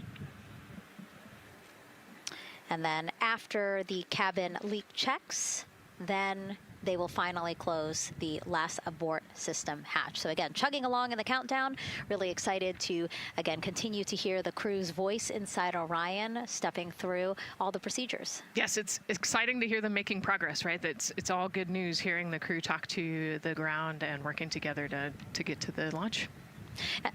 And what I think is really cool is that this is the first time NASA is going to have astronauts in low Earth orbit, but also in deep space at the moon. So here's a message from some of the crew aboard the International Space Station right now. Hello, Megan, and a big hello to everyone around the world counting down together to the launch of this historic flight test. If we weren't in microgravity, we would also be on the edge of our seats. Here on the International Space Station, all of us are honored to have the chance to wish our fellow explorers Godspeed. Throughout human history, the moon has sparked our imagination, curiosity, and wonder. With our return to the moon, we're not only going to be learning about its history, the history of our solar system and of our planet, but also about our place in the cosmos. We are so proud of the Artemis team and so excited for what you will see and learn on behalf of all of humanity during your trip around the moon. As we push the boundaries of exploration and expand our knowledge with scientific discovery, we advance our collective civilization together as one. Test flights are crucial to the mission of exploration. We all learn in test flight schools that the more challenging the missions are, the more incremental the tests should be. This Artemis II mission is one more increment on the way to further exploration. Thank you to the crew, our friends, for your dedication. And from the entire Expedition 74 crew, thank you to all of the teams that had a hand in getting the Artemis II mission to where it is today. Back to you, Megan, as the countdown continues. Oh, I love that so much. I just love seeing them there. And again, you have to remember the International Space Station is an orbiting lab. We learn so much there, and we're going to learn so much more from Artemis II, because this isn't just a test flight. It's an opportunity to learn more about the moon, deep space, and how humans can live and work so far from home. So here are some of the science objectives that NASA hopes to accomplish with Artemis II.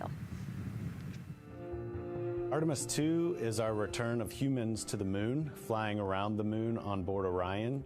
But along with that, we're doing a lot of great science. One of the exciting things about the Artemis missions to the moon is that science is actually a fundamental pillar of why we explore, why we're going, what we're doing in Artemis. I think it's incredibly exciting that not only are we testing the vehicle, but we're testing science on board. Science where the astronauts are conducting experiments, science riding along with the astronauts. We have astronauts looking outside the window and really observing the lunar surface. It will help us understand the deep space environment. It will help us understand how that environment affects our astronauts, our systems, and life in general. So deep space is a challenge for us because you have to leave Earth's protective magnetic field. Here in low Earth orbit, the crew members are protected from some of the harmful radiation. Going to the moon, they'll no longer be protected, so they'll have a higher radiation exposure. Much like Artemis I, we have so many radiation sensors and detectors that are inside the capsule so that we can fully understand and appreciate the radiation environment for protecting our astronauts. In my hand here, I'm holding a tissue chip model. This is the exact design that's going to be flying alongside the astronauts. We'll be collecting samples from each of the crew members, and we can make these organ chips out of the astronauts themselves. So every crew member will have their own avatar on board, and then upon return, we can evaluate that deep space radiation environment and what that compares to the astronaut themselves. Not only are they going to help change the course of medicine for the astronauts, but revolutionizing that on Earth as well. We're looking at sleep, we're looking at team dynamics, we're looking at how you interact with the environment. We're also looking at the immune system, so what are the biomarkers? We're using saliva as a method to study hormones and different things in your body that may change during a mission like this. And then finally, how do we function after microgravity, being close to the moon, then returning to Earth. Which will ultimately help us achieve our goal of getting humans to Mars. And then on top of that, we have an opportunity to look at the moon from deep space on the far side for the first time in over 50 years. Having human eyeballs and brains back around the moon is going to unlock a new generation of lunar science discovery. The human eyeball is capable of taking in so much data in just a split second. They'll be able to tackle impact history, volcanic history. They'll be able to look at how the albedo, or kind of the shade and hue of the moon and the color of the moon, can tell us something about how that terrain evolved over time. We're integrating science in ways that have never been integrated into human exploration before. We have a front room mission control flight controller position called the Science Officer. We have a brand new science back room where it's basically our brain trust of lunar scientists and geologists supporting the crews of the future. And Artemis II will allow us to really test how this works so that future missions are really set up for success. We'll also be deploying some CubeSats. They're small shoebox-sized spacecraft of their own. They're each provided by another country, one of our partners. As they conduct their research, they'll complement what we are doing at the moon with Orion. It is so incredibly exciting to be a part of this mission. It has been, really one of the privileges of a lifetime. I can see the work I'm doing benefit crew members right now and benefit the crew members in the future. So it's incredibly exciting and it's very rewarding. As this rocket launches humanity off of the Earth, we'll be setting the stage through our science to prepare humanity to leave Earth and explore the solar system. And what we learn during this and future Artemis missions to the moon will eventually get us to Mars. Here's Jasmine Hopkins again, now with Nikki Fox, Associate Administrator of NASA's Science Mission Directorate. Thanks so much, Megan. Yes, we're back on the balcony now, joined by Dr. Nikki Fox. Nikki, in this nearly 10-day mission, we are covering a lot of science, from CubeSats to tissue chips. What are you most looking forward to learning? Oh my goodness. I think for me, the most exciting thing is actually being able to interact with the crew while they are flying, doing this historic journey on the far side of the moon. They are going to be seeing pieces of the moon that no human eyes have seen before, which is really spectacular. It's going to be an interesting trajectory. Some of it is in darkness. Then at the terminator, so in darkness, they'll be able to look for like impact flashes and things when micrometeorites pummel that poor moon. And then at the terminator, they can see shadows and interesting things, which kind of gives you depth perception. And then, of course, in the sunlit, picking out everyone's favorite craters. Also, if we launch today or tomorrow, they will see a total solar eclipse from the Orion capsule. How cool is that? That is very cool. We are thrilled for this Artemis II crew to be able to see the moon in a way that we've never seen before. What is so unique about that far side? Why are we going there? I mean, honestly, it's just, it is unique. It's very different to the near side of the moon. The actual sort of terrain, the morphology, it's very, very different. And so it will be very exciting to see that as we're going past that. Absolutely. And Nikki, you know, we are performing a lot of science at the moon this year, actually, not just Artemis II. Can you speak to the commercial lunar landers we're planning to send? Yes, we are very, very proud of our commercial partners as they take our payloads for us to the lunar surface. And very excited. Next one up is Blue Origin's Blue Moon Mark 1 going. It's got some science on it. It's got the scalps that went on the Blue Ghost, so we'll be able to sort of look at that plume as it's coming down onto the lunar surface, and then also the laser retroreflector that will be the array that's up there too. So even on that first test flight, packing it with science as much as we can. Wow, Nikki, so much science. It's hard to keep track of everything, but the unique thing about Artemis II is we're sending crew. Can you speak to the importance of the human element of science? Absolutely. I mean, we can program, like we do with our beautiful rovers on Mars, we can program them to do certain things, and it's what we think we need them to do. When you have an astronaut up there, they can make that sort of like really unique split-second decision. The thing I'm most looking forward to is when they think they're going to be looking here, is hearing one of them say, "Oh my goodness, look over there." And I think that's just incredible about how we do that. Also flying our tissue chips with the astronauts, our Avatar experiment. Here we go, Avatar. Wow, look at that. And that's got the tissue chips samples that matched to the crew, so we'll be able to monitor the effects of microgravity and radiation on that human tissue as we prepare for more and more missions to the moon for longer and longer durations, and then off to Mars. Wow, Nikki, so much science ahead of us, but first we have to launch. Thank you so much for being here today. Thank you so much. Go Artemis. Oh, of course, go Artemis. And with that, let's turn it back over to the countdown with NASA's Megan Cruz. Nikki is so fun. She has so much energy and so much passion about the science. And again, yeah, it's just so important to remember that so much science is happening with this mission. It's not just to test out the hardware and the life support systems. Yeah, you saw the science video, and then we talked to Nikki. Man, there's so much going on, right? We talked a little bit about the lunar observations that we're going to do.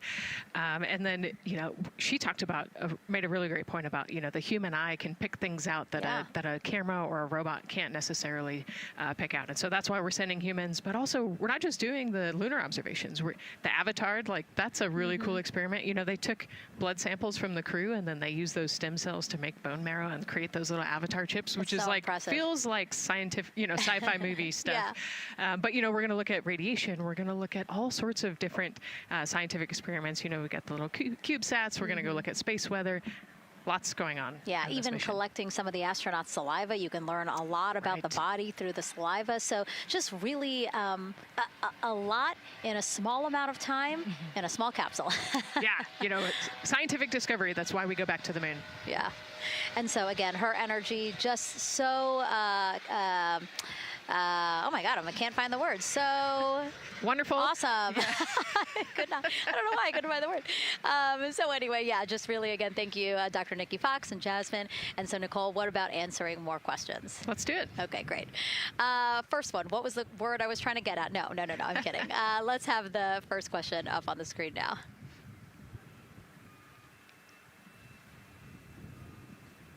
I know we got them. I see him being asked. And CDR OTC Orion Earth 1. Go. For your awareness, scrubber cycling is about to be restarted. Integrity copies.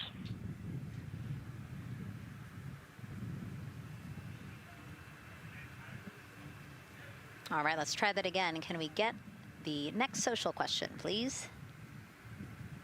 What are the G-forces experienced by the Artemis astronauts during launch and reentry? Ooh, these are actually pretty similar to, a Dragon launch or a shuttle launch. We have to accelerate to get out of the Earth's atmosphere, and then, we talked about the secondary burns that they will do to get away from Earth. But, for me personally, it kind of felt like we got slingshotted off the Earth is how I like to describe it. So, you get set back in your seat and the G forces are into your chest. CDR OTC Orion Earth 1. Go ahead. Cabin leak check complete. The cabin is going to be vented to flight pressure momentarily. Integrity copies. That's fantastic news. Yeah. Again, so the spacecraft is holding pressure as expected, and so now they will depressurize it, which will take about 6 to 8 minutes. Exciting. Yes. Yeah. Go ahead, Nicole. Like we sorry. talked about, continuing to march towards the launch. Yeah, so the G-forces are into your chest, and it's kind of a slow build, and you can get all the way up to 4.5 Gs into the chest during the launch, and often they have to back off on the thrust a little bit so that you don't get too high in the G-forces, and especially as we go through kind of max Q, or that max aerodynamic force, so as they get through the thicker parts of the atmosphere. And then very similar G-forces on the way home, so slow, steady build up to about 4.5 Gs as the rocket actually decelerates. You know, you heard in one of the packages, when they come back, they're going to be going 7 miles a second. Gosh, that's and incredible. so you have to slow down somehow, and to do that, you have to actually, you know, when you brake in a car, you feel those G-forces, and so for the astronauts, it'll just be, again, into the chest based on the orientation. Great. Thank you so much for that answer, Nicole, and for that question. We're going to continue to try to take as many as possible. Again, you know how to send them to us at NASA Artemis. But now we again have another question for you, for our audience. We want to know, what part of Artemis II are you most excited for? Liftoff, Earth views from Orion, lunar flyby, or splashdown?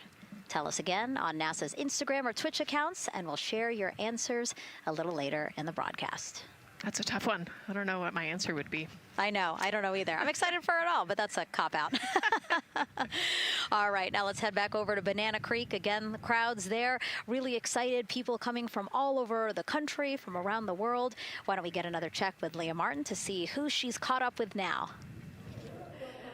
Well, Megan, we were a little while ago talking to some students from around the globe. Today, we're actually talking to some local students who are from right here, locally, Merritt Island in Titusville. We talk a lot about the Artemis generation and about the students who are going to become the next generation of dreamers, of engineers, of scientists and technologists. And I'm actually standing with a group of those students here today. Our local high school has actually implemented a really neat new program in the spirit of being able to create these pipelines for employment and engagement. Can you tell me a little bit about what Merritt Island High School is doing? Sure. Well, this is a new program, first of its kind here at Florida, and basically what we're studying is astronautics and aviation, kind of blended the two together. We have flight simulators in our lab, but students are also learning about engineering, aerospace engineering, and we're trying to make all kinds of pathways available for them, trying to give them opportunities to see which pathway they might want to be interested in. So, yeah, just a great opportunity for them to learn about space. We just finished doing a whole model rocket build where the students took CAD software, developed their own rockets, put them together, and launched them right from our school. So it was very exciting. Incredible. And then another local high school, Titusville, you guys also have a similar but slightly different program. Yes, we do space mechatronics with advanced manufacturing, preparing students to build and manufacture things to automate, do automation to build things on Mars and things like that, or locally too. Now, you told me that you're actually trying to figure out a little bit what you want to do when you're done your freshman in high school. What things are you learning in your class here that are really kind of tweaking your interest in the aeronautics field? So we're building a lot of things with like metal and how we're supposed to do it on the rockets. We're also doing computer programming, which would help with NASA and like programming and coding. Absolutely. And you were actually telling me that I think were telling me that you're interested in becoming a pilot. We talked a little bit about the pilot who is on board the rocket right now. How is this program preparing you for your future? I mean, it's teaching me everything that I know about aviation, and it's really inspiring that I get to learn it in a classroom, like locally as well. It's amazing. I love it. And then you were also telling me you're taking this class. What's the most interesting thing you've learned? I really like the whole design part of it, like actually like engineering, like because I want to be an engineer. Engineering the products we use when we build stuff, that's definitely my favorite part, learning how to use those kind of softwares. Absolutely. Well, Megan, when they're seasoned NASA employees, you'll be able to say that you saw when they were still in high school. Back to you at the desk. I can also say that they have fans. Nicole Ayers here. As soon as that girl said that she wants to be a pilot, Nicole went... Yeah, why is that something that's so thrilling for you to hear? I mean, I love when kids in high school have goals and they set their goals high and they want to go do something. You know, the kid who wanted to be an engineer or a pilot, like, I love that. You know, find something that you're passionate about, go work hard at it, and go get good at it. Yeah, and speaking of passion, I mean, we definitely have a whole bunch of people here passionate about what NASA is doing here. Again, the lawn behind us just filled with media from around the world, making sure that they can help tell our story to everyone who is interested in hearing it. So back here in Florida, of course, we have NASA leadership also keeping a close eye on launch operations. Let's go now to Jasmine Hopkins, who is standing by with Lori Glaze, Acting Associate Administrator of NASA's Exploration Systems Development. Thanks so much, Megan. Yeah, we're honored to welcome Dr. Lori Glaze to the balcony now. Lori, this is our very first time having crew on an Artemis mission. How does that feel, and how does that change our overall approach to the mission? It's a really good question, and it really came home today when we were watching the crew walk out, and then we saw them get into their van and go out to the pad, and we've been watching them getting into the crew module. And so we've really put an enormous amount of rigor into assuring the safety of our crew. One of the most important things on this mission, different from Artemis I, is we now have environmental controls and life support systems. One of the most important things we're going to do on this mission is test those out and make sure that we can keep our crew healthy and safe throughout their mission. We also on this mission have an activated launch abort system, which we had the system for Artemis I, but it wasn't active. But we definitely had that active on this mission. We want the ability, again, if something goes wrong, to be able to have that ability to abort and get them back to the ground again, safe. Absolutely, Lori. I mean, as you're driving home, safety is paramount here at NASA, and your program is responsible for all of these Artemis elements. We have the Space Launch System, Orion, ground system. So how do you get everybody cohesively on the same page for a day like launch? And that's a great question, and it's really been wonderful to watch our teams working together. We have the ground systems, which are kind of the bookends of our mission. The ground systems help prepare us to get the rocket ready to take off. They're doing all of the loading of the tanks right now and getting the crew into Orion. And then at the back end, they'll be there to recover the crew when they land in the ocean. But they know that their job is to make sure that that rocket is ready to go and that the crew module is ready to go. And then the rocket itself, the space launch systems, they know that their job is to deliver the crew module to the right point in space so that they can conduct their mission. And then again, they have to make sure that everything is ready, that they set them on the trajectory that is going to bring them around the moon and set them up to land in the right place in the Pacific Ocean. And that's their job, and they know how important that is. And they have to work closely with Orion, which again, they also have to work with all the other teams to make sure that everything's working together. And then on top of that, our flight operations teams, all the people on the ground, they're all working together. They know this mission doesn't work unless every single part of the mission works. Right. Lori, there are so many things that have to work together today. We can't wait to see what happens next. Thank you so much for being here. It's my pleasure. Thank you. Of course. And with that, let's take it back to the countdown with NASA's Megan Cruz. Yeah, and speaking of the countdown, 1 hour, 59 minutes and counting until the opening of our 2-hour launch window at 6:24 p.m. Eastern Time. This is a shot of Jetty Park. It's a nearby popular viewing location of rocket launches, and it is so great to see how many people are here. I mean, this is a Wednesday. Like, people had to take time off of school and off of work, but it's something that they felt like they wanted to do, to be here. Yeah, you know, I think just based on the chatter on the airplane ride yesterday, half of my airplane ride here was, really? They were coming to see the launch. You know, everybody's excited and traveling from all over the world to come see this launch. And it really is a great day. We had some sprinkles here in the crowd, but for the most part, I mean, it's just a beautiful day to witness history. It is, yeah, you know, a little bit of sprinkles, but for the most part, the clouds are staying away, and you can see the blue sky behind us, so hoping for good weather in a couple hours. Absolutely. And so Dr. Lori Glaze mentioned what we learned from the Artemis II mission helps pave the way to sustained human presence on the lunar surface. So what are the objectives of this mission to eventually accomplish that? Let's check in with Gary in Mission Control for more. Thank you, Megan. Yes, the Ascent teams are here in Mission Control Houston, working through their steps to prepare for a go for launch. Right up here on the front board, we're watching the teams in the White Room work through their checklist and closing the hatch as we verify ours, working as one NASA team. What Dr. Glaze said about working across the teams throughout the nation is true. It takes one NASA team to bring everything together and accomplish the mission objectives. The Artemis II is designed as the first crewed test flight of NASA's Artemis campaign, sending astronauts into lunar space to validate systems, operations, and human performance ahead of a more complex lunar landing missions.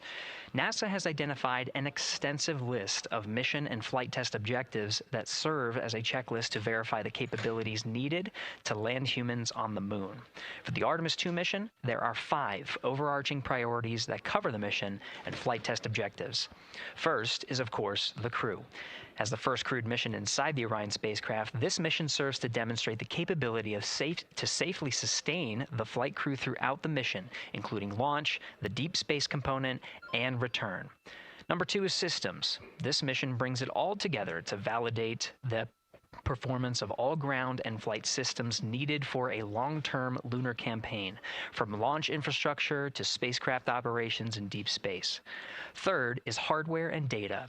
We'll be gathering performance data as much as possible over the Deep Space Network, but we also aim to retrieve onboard data and hardware after splashdown to gather additional insight and improve future Artemis missions. Fourth is emergency operations. The crew and flight control team will be testing emergency systems such as abort procedures, rescue operations, and contingency responses. During the flight, astronauts will rehearse a number of these procedures to ensure that in the event of a real emergency, the planned procedures and operations are sound. And finally, there's subsystem validation. Engineers will be verifying subsystems across the board to ensure reliability across life support, propulsion, avionics, and navigation systems aboard the Orion spacecraft. Human spaceflight is a complicated endeavor that requires precision and confidence across all disciplines. You may hear the phrase, human spaceflight is the greatest team sport, a few times in today's coverage, and it's absolutely true. Not only does it need mastery of specific components, but the integration extends across thousands of people and facilities around the world to come together and make it all work. A lot of the work from many people has led to this moment, a rocket at the pad with humans on board, ready to put everything we worked for to the test. I'm certainly excited about it. The teams here in this room are looking forward to supporting the mission, and I hope those watching are as excited as we are. We are following the countdown here in Mission Control Houston. Everything continues to look good, now inside 2 hours from the beginning of the launch window. With that, I will send it back over to you, Megan and Nicole. Hey, Gary, thank you so much. We are getting word that the launch team is working something that we would like to give you an update on, so let's get on over to Daryl. All right, thank you, Megan, and we are live in Firing Room 1 here at the Launch Control Complex. Yes, we are currently not working any constraints with regards to the rocket or the ground systems. But the launch team has been made aware of an issue that the range is working. And currently they're monitoring that work that is going on over at the range. We understand that that issue is related to the flight termination system. Now, the flight termination system, just to give you a quick explainer, every rocket has a flight termination system. It's the system that the Eastern Range here uses in order to send a destruct signal to a rocket in case it veers off path. So it's a very critical, important safety component in terms of how the range keeps the public safe here. We understand that the flight termination system, they're working an issue. And so as they continue to work that issue, they've asked for some assistance from the launch team to help verify some of the work that they're doing on their FTS system.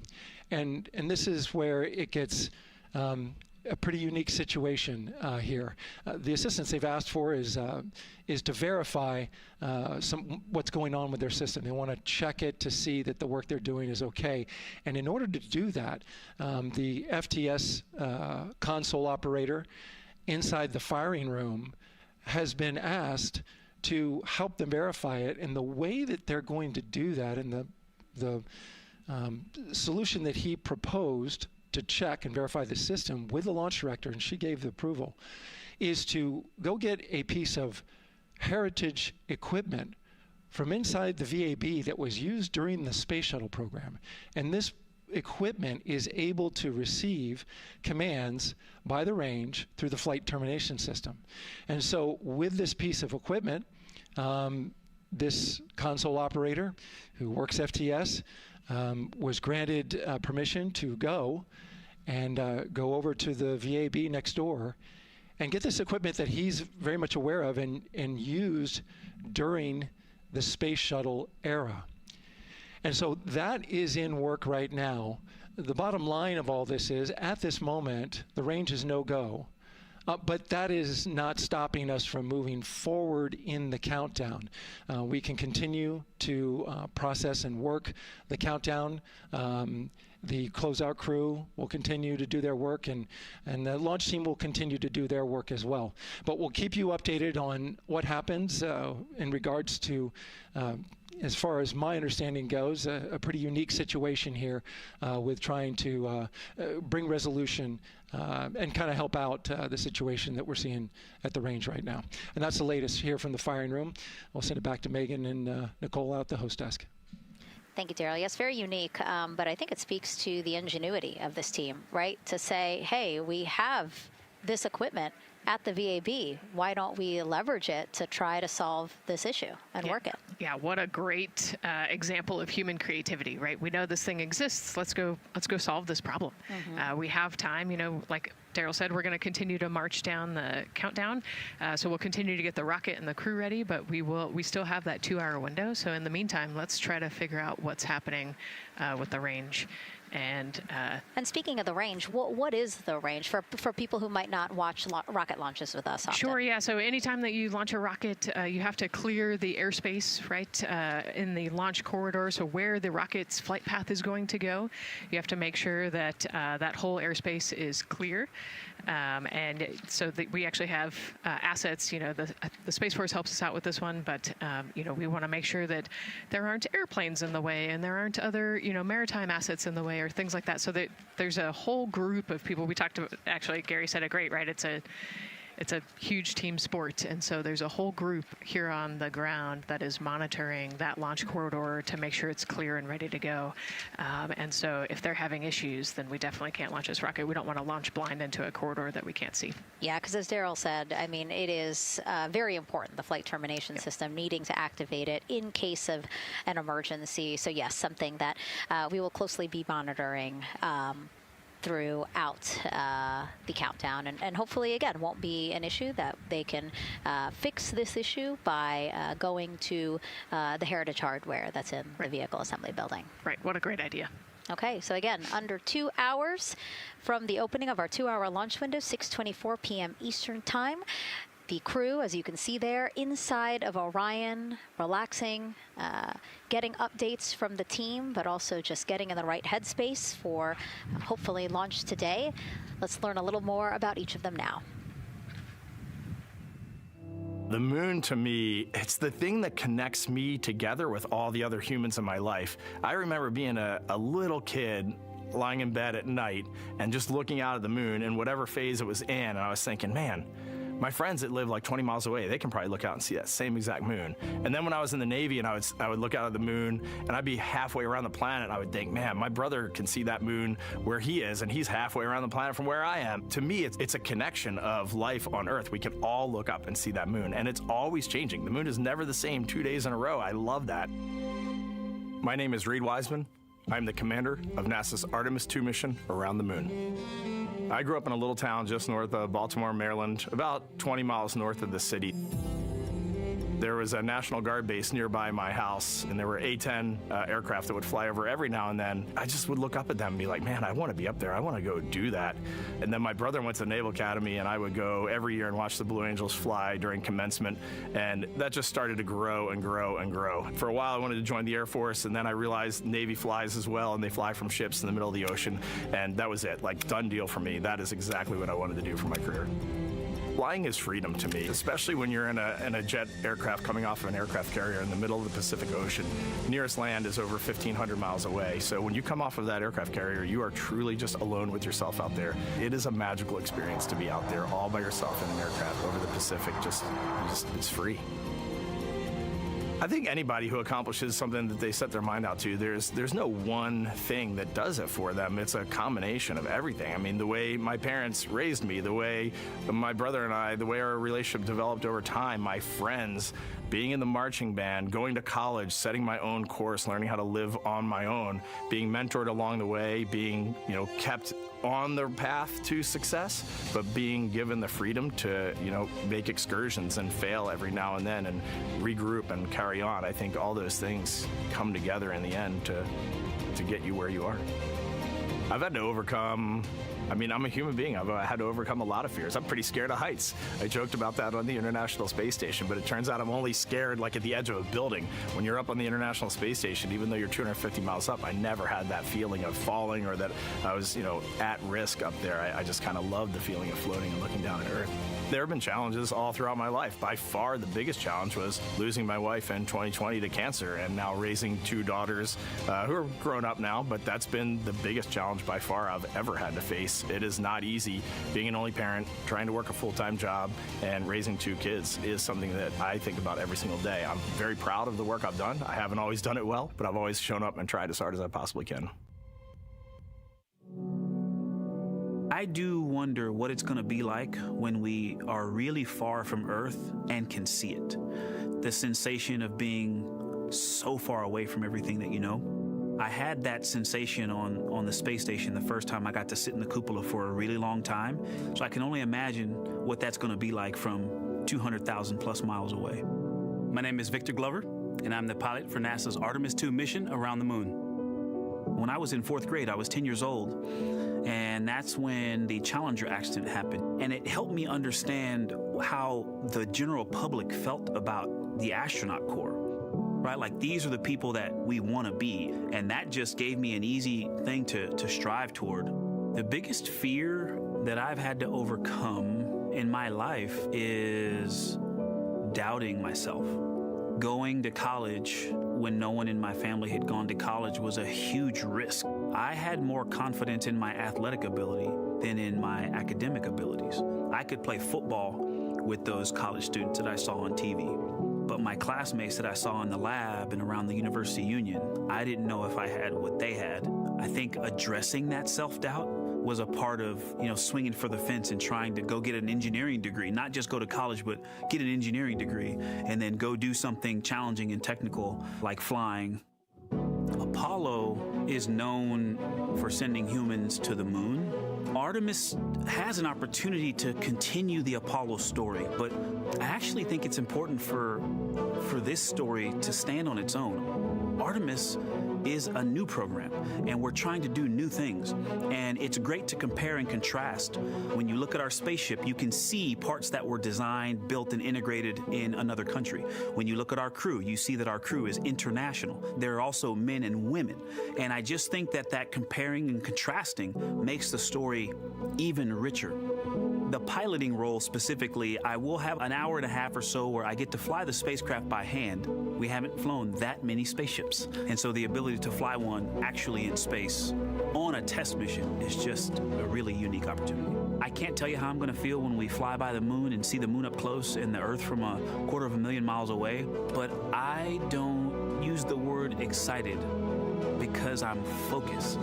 What we do, this is very serious and it's very risky, and we are all intimately familiar with that risk. And so if we go out there and we're successful and we can pass that baton on to Artemis III, that's something to really be excited about.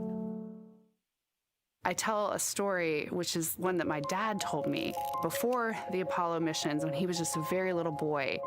He was looking up at the moon with his mom, and his mom said to him, "Don't worry, Ronnie, we'll never get there." Fast forward maybe 70 years later, it's his daughter that's actually going there. And I think that long arc is something that we can all learn from. The idea that the seemingly impossible becomes possible if you just believe in it and are willing to work hard and come together to achieve it. My name is Christina Cook, and I'm a mission specialist for NASA's Artemis II mission around the moon. When I look back at my dreams as a kid, I definitely never thought I would actually get here. I was very pragmatic. Even though I'm a dreamer, I knew that the odds were way against me again, so I might as well do something I'm loving in the meantime. I definitely loved science and math in school and, did pretty well in those things, but I also loved being active. I was always outside.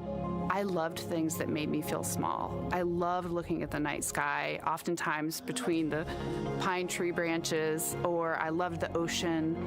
North Carolina also has mountains, and when we would go there, I just loved the vastness of all of those things. I loved how they made me feel and what they made me think about, and the vastness of the universe and how much out there was to learn. I'm drawn to exploring. I'm drawn to challenges that involve both mental and physical, and I'd much rather be solving problems wearing a whole lot of equipment and in a harsh environment, and that's just something I've carried with me ever since I was a kid. Thinking about the fears or challenges that I've had to overcome, there are just so many. I mean, basically, that has been the journey. I always say to people, do what scares you, and that means I have to follow my own advice. So doing what scares me meant getting on a plane and going to the Antarctic, getting on a plane and going to study abroad in Ghana, applying to become an astronaut, opening the EVA hatch in the airlock and going out of it into the darkness, strapping myself onto a rocket. And so for me, I think that no matter what the challenge, recognizing that if people believe in you and you believe they believe in you, the challenges seem always a little bit easier. To me, the moon, it represents history. It is a witness plate. Everything that's ever happened to the moon is still written on the moon. Every single person has looked at the moon their entire lives. We see the same moon. That's something really special. It's just the epitome of a symbol of something that's in each of our hearts, but that's also represents exploration and reaching.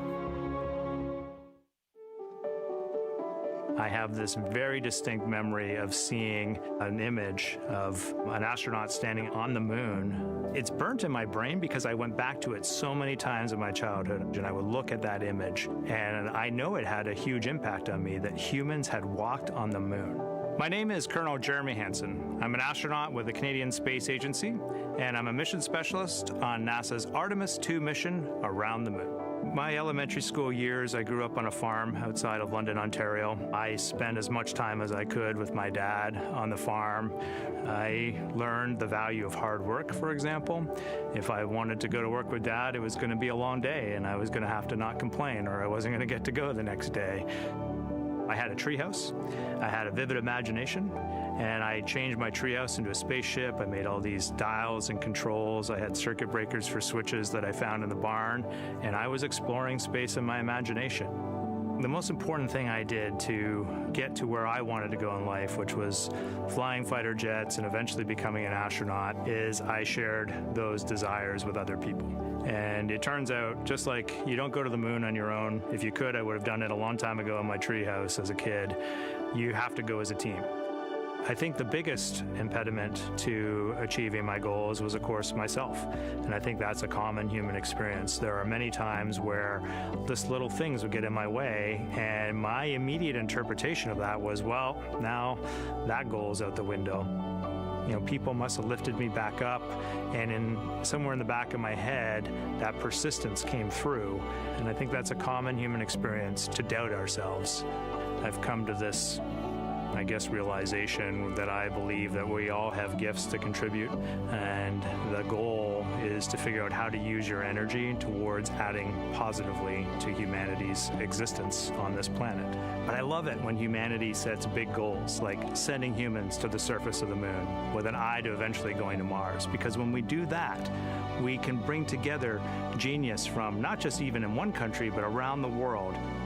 I've also learned from my indigenous mentors that they refer to the moon as Grandmother Moon. So you've probably heard of Mother Earth. They use Grandmother Moon because Grandmother Moon is responsible for the water in their community. Just like the moon moves the water around the planet, affects the tides. And I think that's a really beautiful thing for us as we go back to the moon, to think about all the different cultures around the world and how they view the moon differently. And that's really neat because we all share that same moon in the night sky.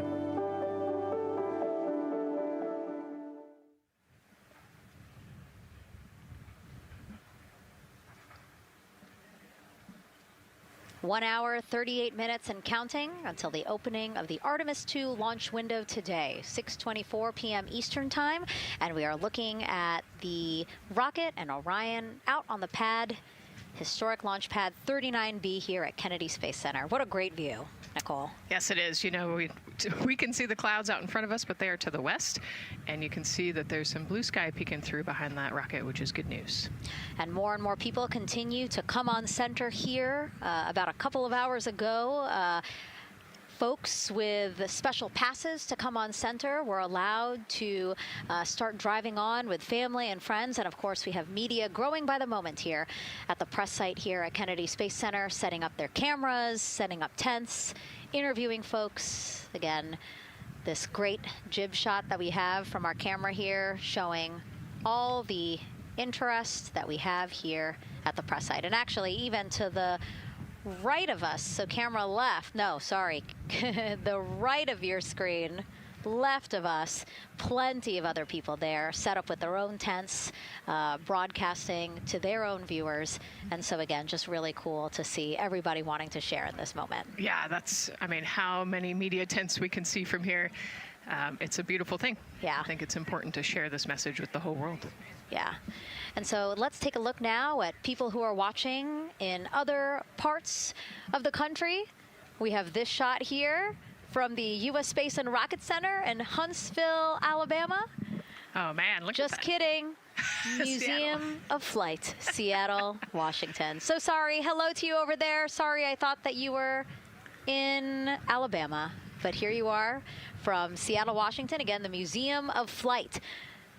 They must have had a special event to bring people there to watch, as well as a special event here. Now, correctly, the U.S. Space and Rocket Center, Huntsville, Alabama. Of course, they would have a lot of people here, and I'm sure this crowd will grow when we get closer to launch. Marshall, the home of the SLS rocket. Yes. Yeah, this is a great shot. You can see all the people there, and obviously you've got quite a few artifacts in there as well. Oh, now they know. Yes. Yeah, now they know. They're on the broadcast. That's too funny. Awesome. Hey, listen, it's all right. We can sit. We can sit and chill until we wait for the opening of the window. No, there they are. Yeah. Everybody's excited. Thank you guys for showing us your excitement. I know deep down it was in there. It's just that you felt like sitting at the moment, and that's all right. There's a little delay. Yeah, that's all right. Well, thanks so much to those supporting these watch parties and bringing them to us live here. Actually, our video paths are taking quite a circuitous route to be able to bring those live views in from Seattle as well as Alabama, but we're glad that we can be able to share it with you in the broadcast now. And so why are we going to the moon? Why does NASA want to build a moon base there? Here's Megan Carter again with our moon board. All right, thank you, Megan. Yeah, so we are right around that hour-and-a-half mark, hopefully for that launch. It's going to be very exciting. So they are going to have a few days to be around the low Earth orbit, and then they'll be heading on to the moon. So yes, let's talk what will be happening. Why are we going to the moon? So obviously this is not going to be a landing, as we've discussed. They are going to be coming with 4,000 to 6,000 feet around the moon's surface, and this is going to connect us directly to our past. Those Apollo missions did have 6 lunar landings, and the Artemis campaign is looking to build on that past by going back to the moon, staying longer, and then going farther. So how are we going to do that, and why?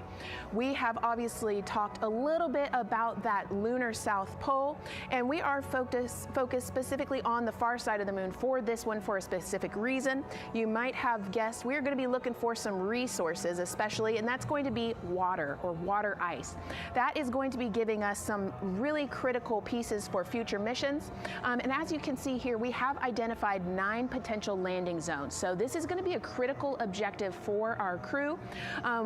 Depending on when they launch, it will determine what is going to be visible, but we do have these 9 landing zones right here around the Shackleton crater. And as you can see here, a lot of that area is deep and dark, and that is where we are going to be looking for that water ice, because that is obviously going to give us not just water to drink, but as we know, that can actually be converted into our propellant potentially, that hydrogen and oxygen. So that is going to make the moon a critical place for that moon base, because we want to think of it essentially as a backpacking trip. If you have your tent and your hiking boots and your camping stove and all your gear, you don't want to take that out and be on the trail for the first day and then try everything out. You're going to test things out a little bit closer to home before you go out on that adventure. And that kind of goes for us as well.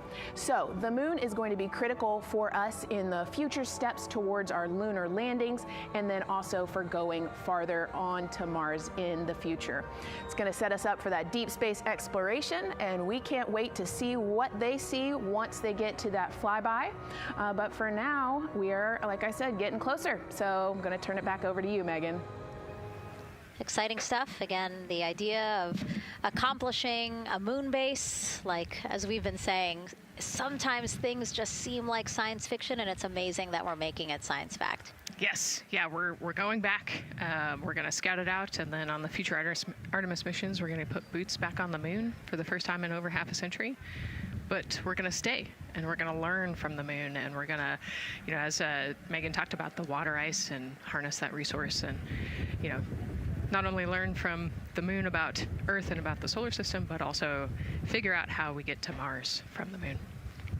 And so what we're seeing now back inside the White Room with the closeout team, they are removing basically fixtures that protected the crew module hatch while they did work around it, right, Nicole? Yep.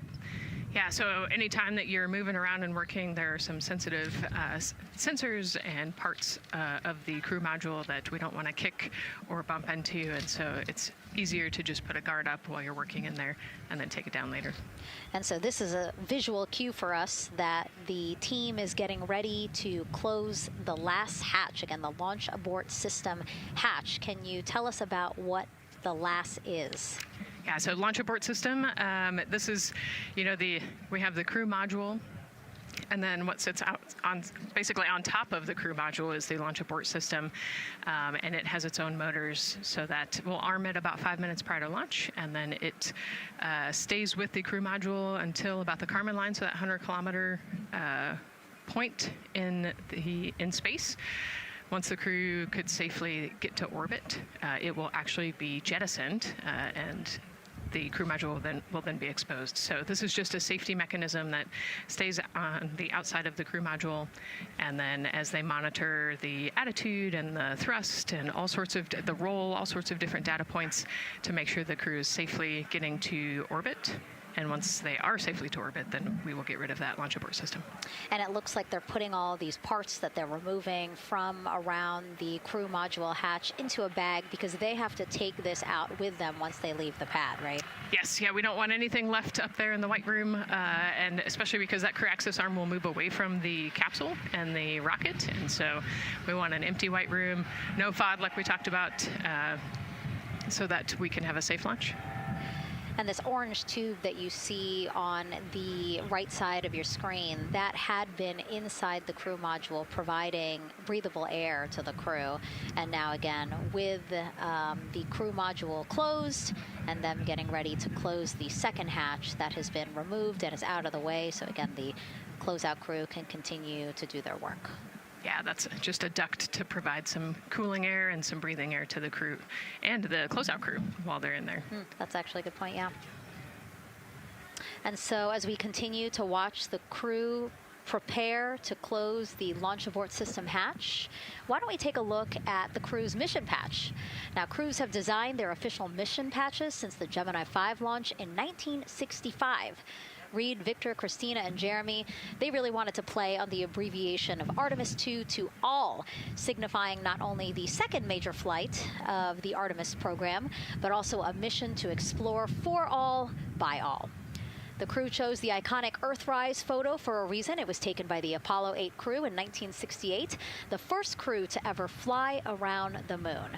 The mission was to prove teams then were ready to land on the moon the same way Artemis II hopes to fly around the moon ahead of a lunar landing with Artemis IV. This time, as we've been saying throughout the broadcast, to stay on the moon and pave the way to Mars. Yeah, we talk about incremental steps, right? And so Artemis II is very similar to Apollo 8 in terms of that increment. They're going to fly around the moon and set up the rest of the Artemis program for landing on the moon, but also with a nod towards the fact that we do this for all humanity.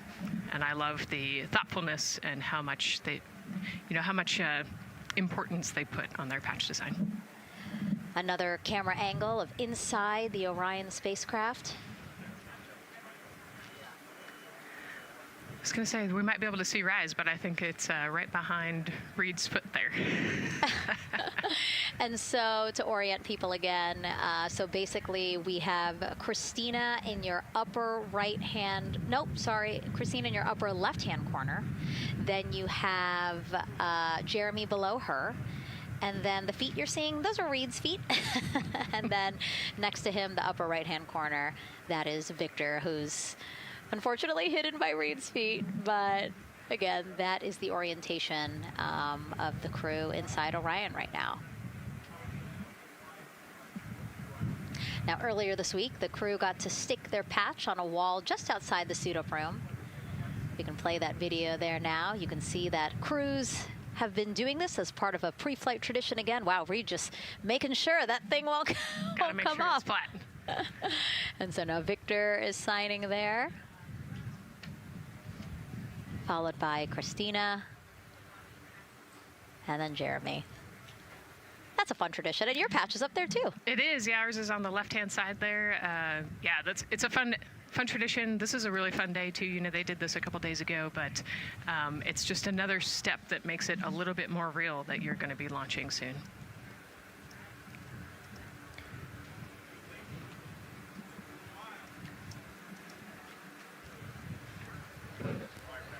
Again, we talked a little bit about this before. The basically like a computer there on Jeremy's leg, a way for him to just check out the data, see some of the data that also Reed and Victor are getting to see, but in those much bigger displays for Orion. Right, yeah, it's basically a tablet on his leg, and it's actually plugged into a cord nearby that allows him to have a screen repeater so he can see what they're looking at. And it looks like he's taking notes. Can you talk a little bit about what that is? It's part of, all of them have like a little procedural book, right? Right, yeah, so they have what we call a knee board, and they'll have blank pages to take notes on. They might have a cue card or procedures, or they can be kind of custom built to what each crew member wants for their knee board. This mission, of course, built by people and companies in all 50 states, as we've been saying throughout the broadcast, and with our international partners as well. Let's take a look at some of the people playing such a big role in today's test flight. What we're doing here is a collaborative effort of hundreds of thousands of people. This is about the parts, the hardware, the software, the services, all coming together to make that mission possible. My dream for this space program is that we would not just push the boundaries, but that we push them together. And liftoff of Artemis I. We rise together, back to the moon and beyond. It takes a team to do great things. And Artemis has an incredible team. We have international partners. We have commercial partners and industry partners. It takes unity to accomplish great things, and that's what this mission's all about. We're not sending our money to the moon and lighting it on fire. We're putting that money right back into the economy in ways that benefit everybody. So every dollar that comes out of the Treasury that goes to support this mission goes back into the Treasury 3 times. What is very important to me is that we do it the right way, and that we do it with our values, that our industries grow, that our communities grow, that our families are healthy and safe and have amazing things to work on. Then we're going to build machines to go even further onto Mars. That is our generation, the Artemis generation, that defines the starting point of our exploration future. I just want to say thank you to all of the hands that have touched a part of this program and the hearts that have moved everyone to this goal, because we're going to the moon and we're going beyond. One team. One team. One team. One dream. What I really like about that package is, again, just reminding people that this is spurring so many jobs across the country. Yeah, across the country and across the world, right? The whole world has a part of this. The Artemis Accords are signed by over 40, 50 different countries. And so, yeah, we're taking all of the taxpayers' money and we're putting it right back into the jobs here in the U.S. And the money, too. You know, when we have more disposable income because we have good paying jobs, that's money that goes back into our economy as disposable income. So really, it is just an ecosystem that NASA is proud to be a part of. Right. And not only is it about the money and the economy, right, but it's also about the science and what we're going to learn and exploration. You know, we, on top of all of those things, we benefit the economy as well. Obviously, Nicole is a wealth of knowledge. We're very lucky to have her. We're going to be tapping into that knowledge throughout the broadcast, and we have been for now close to 4 hours. So thank you, Nicole. I hope you're holding up okay. Yeah, I'm loving it out here. It's been great. Let's learn a little bit more about Nicole. Her first mission to space was actually last March.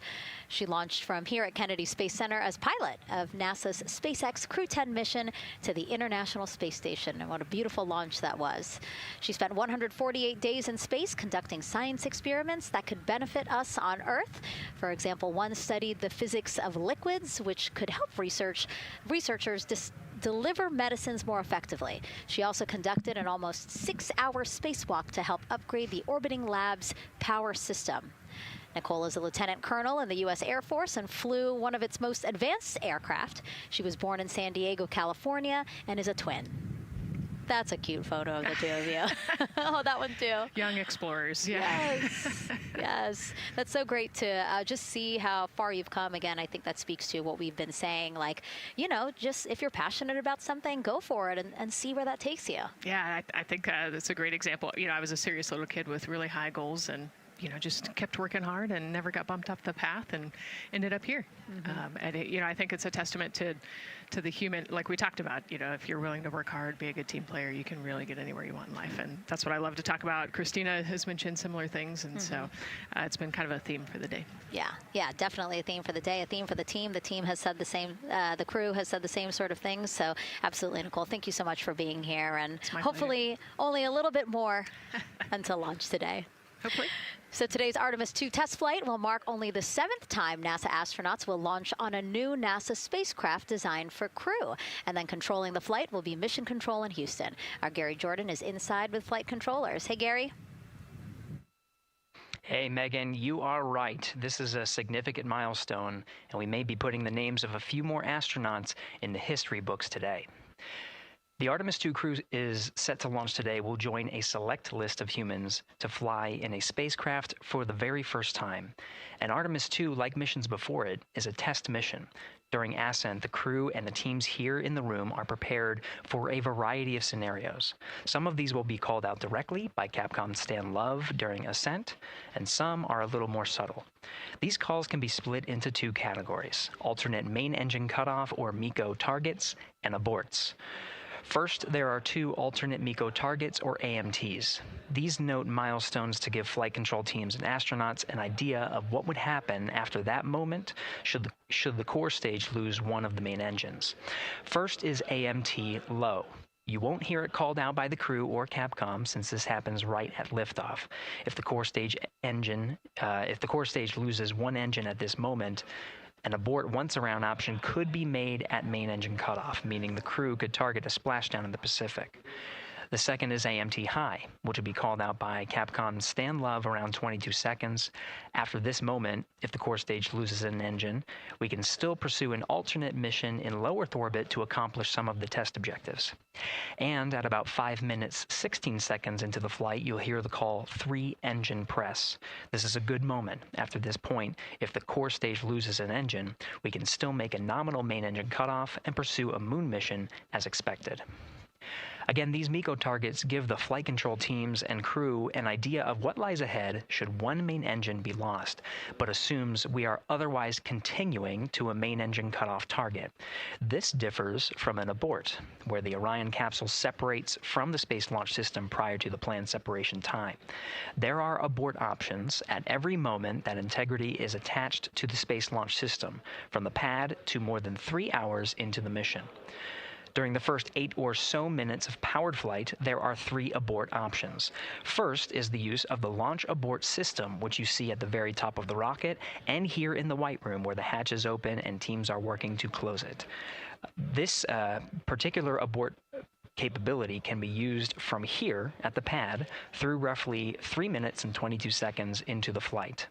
Next is an untargeted abort splashdown, or UAS.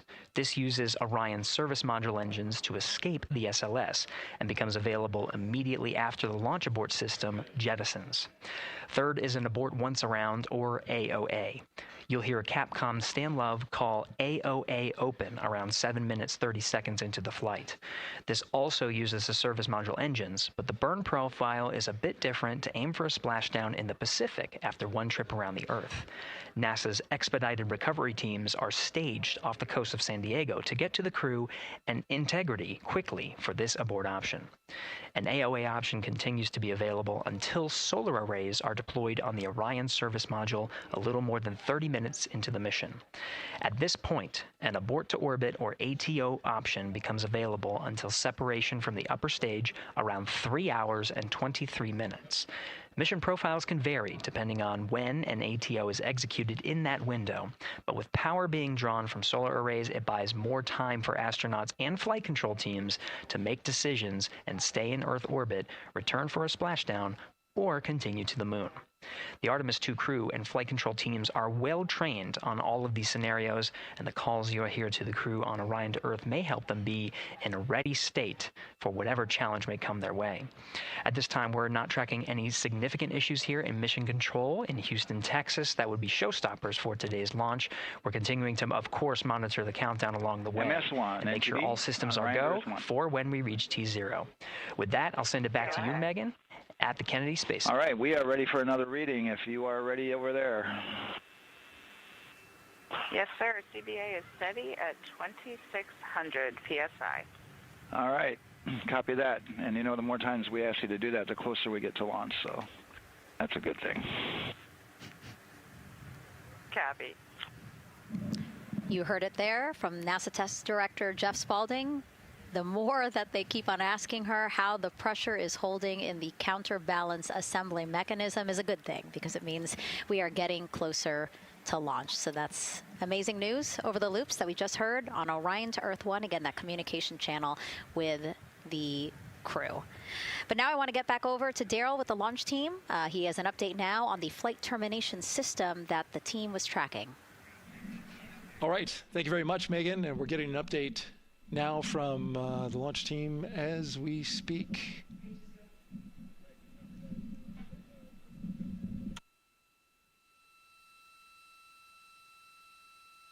I stand by 1 second.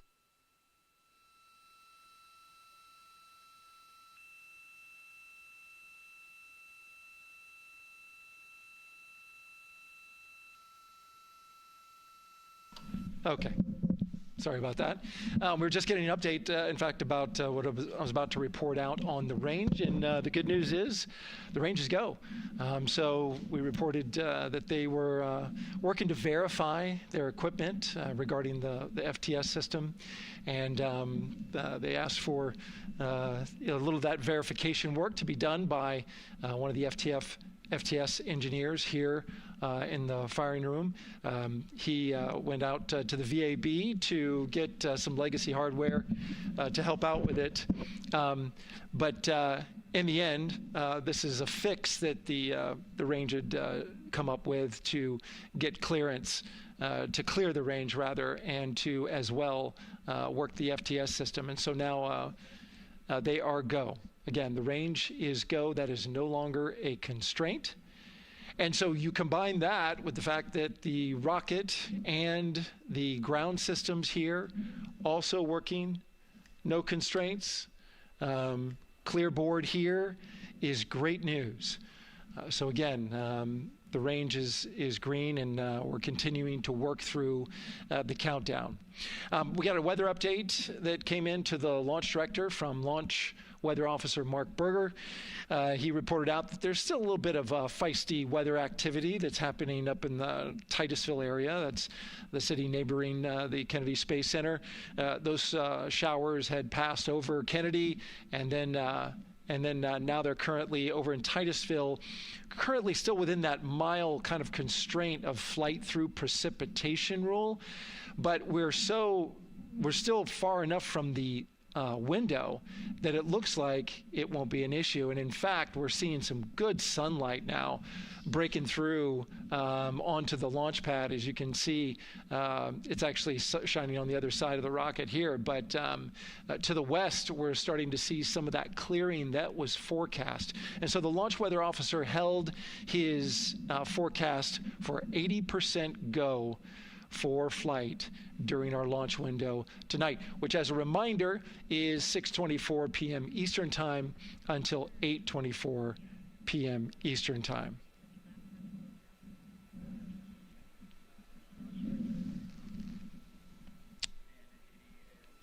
And we're also hearing that the last hatch closure, as you can see in the bottom corner of your screen, they're starting to work on that. That's the launch abort system hatch. There are two hatches, the crew hatch and the launch abort system hatch, and the closeout crew that you see right there, right on time with their work as they go to shut. And you can see it in motion right now, that launch abort system hatch. That's the latest from the firing room. We'll send it back to the host desk. Thank you so much, Daryl. Great news all around. And yes, we did just see them close the last hatch. And now we are looking at a live view of Banana Creek. Lots of people there, I'm sure, relieved to hear that that issue with the flight termination system has been resolved. And we are go for launch. Go for launch from the range, go for weather, and go from all of them, I would imagine. Yes, it's got to be exciting. The crowd is building.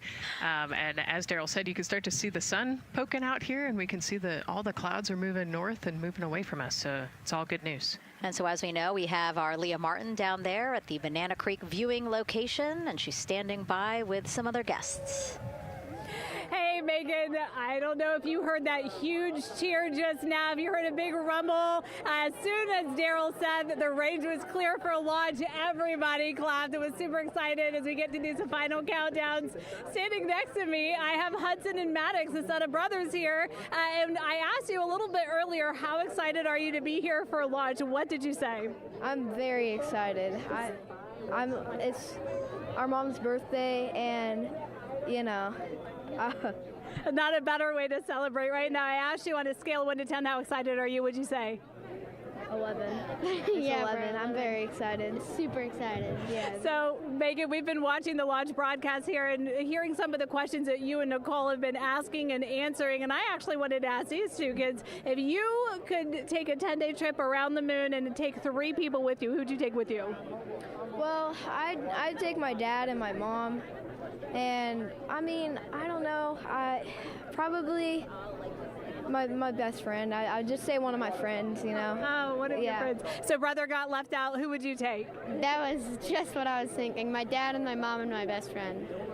That's a pretty good answer. Your brother can get his own trip to space, right? Yeah. So I'm actually joined here also by Dad. Now, you were sharing with me that a lot of the work that you've been doing over the last several months has been prepping the launch teams, our engineering teams, our ground systems teams, to get ready for launch, to be mindful and to be in this moment. How does it feel to be standing here knowing that the people you've worked so closely with are doing what they're passionate about, or doing what they were born to do, moments away from launching this rocket?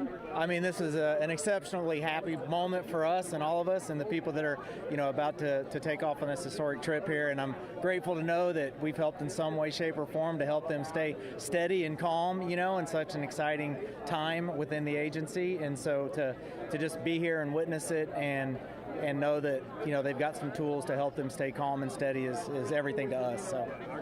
Fantastic. Well, Megan, we are standing by ready to go, and we're ready to cheer this team on. Thanks so much, guys. And yes, Leo, we did hear that cheer. That was very exciting. I think the vibe over there is they're celebrating, they're having fun. And here, once they heard that we're go for launch, everybody had to run back to the camera and work. It's a little bit of a different vibe, but I definitely think that people are excited, especially as we see now live inside of the White Room at the launch pad. The closeout crew has closed the launch abort system hatch. You saw there, we took it live. Took a lot of them, I think all of them, except for one. I think it took all 3 or 4 of them to push that hatch door close. And then they felt around the perimeter of the door to make sure that everything was sitting just right. Right, yeah, we talked about how heavy the crew module hatch is. This hatch is just as heavy probably. And so, you know, they're working the closure here. And working those connections, and you can see, yeah, there's still 3, 4, 5 people that we can see in the White Room. It takes a lot of people to get this these hatches closed and this rocket ready to launch. Mm-hmm. And so the next step in the countdown is that this team will start closing out the White Room. So basically disconnecting things, stowing things, making sure that when they leave, there is nothing that isn't supposed to be there. And really, then at that point, it's just all 4 of the crew member, Victor, Reed, Christina, and Jeremy by themselves at the top of the launch pad. Yeah, and then eventually that crew access arm will move away, and then it'll really just be them up on top of that rocket. Mm-hmm. Yeah, your eyes lit up when I said that. That's exciting. It is. It is. Yeah, we had a moment, we talked a little bit about my fear of heights, but most of our crew is afraid of heights. And so there was a moment where I realized that it was just us, you know, 100 and some odd feet up and no crew access arm, and may or may not have said something that made everybody go, huh. Were you wondering to yourself, how did I get here? We're pretty far up. That crew, again, bringing that drag-on camera. That camera is a handheld camera that is a live look for teams who are remotely watching these operations closely.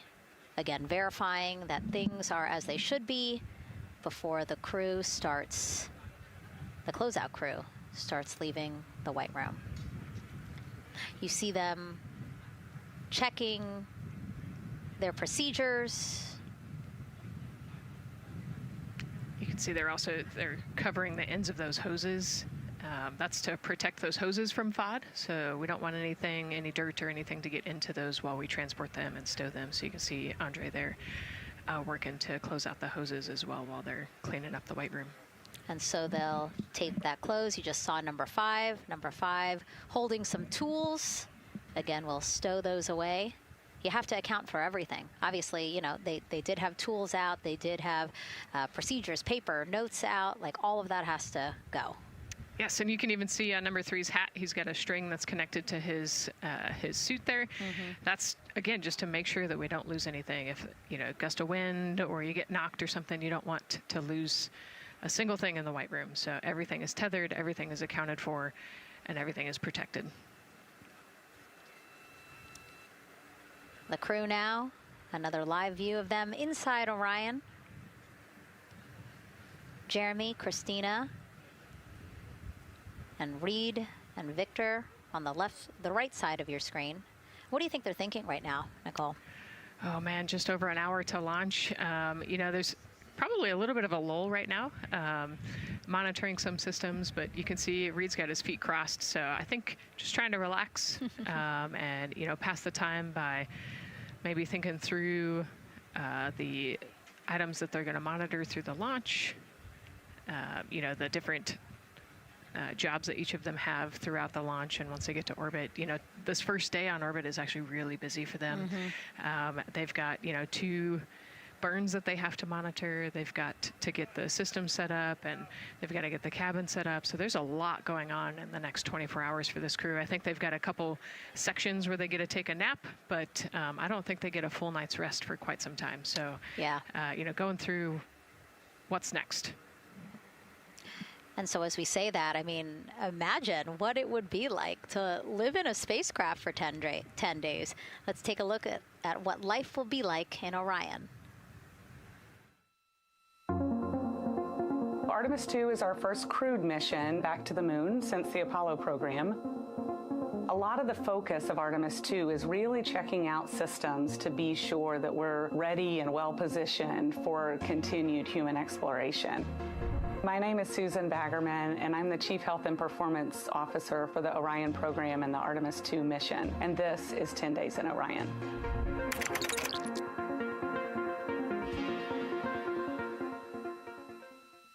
For this mission, the crew will launch in the Orion spacecraft on top of the Space Launch System rocket, or the SLS rocket.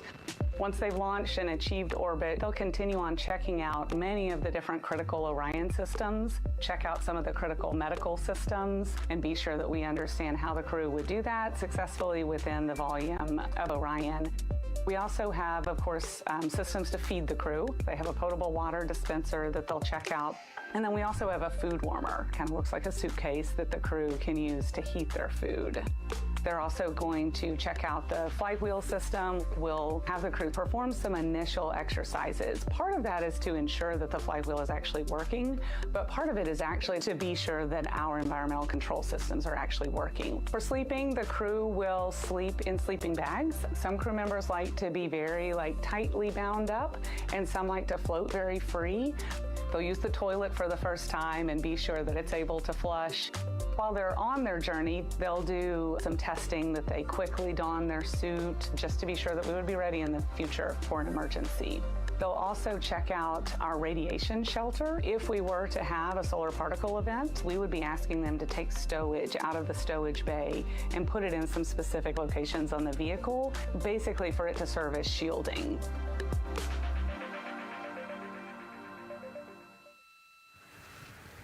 And so I want to talk a little bit more about what we just heard in that package. I am interested in the space food. So Reed, Victor, Christina, and Jeremy have a pretty big menu to choose from, so that's really cool. We're actually going to pull up a graphic now that kind of shows you some of the food that they're going to have with them on their 10-day journey around the moon. We know of more than 10 types of beverages. There's coffee, a mango peach smoothie, apple cider, lemonade. So those all sound delicious. And now I've just remembered I haven't eaten lunch.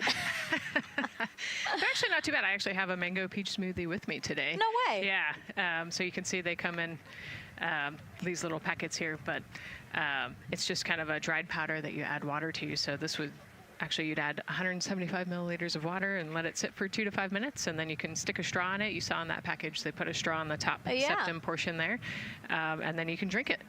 And so this is the packaging. This is food that you brought up with you, or that you had while you were at the ISS. Yes. Yeah, actually, this is all food that we have available to us on the standard, what we call the standard menu on the space station. And so actually the graphic there showed quite a bit of the standard menu that they're going to take with them. So yeah, let's pull space it back food up, is space actually. food. Yeah, we can use the food that we have been using. You know, our food lab at Johnson Space Center actually creates that food, and then they stabilize it and they package it for us and everything. So they do a really wonderful job out there. We've got different types of food. You know, you can see I've got this is a soup, tomato basil soup, so thermal stabilized. It's already hydrated, so you just throw it in that food warmer that we talked about, and then you can eat it. But then we also I have some shrimp cocktail here that's, you know, irradiated, so it's in a package that protects it. I'll show you. I've got a brownie too. That's probably my favorite one. But are we eating it? We might, if you're. Yes. Look, see, they want us to eat. I don't know what happened, but it worked out with what we were saying here. So it's in an outer package to help protect it against, you know, radiation, and then it's in this inner package. And so this cosmic brownie, actually the trick, Ann McLean, my crewmate, taught me. The trick is you got to put this in the food warmer and get it nice and warm, and then you can get it. But so what we do is we just take scissors and you open it up, and then it comes right out. So these brownies are nice because they don't have a ton of crumbs, and so you can actually just eat it pretty easily in space. You know, if you imagine, that would not happen in space. It would not fall. But yeah, so we've got all sorts of things that you can actually eat. The menu's pretty good and pretty diverse on the space station, and then as you saw, pretty diverse for Orion. Nice. Yeah, that's amazing. And again, here's a look at the crowd that's starting to continue to grow here as we get closer and closer to launch. We are now under an hour from the opening of our 2-hour launch window at 6:24 p.m. Eastern Time. And so let's take some questions from social media. We haven't taken some of those for a while. You put that brownie away, Nicole, or I'm going to steal it. Nicole, we have another celebrity who submitted a question. Let's take a look. Okay. A quick question for the Artemis crew. What food from Earth would you bring with you into space? And why would it be lasagna?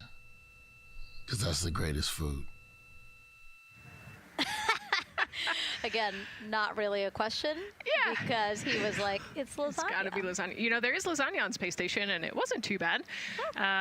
Probably not my favorite food of all, but yeah, lasagna's not a bad option. It's a high-calorie meal. If you're trying to, carb load for a spacewalk or something, it's a great option. Yeah, I remember Christina saying that her favorite food on the menu, and actually, she was saying that she was getting in trouble because people kept on saying, you can't eat mac and cheese every day, Christina.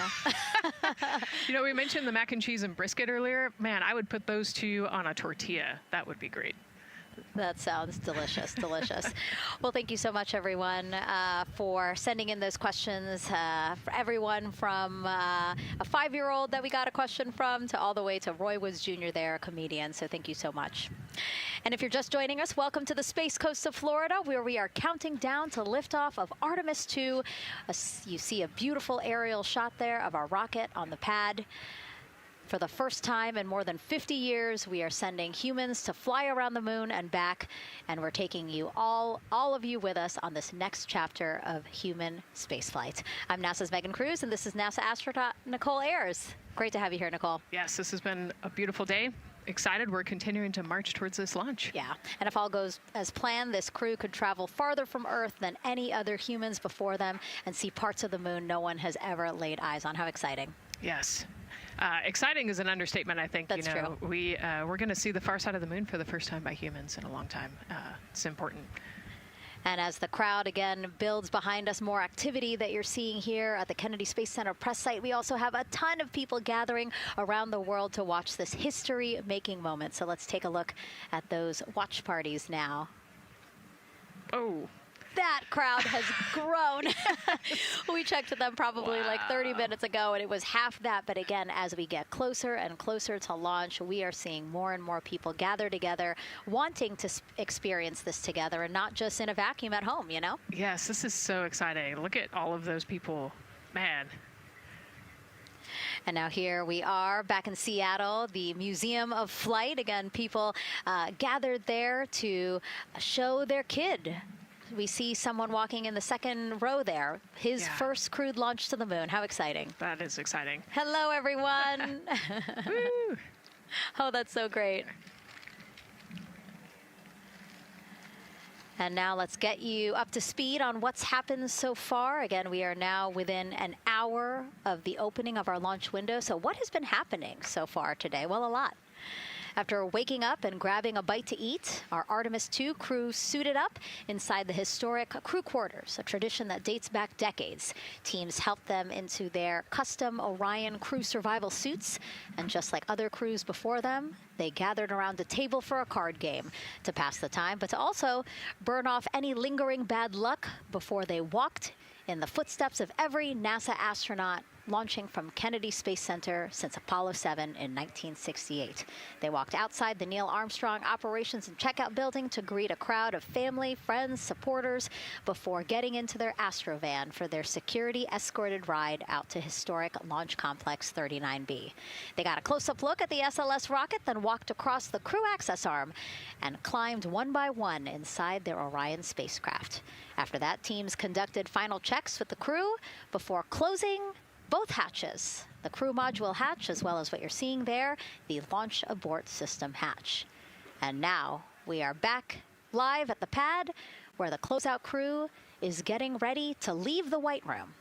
They are now tethered, Nicole, because they are about to move some pieces that connect the Orion spacecraft to the White Room, correct? Yes, there's kind of what I would call a shroud. You can see them working that there. So it is actually connected, so that way the gap between the crew access arm and the crew module, and well, I guess that's the LAS there, is covered.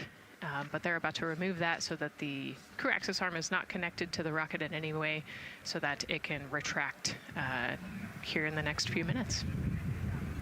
And for how we're looking with the launch countdown milestones, let's go to Daryl Nail in the Launch Control Center. All right, thank you very much, Megan. And as you can see there, the finishing touches, as you've been talking about, to the LAS, which brings me to that subject, because we currently are hearing the launch team is working an issue that was reported out with the LAS. At least there's an issue apparently with a battery on the LAS. The engineer who is in charge of the launch abort system sits on console here, reported that a temperature for one of the two LAS batteries is out of range. And although it's not a constraint for launch right now, it would be when that temperature is checked inside of T-minus 6 minutes, which is inside of terminal count. So right now, the team is working some troubleshooting on this issue. Going to follow, of course, along closely with what they learn. But again, a battery temp for one of the two batteries on the LAS is out of spec, and the team is working to understand, first of all, whether or not this may be a sensor issue, or is there an issue with the battery itself. So again, looking into it, troubleshooting and researching as we speak. With regards to the weather, we did get some good news there. Launch Weather Officer Mark Berger reporting to the launch director that the weather chances have now improved for the window. We are up to 90% go, which is great news. Again, 90% go. That is up from the 80% that we started when we had the first weather forecast come out officially 3 days ago. And so that is great. And for anybody who's here in the launch area knows that is certainly viewable. They can see that by just looking up. So we're getting some good clearing as forecast.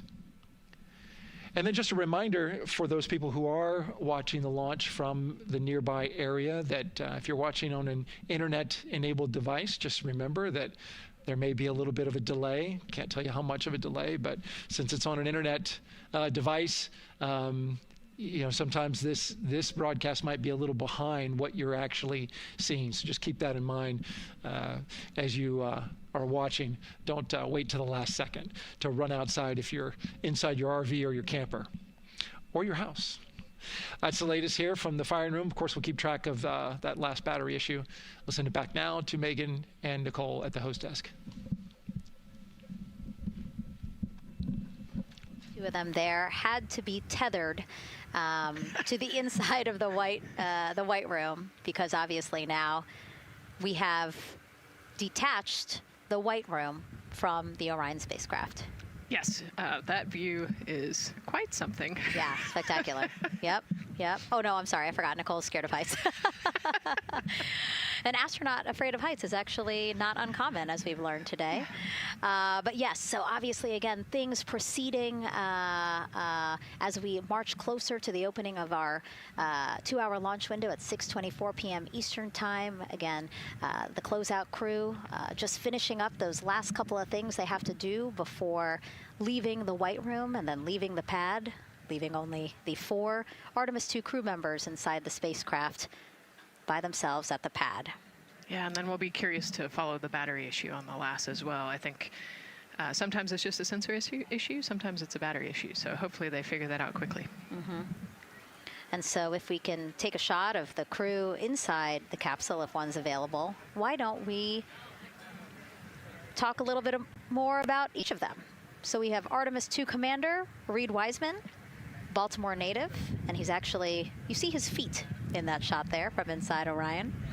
He's been in space once before as flight engineer for Expedition 41 aboard the International Space Station from May through November 2014. During the 165-day mission, Reed and his crewmates completed more than 300 science experiments in areas like human physiology, medicine, physical science, earth science, as well as astrophysics.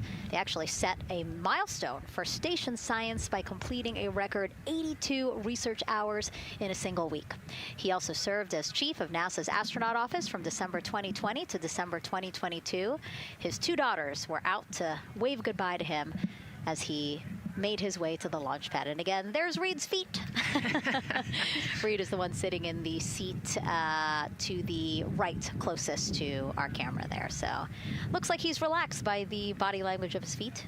Yeah, I think they're kind of in a holding pattern, if you will, or a waiting period. So it makes sense that he's a little bit relaxed. He's also kind of just a relaxed person in general. He's wicked smart, but has a demeanor that keeps everybody calm. And so I think we're seeing that here today. And so in this shot, Reed is the one sitting on the left, and to his right, Artemis II pilot Victor Glover. NASA selected the California native as an astronaut in 2013, and at the time he was actually serving as a legislative fellow in the United States Senate. His first trip to space, November 2020, pilot of NASA's SpaceX Crew 1 mission. That was the first operational mission of NASA's Commercial Crew program, which resumed launching American rockets from American soil to the International Space Station since the end of the shuttle program. Victor is a U.S. Navy captain and naval aviator who served as a test pilot, racking up more than 3,500 flight hours in more than 40 different aircraft. So again, he probably feels pretty at home in the pilot seat of Artemis II. Yeah, I think he does. He got to say goodbye to his wife and 4 kids. Again, those were the family that he had here at Kennedy Space Center before the 4 of them drove out to the pad. Yeah, and you can see there, we talked about Victor's energy earlier, and you can see him working through, pushing some buttons on the displays. Looked like he was pulling up a procedure, so he's following along and ready to go, looks like. And then mission specialist Christina Cook, sitting on the upper left-hand corner of the screen there, native of Grand Rapids, Michigan, was selected to the Astronaut Corps in 2013, same class as Victor, served as flight engineer on the International Space Station from March 2019 to February 2020. During that time, she set a record for the longest single spaceflight by a woman with a total of 328 consecutive days in space. How cool. She also participated in the first ever all-female spacewalk. And before becoming an astronaut, Christina helped build space science instruments and led scientific fieldwork in some of the most remote environments on the planet. Her hobbies include surfing, rock climbing, and community CDR, service, yoga, and photography. Go ahead, NCD. There's a couple of suppressed overvolt messages. We're going to go ahead and clear those off your screen. We see them and we copy. All right. NASA test director. We're still working here, trying to get through everything. So we're getting close, and then trying to talk that other issue that we just picked up a little bit ago. But I think work-wise, we're doing really well. Sounds good, NTD. We're doing great on board. Glad to hear it. NASA test director giving an update to the crew. Some messages flashed on their displays. Just wanted to say that they didn't have to worry about that. We're going to clear that. And that also just reassuring the crew, again, that they are tracking and working the issue with the launch abort system battery. Yeah. All right. And then first-time flyer, Canadian Space Agency astronaut Jeremy Hansen will fly to the moon as a mission specialist on the Artemis II mission. The London, Ontario native selected as an astronaut in 2009. After that, he worked as Capcom at NASA's Mission Control Center in Houston. Capcom stands for Capsule Communicator and is the sole direct voice communicating with astronauts while in space. Jeremy also participated in training exercises, really cool ones, like living on the ocean floor off the coast of Florida to simulate deep space exploration for a week. In 2017, he became the first Canadian to lead a NASA astronaut class. He also enjoys getting out on a sailboat, rock climbing, and mountain biking. He has a wife and 3 children. And he's the one that you see bottom left-hand corner of your screen. I know, I'm trying to see what he's doing there. Christina's looking too. And so there is your Artemis II crew inside the Orion spacecraft. And this is actually the 7th time NASA astronauts will launch on a new NASA spacecraft designed for crew. And if you're wondering about the first 6 crewed test flights, here they are.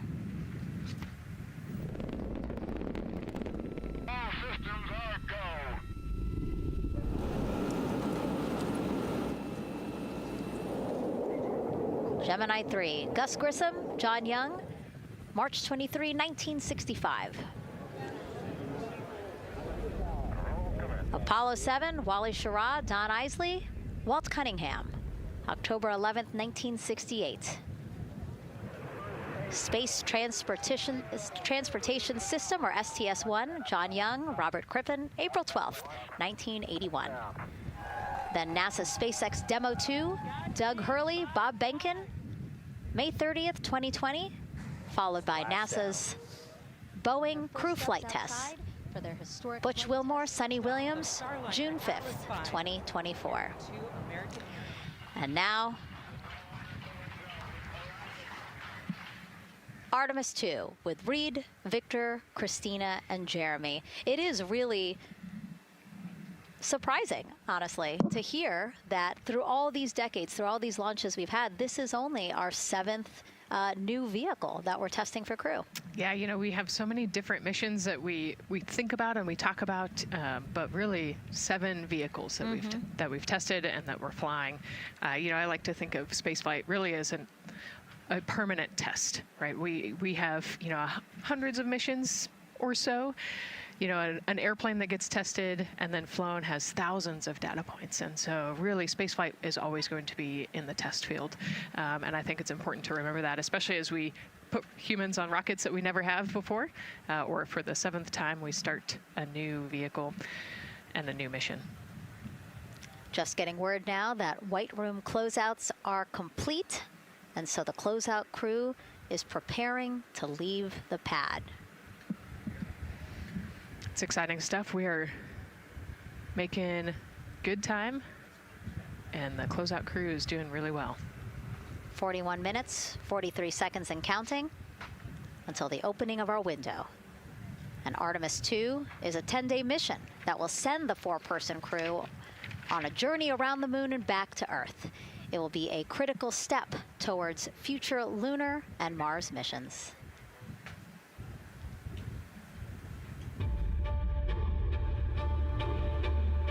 We're going back to the moon because it's the next step in our journey to Mars. We need to go explore the moon. There's vast regions of unexplored areas with the coldest, darkest places in our solar system. This is a test mission, and when we get off the planet, we might come right back home. We might spend 3 or 4 days around Earth. We might go to the moon. That's where we want to go, but it is a test mission, and we are ready for every scenario as we ride this amazing space launch system in the Orion spacecraft. But another reason we're going back to the moon is to fulfill NASA's mission, which is to explore the unknown in air and space, to innovate for the benefit of humanity, and to inspire the world through discovery. And when we succeed and when we accomplish the things that we set out to accomplish, that inspiration not only can set up new things to happen, but it also is a reminder in tough times that we're capable of doing great things when we work together. The thing I love about the moon is that it's not just a beacon for exploration and this platform of possibilities for incredible missions like this, but it has benefits. That's actually why we're racing towards it.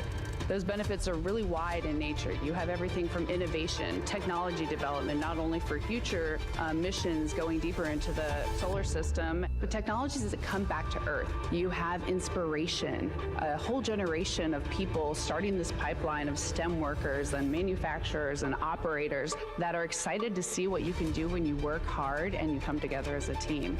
When I think about the 4 of us flying around the far side of the moon, seeing that Earth rise, taking images and video and sending them back back to you. The feeling that I have inside is hope. We know that Artemis II is not the solution for humanity on planet Earth, but it is a contribution in the positive column. We hope that just for a moment that people will pause and say, wow, it's extraordinary when you look back upon the Earth with over 8 billion people, and you see this concrete example of what humanity can do, this extraordinary thing when we set big goals and CDR entity to achieve them.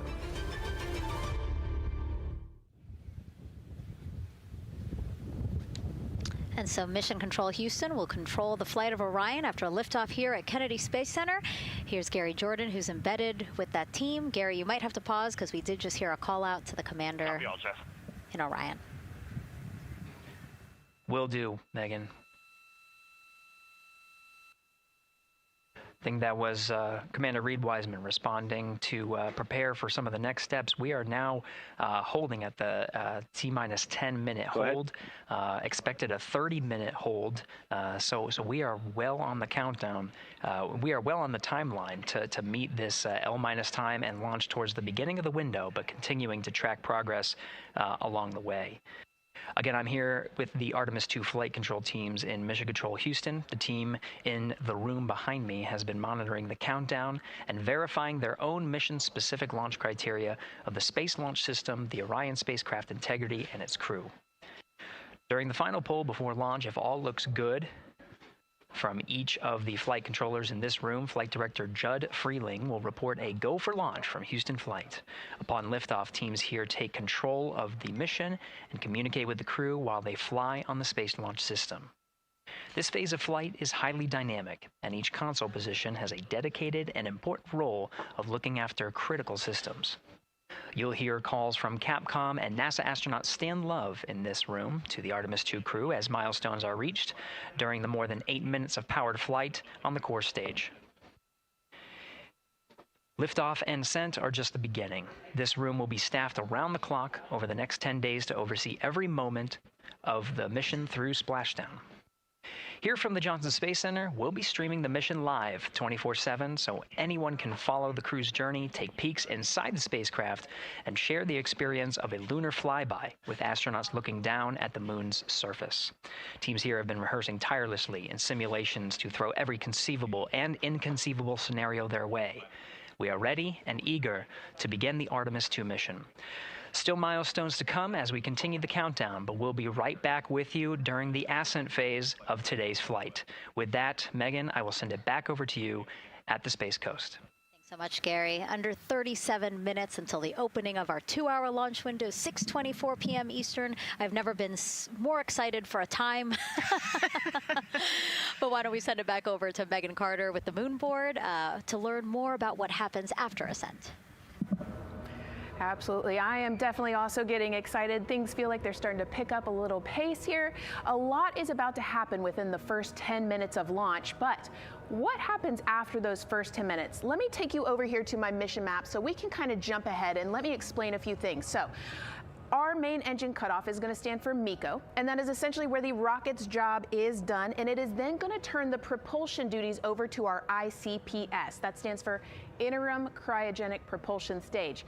Don't try and say that too many times fast, but the ICPS is going to be right here, and that's our in-space propulsion.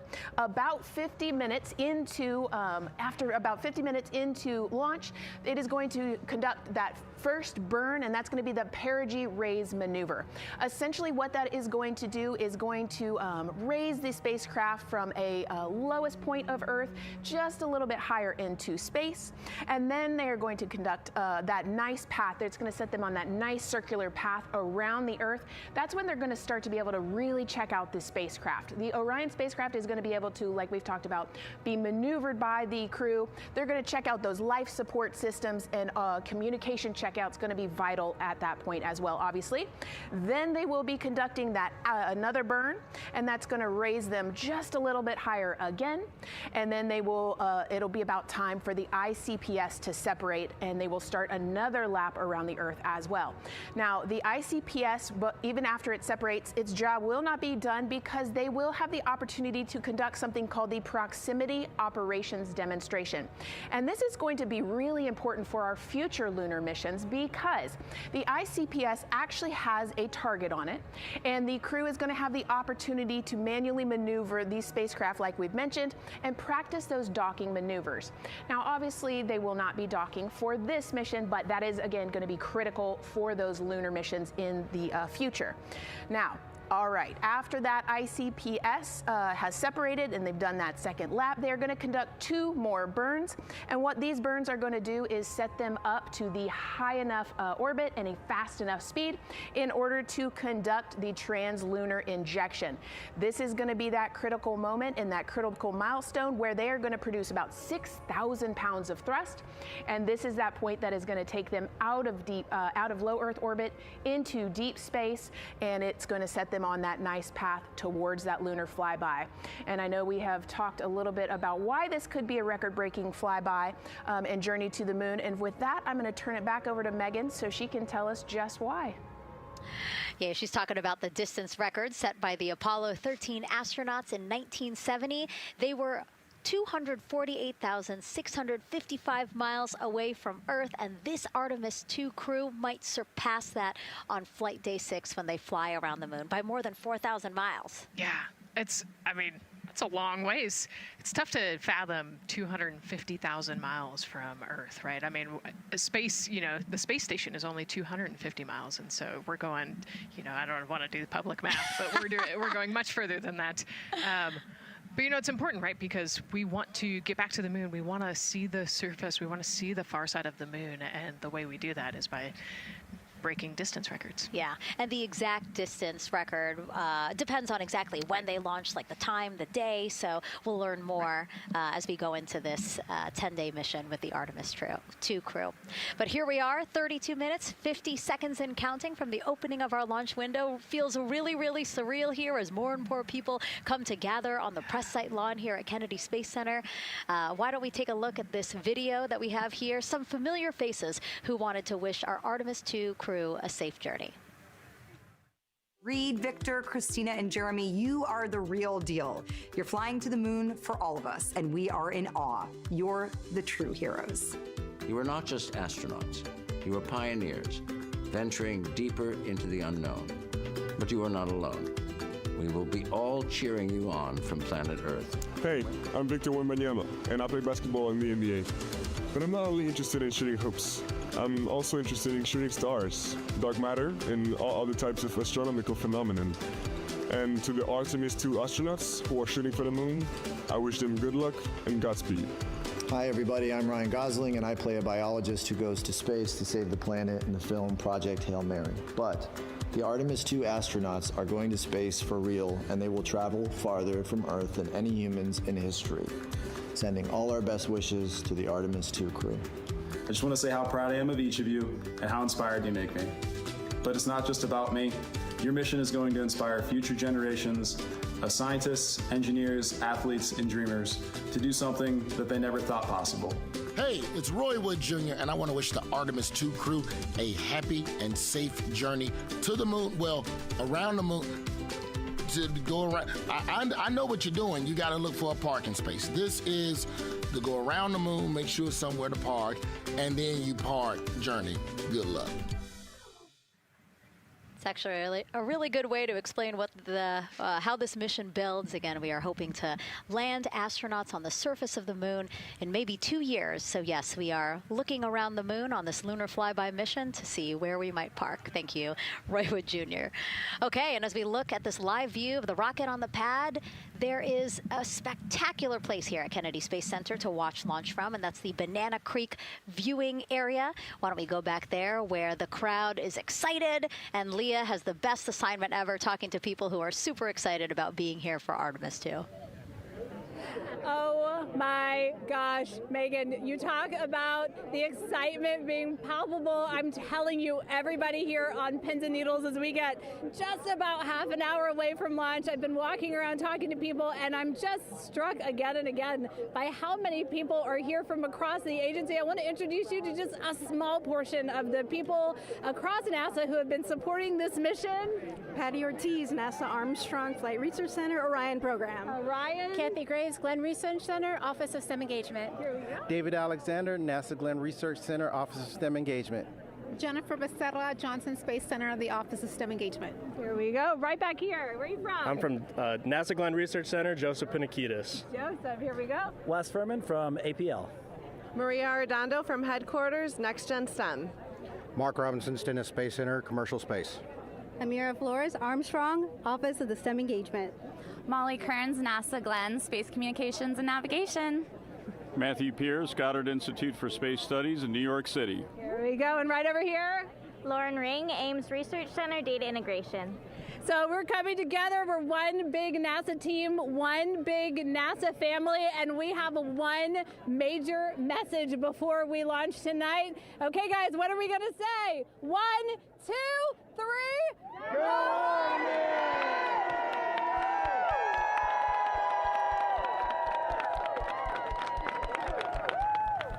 Oh my gosh, that made me so emotional. That was so inspiring to see. I mean, wow, yeah, that was great.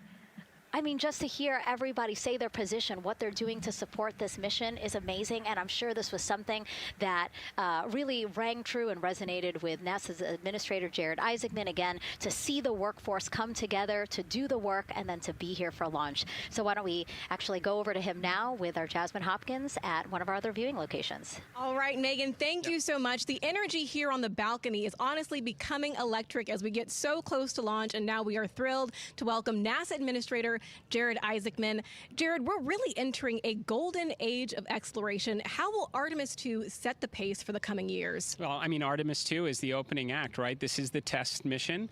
This is getting very comfortable with the SLS rocket, the Orion spacecraft. No humans have ever flown on this before, right? And we're going to put it through its paces. We'll go into Earth orbit for a little bit, make sure Orion's doing okay, and then we are sending them, right? We're going to send them farther into space than any humans might have gone before, 250,000 miles away, and it's going to set up for the subsequent missions. That's why we're going into the golden age of science and discovery right now, because you're going to see a moon rocket launch in 2027 when we do our testing with the lander. We're going to go for the landing on Artemis IV in 2028, and in parallel, we're going to build the moon base, right? And that is going to be filled with science discovery and tech demonstrations that's going to support the enduring presence we're trying to create on the surface. Absolutely. So honestly, history-making years ahead of us, you know, with Artemis 3 and 4. But first is Artemis 2. What will be our single greatest takeaway from this mission?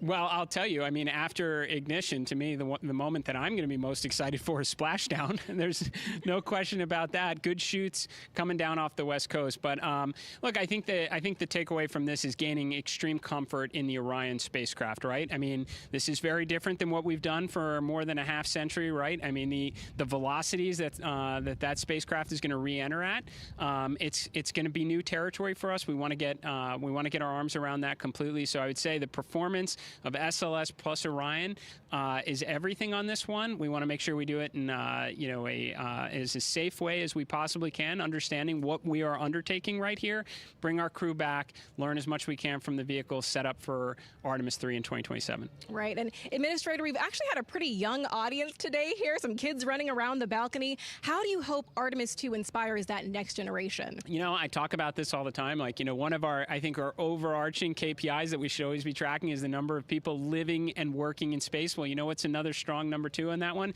It's the number of kids that are dressing up as astronauts for Halloween, so that they grow up, that they're inspired to want to join in this grand endeavor, whether they come work with us here at NASA or they join in industry, but they're helping humankind venture out farther, pursue all the secrets of the universe. Yeah, I think we'll see a lot of kids dressed as astronauts this year. And finally, Jared, you've really made it a personal mission to get to know the people behind the work at NASA.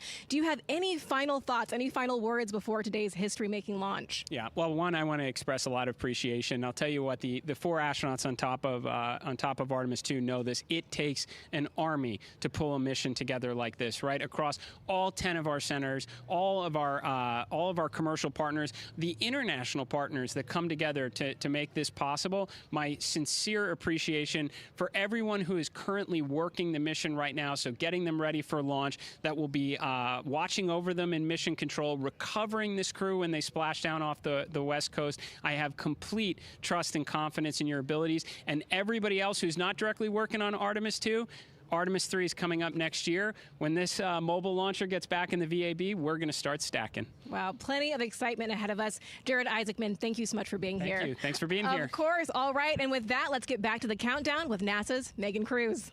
Under 25 minutes and counting from the opening of our 2-hour launch window. And take a look at all these people behind us. I literally, every moment I turn around and I see the clock, I am like, oh, wow. Oh, wow. There are more people and less time. Yes, exactly, which is a great problem to have. Yes. Now, this first crewed test flight of NASA's Artemis program coincides with the 250th anniversary of our country's founders signing the Declaration of Independence. Exploration is a part of America's DNA, and it continues now with our return to the moon. 250 years ago, 13 colonies laid the foundation for the greatest and most enduring democracy in the history of the world. One driven by courage, faith, and freedom. From that moment, we became a nation defined not by where we stood, but by how far we were willing to go. We conquered vast frontiers, invented tools that shaped a modern world. We found light in the dark, and we rose from the earth. Faster, higher, farther. We pushed beyond the sky and into the unknown. We carried our courage into the cosmos, and we planted the American flag on the moon, the defining achievement of American superiority in space. Today, our curiosity stretches farther than ever. American robots search ancient rivers on Mars. New telescopes unfold to glimpse the first stars. And a new generation prepares to return to the moon, this time to stay. For 250 years, America has carried the light of humanity forward. But American exceptionalism isn't inherited, it's earned. Our greatness comes not only from what we've done, but what we're still determined to discover. Because in every era, across every horizon, America is at its best when it's reaching for something greater. America celebrates 250 years, and we are leading the world into the future. 22 minutes, 15 seconds and counting from Artemis II, NASA's boldest test flight in a generation. The crew has said this often, that they hope it inspires children around the world. And recently, a group of kids here at Kennedy Space Center got a surprise of a lifetime while watching that rocket roll to the launch pad. So tell me what color it is. And who's going to be on that rocket? We're going to be on that rocket. I could make it a little bit longer. Did you see it? Okay, so everybody's looking at the rocket because it is kind of cool and impressive. One of the coolest things happening over there right now, though, is it's on top of a giant tractor. Doesn't all food come in like tubes? It's in these like little plastic bags. You have to like rehydrate it. Sushi. There's not. I haven't seen sushi in space. It's probably hard to keep that Corrupted sushi mashed together. My favorite part was this one little girl. She had a question. She had patiently held her hand for a long time, and Christina turns to her and says, "Okay, what's your question?" She just goes, "I forgot."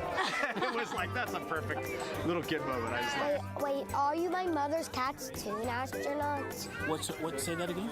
Never mind. It's a little hard to say. Go Artemis! These two? Yeah. Put it on yeah. There you go. I like your dabbing astronaut back there.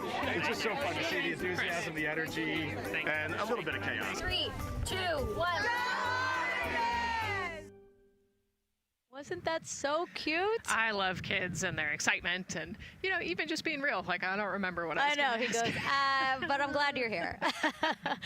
Now here we are, Space Center Houston. The crowd has exponentially grown throughout the day. We started showing you live shots from in there probably an hour ago. And now take a look at all the people there getting ready to witness history together. It's something really special to be able to witness something like this together. Yeah, you know, we've heard from celebrities and officials and kids, and, you know, it's amazing. People from all around the world came here today to Florida to watch, so it's something, it's hard to put into words, just how much support for this mission we're seeing today.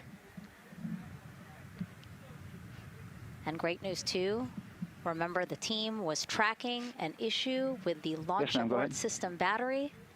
They appear to have cleared that issue, so we are go for launch. Yes, it's exciting.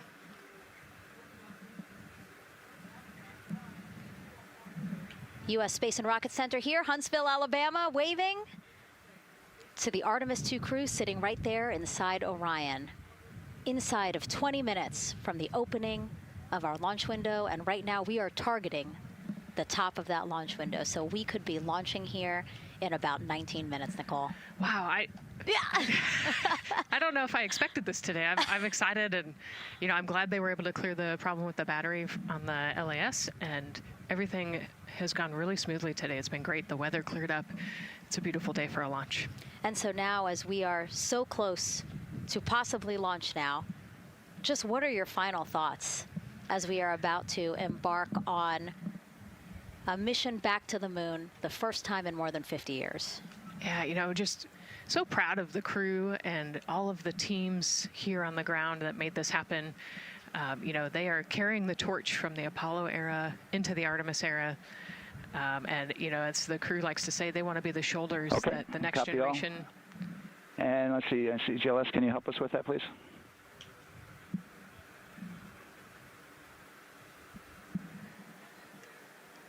They want to be the crew wants to be the shoulders that the next generation can climb on. 001. You know, I think it's in their patch. We're going for all. It's in the name of their capsule, integrity, representing humility and the professionalism of everyone that got them there today. So proud of them. We love them. We're excited for them, and we cannot wait to see what they see. Just leveraging everything we've learned so far as an agency, taking us from Apollo now to the launch pad here, 39B, with Orion and SLS poised to again fly us into the history books. And before we leave you now here at the host desk to get back into operations, we just wanted to answer one question for you guys. We asked you earlier on today, what are you most excited for? And we asked you to go vote on Instagram and Twitch. Instagram, you guys said launch. Twitch, you guys said lunar flyby. So I think you guys will all be very excited since we are now about 17 minutes from the opening of our launch window today. And so with that, as we approach terminal count, let's send it back to Daryl Nail in firing room 1. Daryl. All right, thank you, Megan and Nicole, and just want to give you an update on the launch abort system that you just reported that they cleared. They believe, they're convinced, this is an instrumentation failure. So there are 2 batteries on the LAS. The LAS, of course, and with the help of my 2-year-old son's model rocket, Daniel said I could use this, so it's okay. The LAS is right here. It's the tower above Orion. Orion capsule's inside of here. It's used to pull Orion off the rocket in case the rocket is something's going on with the rocket, either on the pad or in flight. 2 batteries are bad. Well, I'm sorry, one of the 2 batteries reported an out-of-family temperature, and it was very much out of family.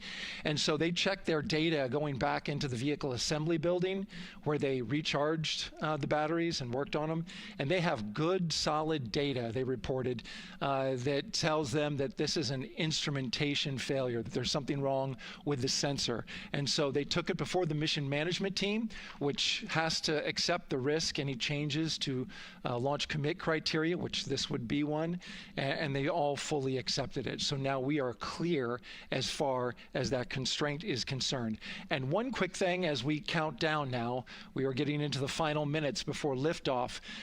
There's a 2-hour window. We haven't quite set the T0 yet, but this is a list of the cutouts. There are 150 cutouts that are included for this 2-hour launch window, and that's important. They're in very small print. That's important because there's basically 16 minutes inside this window that they cannot launch. And these are because of small things flying in orbit. There's a lot more things in orbit than there were back in Artemis I when we had 35 to 40 cutouts. For that reason, because of these 156 cutouts, they're going to be managing the launch window as we go forward. So they may have to wait out one of these cutouts. They range in time between 2 seconds to 23 seconds, but you'll hear the NASA test director talk through that. We're getting ready to merge that loop from NASA test director Jeff Spaulding.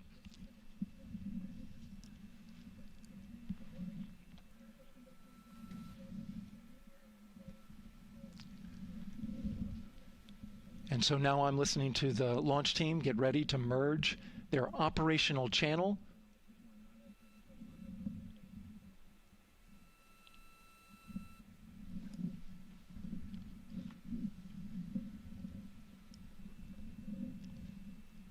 We're now entering one of the most consequential phases of launch day, and that's terminal count, the final 10 minutes. And OTC, NTD on 212 for comm check? Good, how me? I hear the same. STC? 2. GTC? GTC is on 212. All right, copy that. NASA Test Director Jeff Spaulding confirming communications with his team.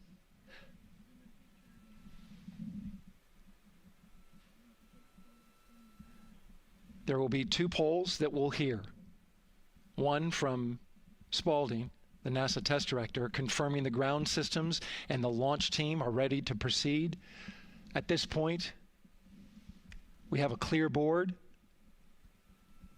no constraints, but we need confirmation from each individual on the NASA test director team. So we'll hear him poll his team. The other poll that we're waiting for is the poll from Launch Director Charlie Blackwell Thompson, who will take that final status from NASA management before giving the go to come out of a hold. And you're seeing the clock count down at L minus 12 minutes. CCL, OTC, Orion, RS1. CCL. Yes, sir. Reconfigure ARS primary loop ISO valves. Copy, that's in work. And CDR, OTC, Orion, Earth-1. Go. ARS loop ISO valves are being closed at this time. Integrity copies. NGDLP. Go. Yes, I had a discussion with sea ice and with MER manager regarding the observation the sea ice had a few minutes ago. They were able to confirm with BCI photos that the condition that they observed has been there since 2025. MER manager has had a chance to review the findings, and they do not have any constraints from either a sea ice or MER manager perspective. Okay. Copy all. And Launch Director, NTD, you copy? Yes, sir. I copy. That's good news. OTC, CCL 212. OTC. ARS primary loop isolation valve configuration is complete. Copy.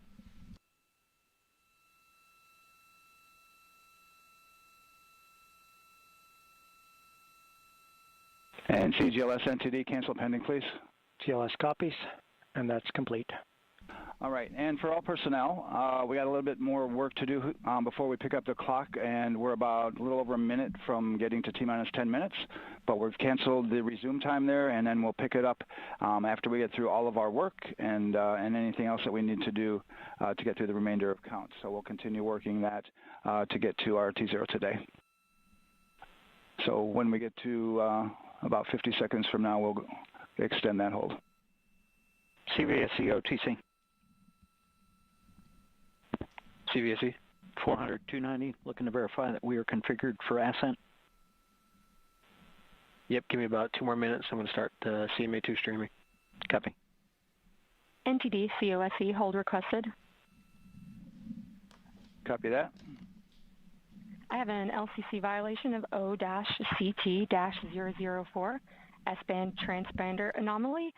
This was a transient LCC violation, so transponder 1 had a demodulated SNR estimate that went down to 2 dBm when it should have been between 10 and 13, it is now back up to 12, but we did lose that for just a moment. It does not appear that we lost our bit sync or carrier lock, which would be indicative that we lost our lock with the vehicle. So at this point, recommendation would still be go. However, we do have a pre-planned contingency procedure if we want to look at that. But again, this is transient, so we're back in a nominal range. All right, let's see, LPE NTD. Yeah, we're not seeing that hit. So I guess the question for COSC, was that less than 3 samples? Was that below our persistence?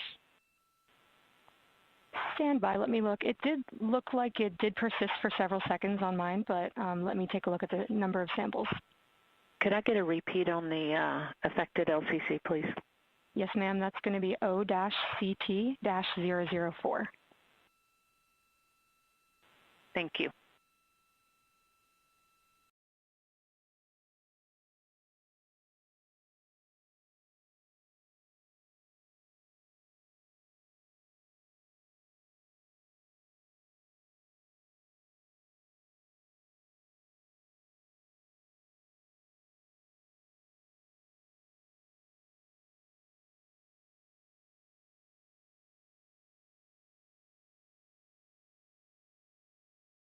Yeah, us taking a look at the data right here, looks like that was a single sample. Yeah, copy that. RFTS does report that they also lost lock for about 5 seconds. So I would love to ask KUS and see if they also lost lock with the vehicle for any extended amount of period.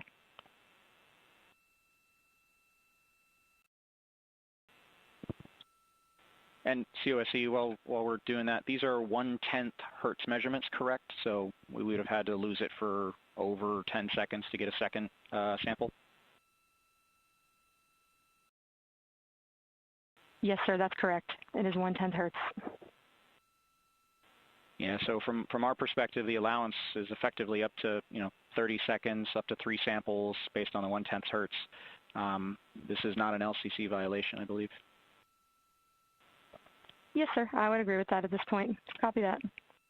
We're checking with KUS on 232. I don't think they have 212 access. We're trying to verify, but it sounds like they have a loss of lock as well. About 2 seconds. Okay. And I guess for both KUS and COSC, do we have lock now? That's affirmed. We do have lock for COSC.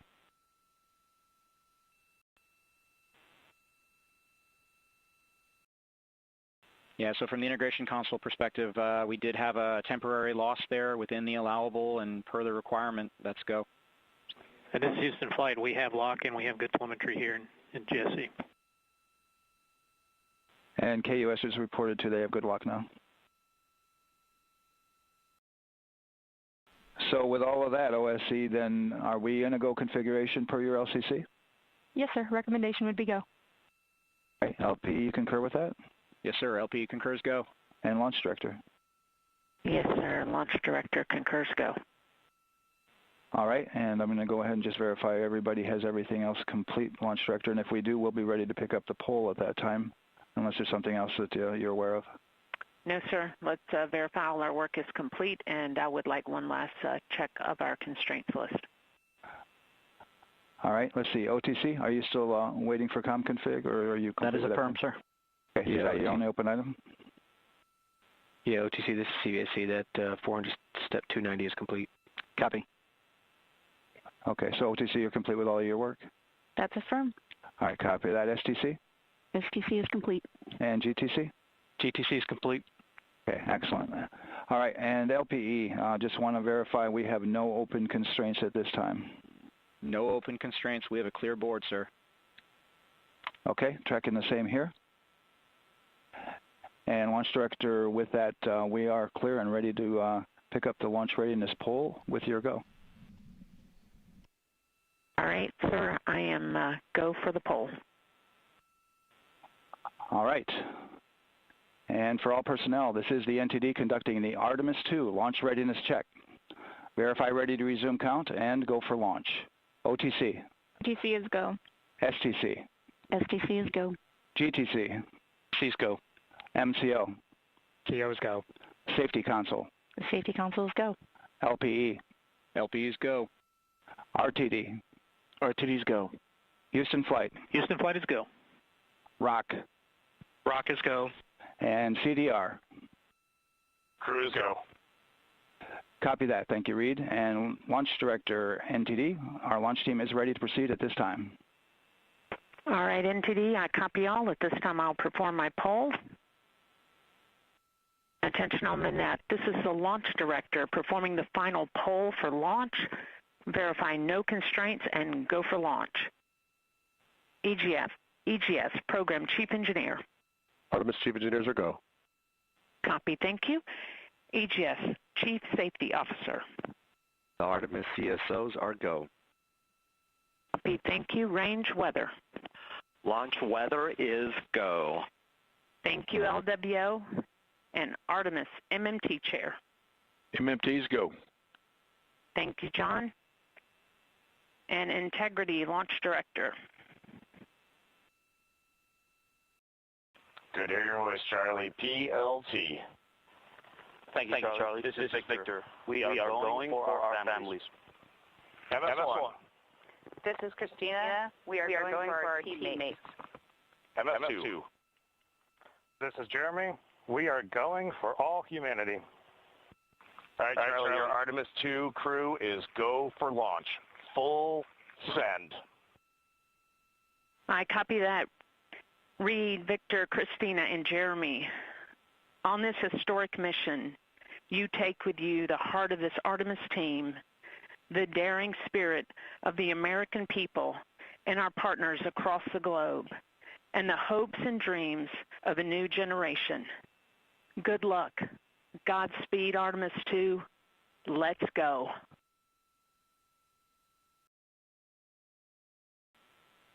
And NTD Launch Director. Go ahead, Launch Director. Yes, sir. You have a go to proceed with countdown.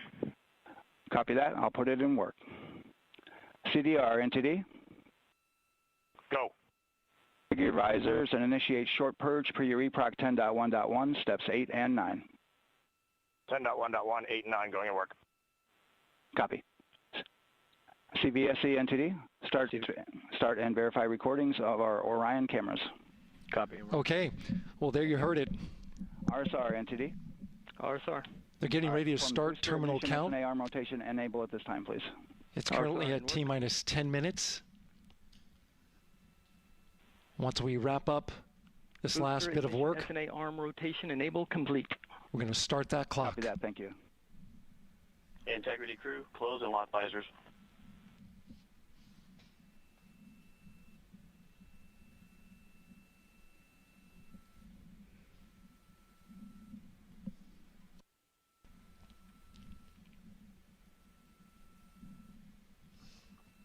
You heard an issue, worked in real time with telemetry lock on the Orion. It was transitory. It was very short. They checked the data, confirmed that they had a good lock. This was with the S-band transmitter on the Orion. Worked through that issue, looked at the data, and cleared it. All with the world watching. Impressive work by the launch team. So we have a 2-hour window, which starts in just a few minutes at 6:24 p.m. Eastern Time and goes until 8:24 p.m. Eastern Time. And ECL NTD will be waiting for your verification on the short purge. ECL copies. And for all personnel, once we get that short purge verification, we'll verify that we are clear to go, and then we'll proceed with the terminal count.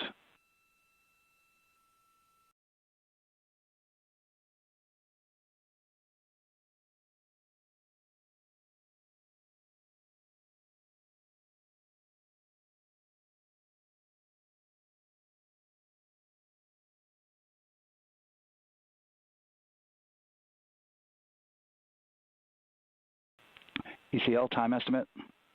About a minute. Copy.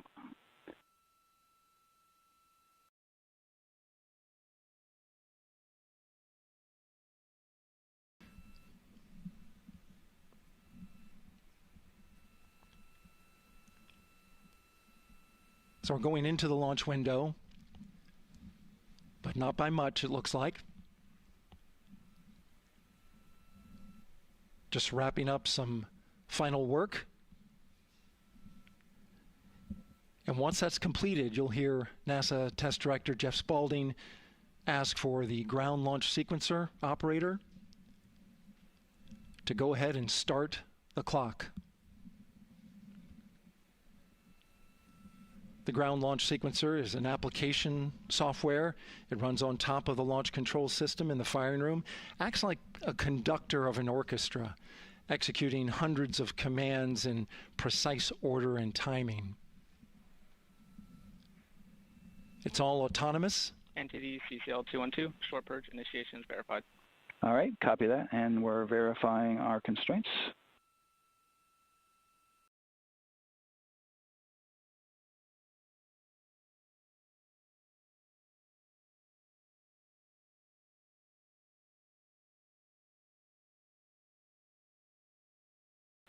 All right, and we're clear from cutouts.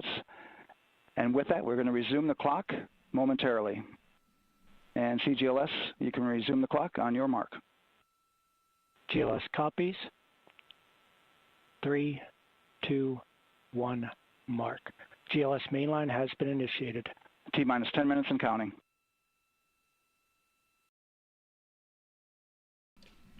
And that begins terminal count. Our new T0 is 6:35 p.m. Eastern Time. 6:35 p.m. Eastern Time. We are now counting down to liftoff of Artemis II.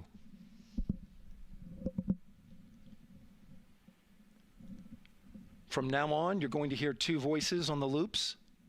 If everything goes nominally, NASA Test Director Jeff Spaulding, who's directly managing the launch team, and Alex Bendelos, the GLS operator who closely monitors the software.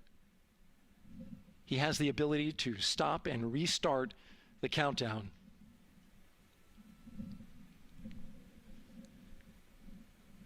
A lot of people ask about whether there's a launch button. There certainly is not. Flight and Rock, our new T0 is 22:35:12. Houston Flight copies. Rock copies. 22:35:12. Affirm. There you heard confirmation of the exact T0, 6:35 and 12 seconds p.m. Eastern Time. Again, our T0 is 6:35 and 12 seconds p.m. Eastern Time. But as I was saying, there's no launch button. This is autonomous. But there is a button that keeps you from launching, and that button allows the GLS operator to pause the countdown outside of terminal count and during terminal count and submit a hold to the next holding point. So the clock won't stop right away. If there's an issue, we'll go to the next stable holding point. This is how GLS configures the rocket and ground systems to a stable point where they can stop the countdown if that's needed. But right now, we are counting down. Our next big milestone, looking to retract the crew access arm.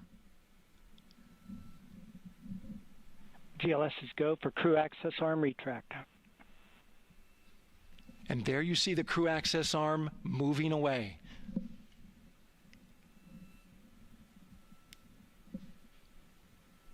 That's the path that the astronauts took to ingress into the rocket.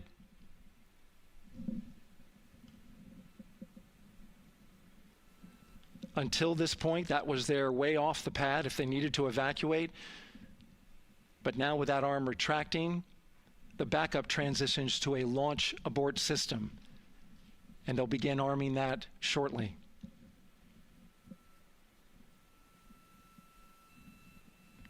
Of course, the launch abort system, great shot there of the crew access arm retracting away.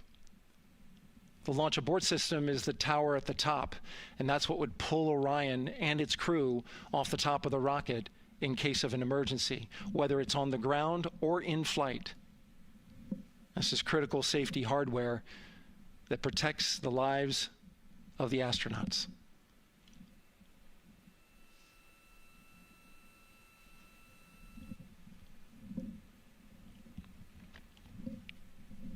Starting at T-minus 6 minutes, the GLS will start bringing that and other high-energy systems online, starting with core stage pressurization.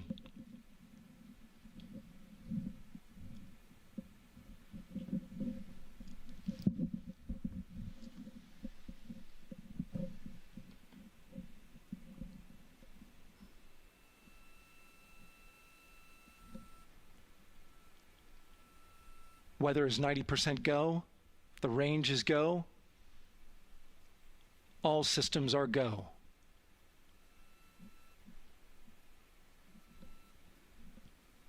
GLS is go for core stage tank pressurization.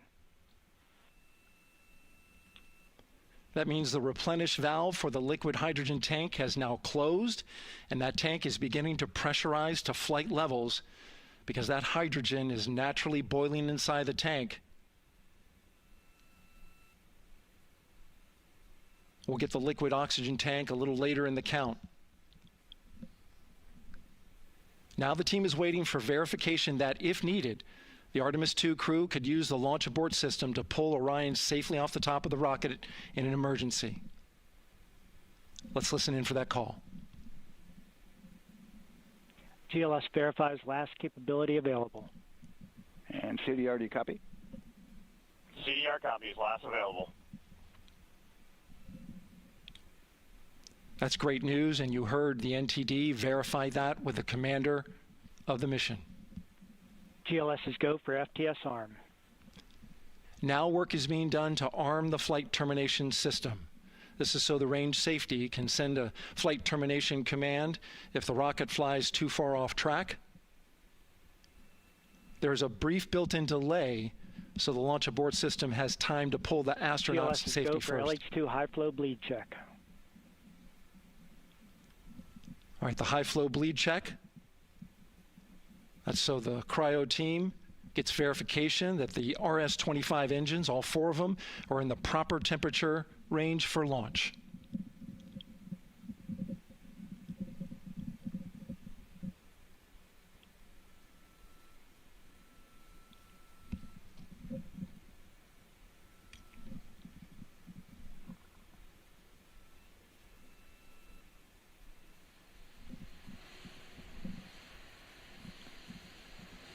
GLS is go for core stage APU start. Core stage APUs start. Those are auxiliary power units, high-speed turbines which provide pressure to hydraulic pumps that steer the RS-25 engines. We're going to see a gimbal test a little later at T-minus 2 minutes and 30 seconds. This is what allows that to happen.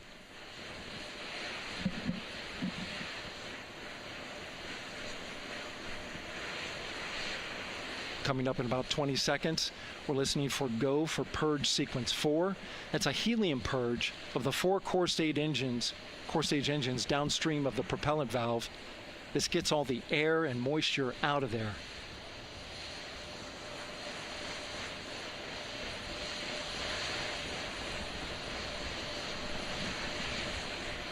GLS is go for purge sequence 4. Moving through the milestones. All is looking good.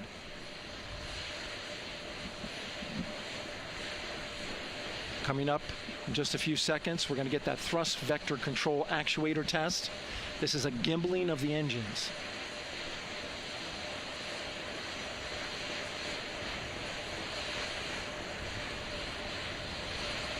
There are the 4 RS-25s, 3 of them shuttle heritage, 1 of them built from shuttle parts.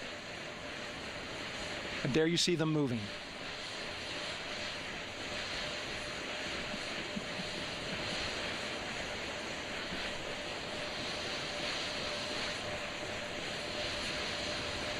Now we're going to start moving the power from both the upper stage and the lower stage of the rocket to internal, taking ground power away and now going to battery power. GLS is go for upper stage to internal power. All right, power is removed from the rocket's upper stage, the ICPS, and it's been switched to battery. Same milestone for the lower core stage coming up at T-minus 1 minute and 30 seconds.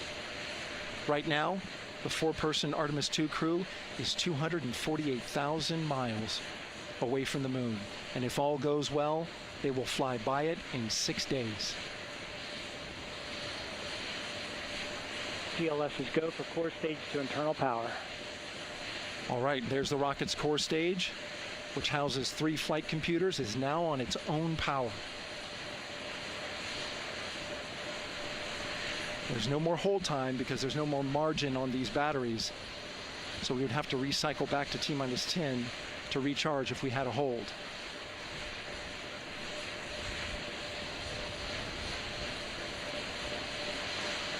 One minute. Right now, the rocket does not know what the T0 is, but coming up at T-minus 33 seconds, control shifts from the ground launch sequencer to the rocket's onboard autonomous launch sequencer, or ALS. The rocket will count itself down, but honor any holds that could come from the ground. Now, shortly after liftoff, Houston will take control of the rocket, and my colleague Gary Jordan will take over commentary. GLS is go for ALS. Great call out. The rocket is on its own. 4 brave explorers ready to ride the most powerful rocket NASA has ever launched. Sound suppression water is flowing. 15. And here we go. 10, 9, 8, 7. RS-25 engines lit. 4, 3, 2, 1. Booster ignition. And liftoff. The crew of Artemis II now bound for the moon. Humanity's next great voyage begins. Good roll pitch. Roger, roll pitch. Houston now controlling the flight of Integrity on the Artemis II mission around the moon. Integrity, AMT high. AMT high. On time passing 30 seconds into the flights. Integrity passes the alternate beacon. Target milestone. Mission Control Houston seeing good performance on the 4 main engines. Space Launch System core stage. Integrity, 3 miles in altitude. Traveling more than 1,200 miles per hour.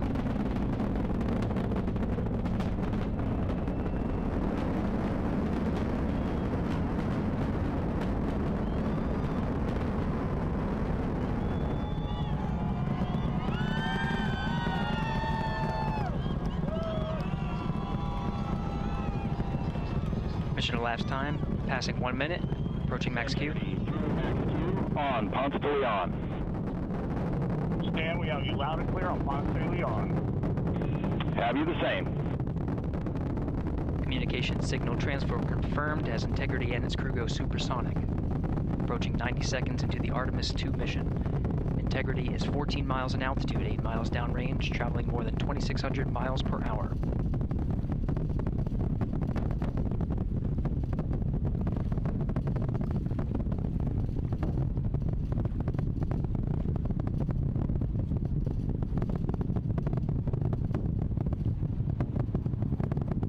Minute 50 seconds of mission elapsed time, standing by for main engine throttle down to 85%, ahead of solid rocket booster separation, expected at the 2-minute 9-second mark. We see throttle down.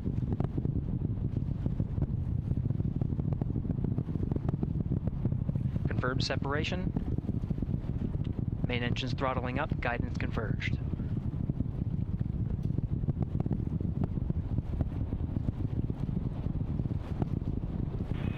Integrity, guidance converged, performance nominal, upper stage RCS ready. Copy all, Stan. Integrity, SM priming complete. SM priming complete. 2 minutes 45 seconds of mission elapsed time into the Artemis II mission. Thrusters on Integrity and upper stage confirmed in a ready state, ahead of service module fairing separation.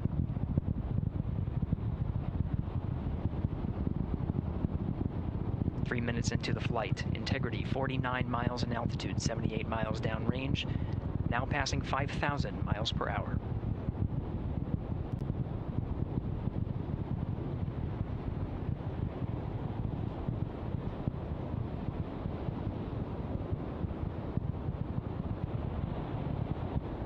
Standing by for launch abort system jettison.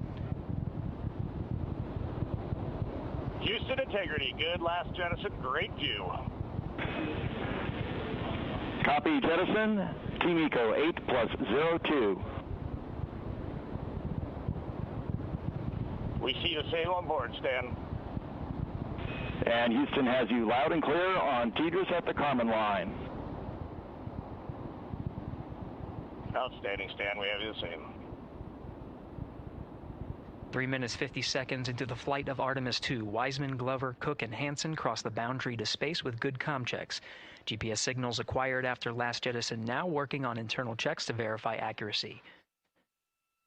Flight Dynamics Officer analyzed the time of main engine cutoff, confirmed at 8 minutes 2 seconds, time of MECO.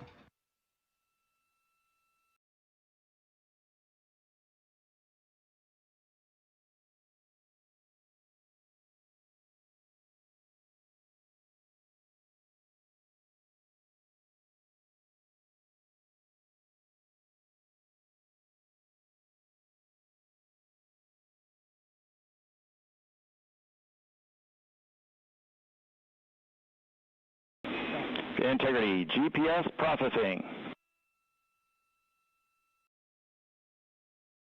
Outstanding, Stan. We see the same, and we have a beautiful moonrise. We're headed right at it.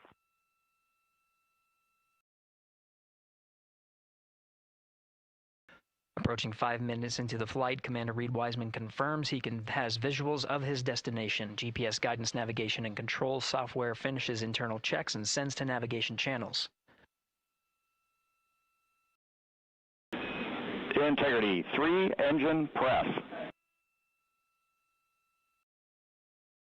3 engine press. On time, now passing 5 minutes 20 seconds of mission elapsed time into the Artemis II mission. At this point, 3 good main engines are all that's needed to carry Integrity to a nominal main engine cutoff target. Though at this time, we're seeing 4 good engines here in Mission Control Houston. Integrity, 75 miles in altitude, 330 miles downrange, approaching 10,000 miles per hour.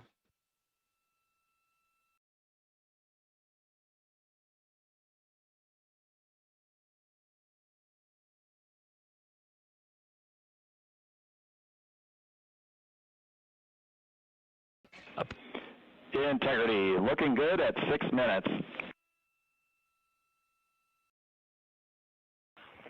Same on board, Stan.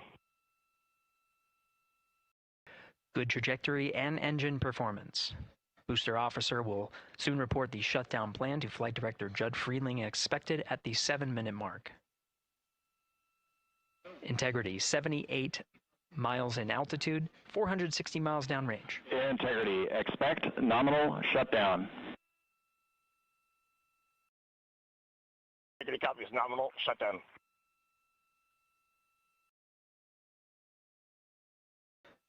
Six minutes 40 seconds of mission elapsed time. Shutdown plan is as expected. Again, the time of MECO was confirmed at 8 minutes 2 seconds into the flight.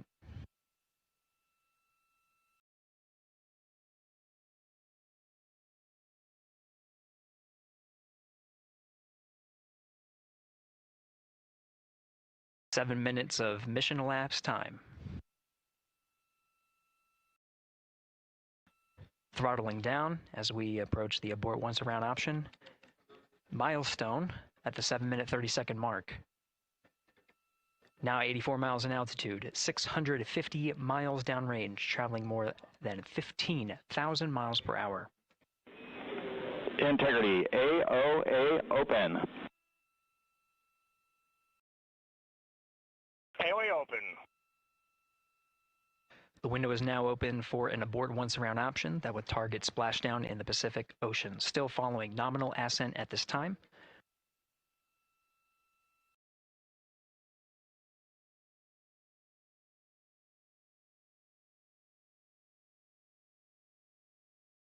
About 10 seconds remaining until the main engine cutoff of the Space Launch System core stage. Standing by for confirmation of MECO and core stage separation.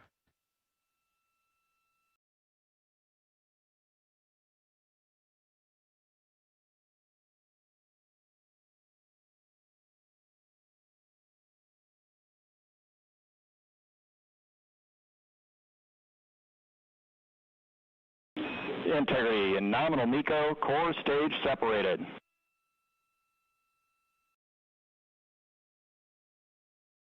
We see the same on board, Stan.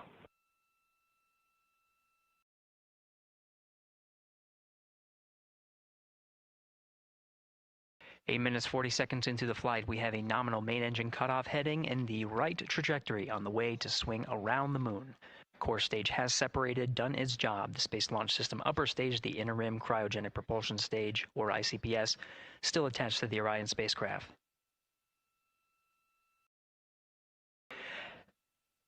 Nine minutes of mission elapsed time. Integrity crew of Reed Wiseman, Victor Glover, Christina Cook, and Jeremy Hansen now in orbit around the Earth at the beginning of their journey to the moon.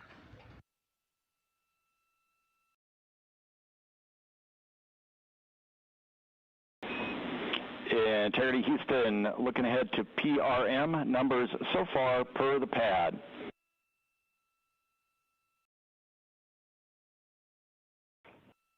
Copy that, Stan. Numbers for the pad.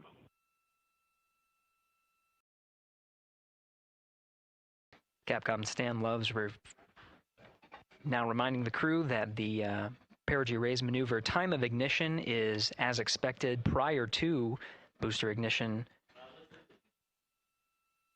That time being 49 minutes, 50 seconds of mission elapsed time.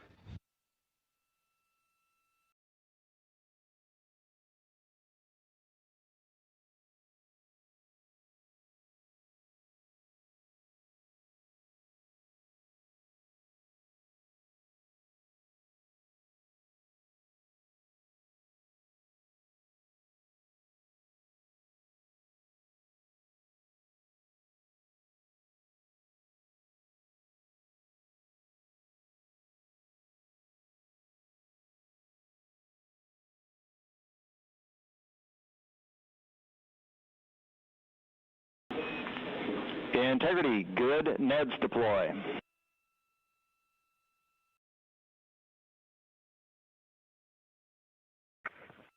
Copy that, Stan. Good, Neds.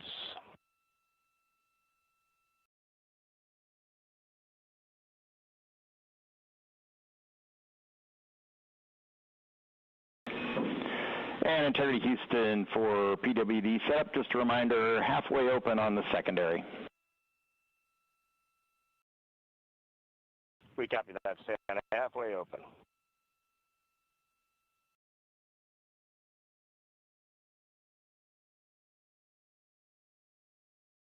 Passing 11 minutes of mission elapsed time. Here, overhearing the conversation between Capcom Stan Love and Commander Reed Wiseman, already passing some milestones. We have a good nozzle extension deployment system.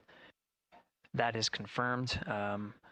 Complete. We also have the visors are confirmed up. Now past the dynamic phase of flight, that is Ascent. Their launch and entry suits that provided them an extra layer of protection. Now not as needed. They're going to raise those visors.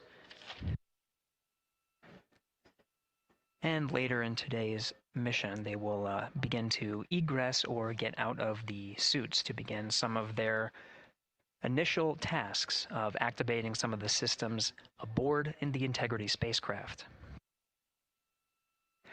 It's passing 12 minutes of mission elapsed time. Again, the perigee raise maneuver that's targeted near 50 minutes of mission elapsed time, 49 minutes, 50 seconds.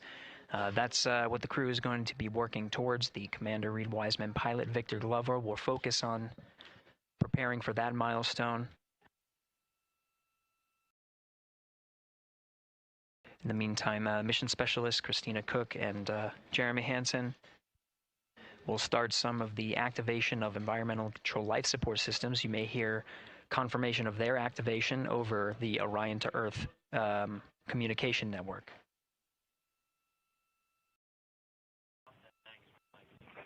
Houston, C3 aux power back in auto. Copy C3 aux, and we're 2 minutes to maneuver.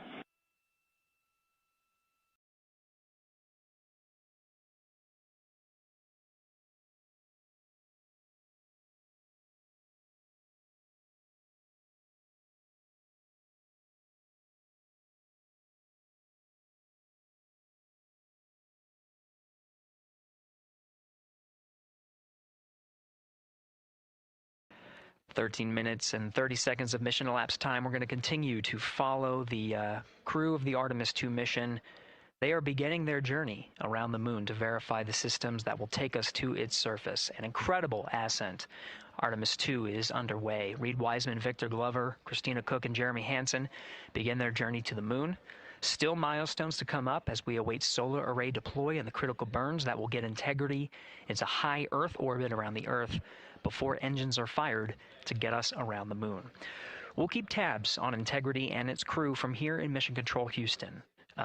But for now, we're going to send it back to you, Megan and Nicole at the Kennedy Space Center. Very jealous to hear how the launch experience was over on the Space Coast. Yeah, Gary, if people are just joining us, welcome back to the Space Coast, where we just saw Artemis II lift off 14 minutes ago. And wow, what an amazing launch, and an emotional one, too. As soon as the rocket lifted off, Nicole, you had tears in your eyes, I had tears in my eyes, and we had all these people around us cheering. It was amazing. Yeah, the energy was wonderful. I mean, it was a beautiful launch.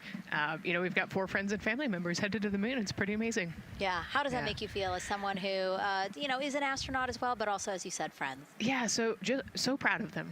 You know, man, we don't have the words in the English language to describe this kind of an event, and pride, love, so many emotions. You know, they are truly breaking some barriers, and hopefully, you know, as Gary just said, they've got a long day ahead of them, so wishing them well on everything. But so far, what a beautiful launch to watch. Yeah, to be returning to the lunar orbit in more than 50 years.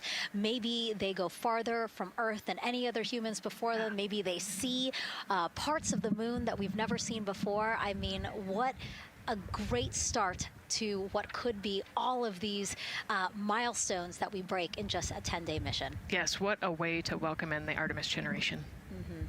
Yeah, how do you feel? I mean, we saw some beautiful shots we were covering of course, the rocket, of course, the Earth falling away as we continued up into our ascents, but also some of those crowd shots where we saw young and old, just emotional, overcome by this history-making moment. Man, we are going back to the moon for all, and we saw that today. We saw that in all the crowds. And yeah, you guys just saw that view, the sunrise or sunset, I guess. They just made it over the crest of the Earth, and you could see the sun peeking over. One of my favorite views from space, and I can't imagine what they're looking at now, and I can't wait to see what they're looking at in about 5 or 6 days. Yeah, and you know, I know a lot of people are like, you know what, I'm surprised this launched on the first try, because we know, like any little thing, we have to be keeping safety in mind, and we want to make sure we're ready to go. But we were ready to go, and I think it surprised a lot of people.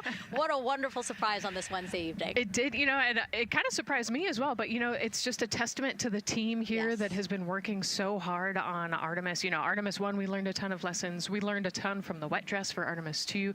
We were able to go in, fix those things. We even had a couple mishaps today, not mishaps, but a couple, you know, anomalies today that the team creatively came up with solutions for. It's just a testament to the teamwork that gets us to the moon. And so we can continue to watch Christina, Reed, Victor, and Jeremy on their way now to the moon in Earth's orbit and awaiting the next in-flight milestones, deploying Orion's solar arrays. So why don't we get back in with Mission Control and Gary. Hey, thank you, Megan. Again, we're following along in the action. It is a long day. They have a number of procedures they need to get to immediately in their timeline. And Integrity Houston, cross-tie is on board per the ETSI-DEM. We copy, Houston. Thank you.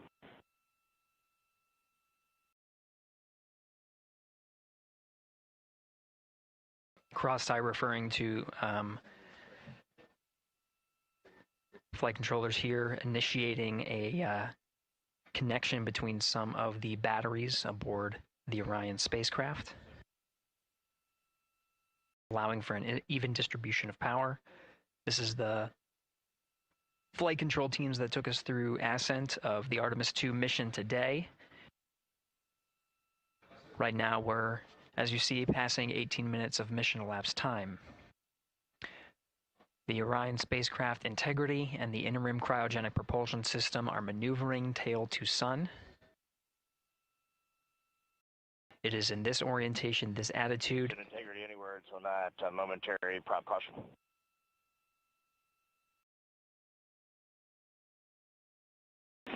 And Reed, no action, we're looking at it.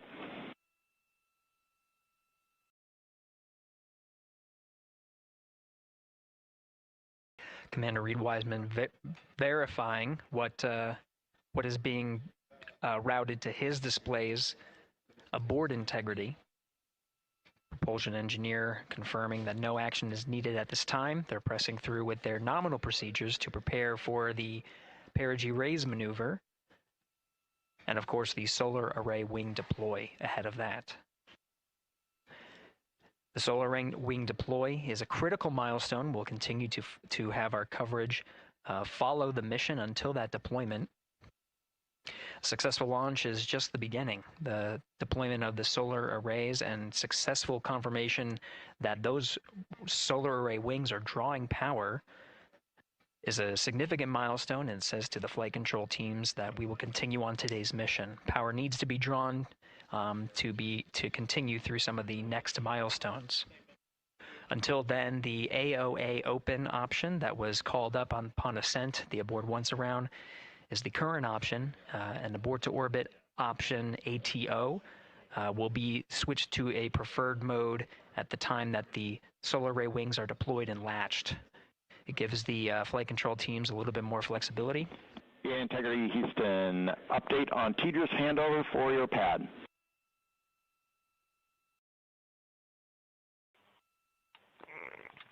Give us just 1 minute. And Stan, you can read it. Ike is ready to copy. Roger. TDRS handover east to west expected 1 second earlier at 5:1 minutes 26 seconds.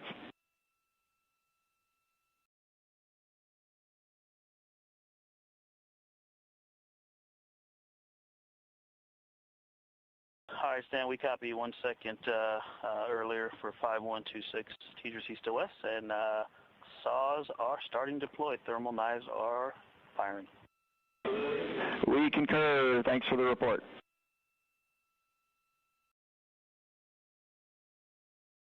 Read back of the reports that you just heard on the Orion to Earth network. Integrity has maneuvered tail to sun. The RL-10 nozzle on the end of the ICPS is pointed towards the sun, and the solar array deployment sequence has begun. With the deployment confirmed, it'll be several minutes until they are what is called in a latched position. Once they are latched and confirmed to be drawing power, they can switch the mode to ATO and continue along the mission. The teacher's handover at the pad, that message meant the crew was provided some preliminary numbers of when to expect handovers between the tracking and data relay satellites. Currently orbiting Earth at an altitude of 545 statute miles above the Earth, they are in a near-Earth network communication system. The tracking and data relay satellites, geosynchronous satellites that are stationed about 23,000 miles above the Earth. After the apogee raise burn that occurs later today, the burn itself will put them in an altitude that surpasses the range of the tracking and data relay satellites, and they will transition to the deep space network today. And Integrity, for prop messages, we see 2 temperature measurements right near the line. It's that momentary message you saw earlier. We're going to suppress those. It's CM helium heater 2 T1 and heater 1 T1. They're going suppressed. Integrity, thank you. We see the same.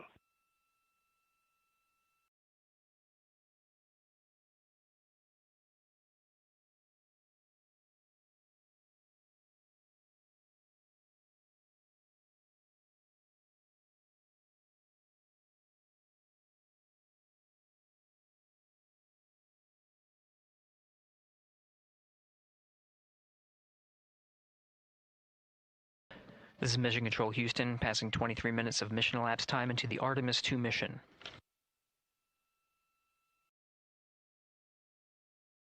This is after a launch that began at 5:35 and 12 seconds Central Time, 6:35 and 12 seconds p.m. Eastern Time. Right now, the orientation you're seeing from our aero visualization that translates some of the telemetry that we're getting from the spacecraft and puts it into a model so you can follow along on some of the milestones that we are following here. The RL-10 nozzle that you see at the left end of your screen, though it is currently not firing, that nozzle is pointed towards the sun, and the solar arrays are currently deploying. From this visualization, they look fully stowed in a position. Integrity, we are happy to report that Jeremy has the O2 sensors on. Copy O2 sensors.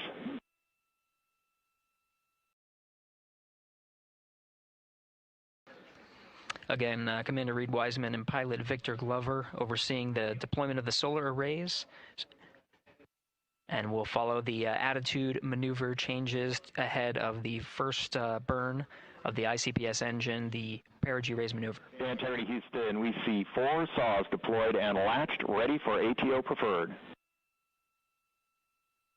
Yeah, we're almost there in the procedure stand, and we see the same thing. And Integrity Houston, we are seeing a 7-second miscompare between the MET on Orion and ICPS. We'd like you to read us the MET from your center status bar and for the ICPS on StackSum.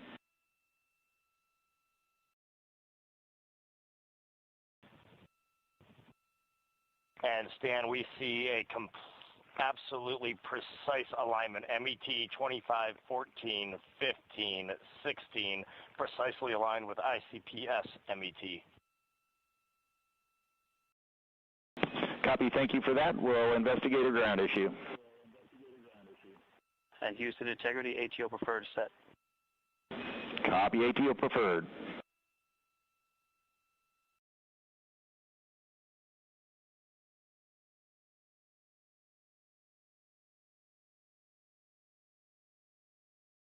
This is Mission Control Houston, 25 minutes, 45 seconds into the flight of Artemis II. We have confirmation that all 4 solar array wings are deployed and latched. This is the configuration needed to switch to ATO preferred, which you did hear confirmed from pilot Victor Glover. That mode has been switched.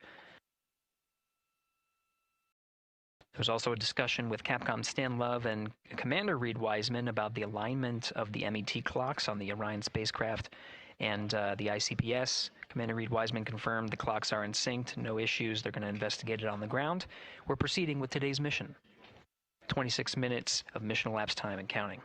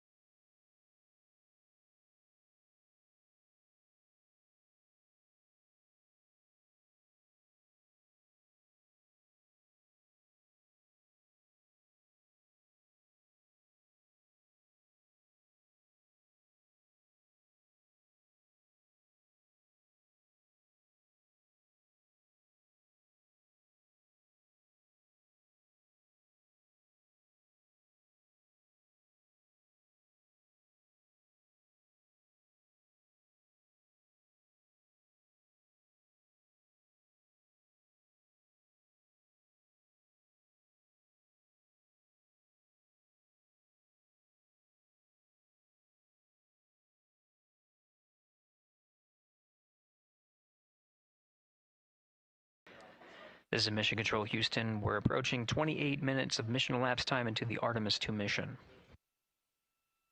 At this point, we've had a successful liftoff from the pad at 5:35 p.m.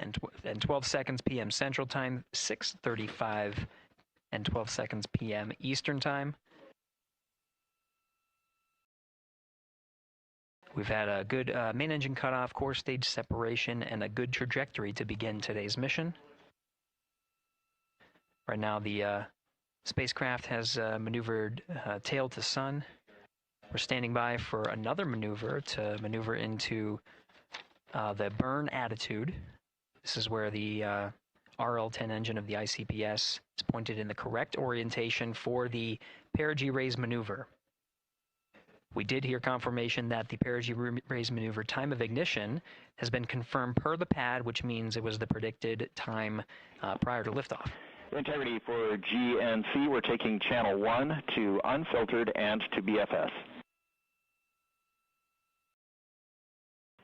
Okay, Stan, we're watching. Go ahead.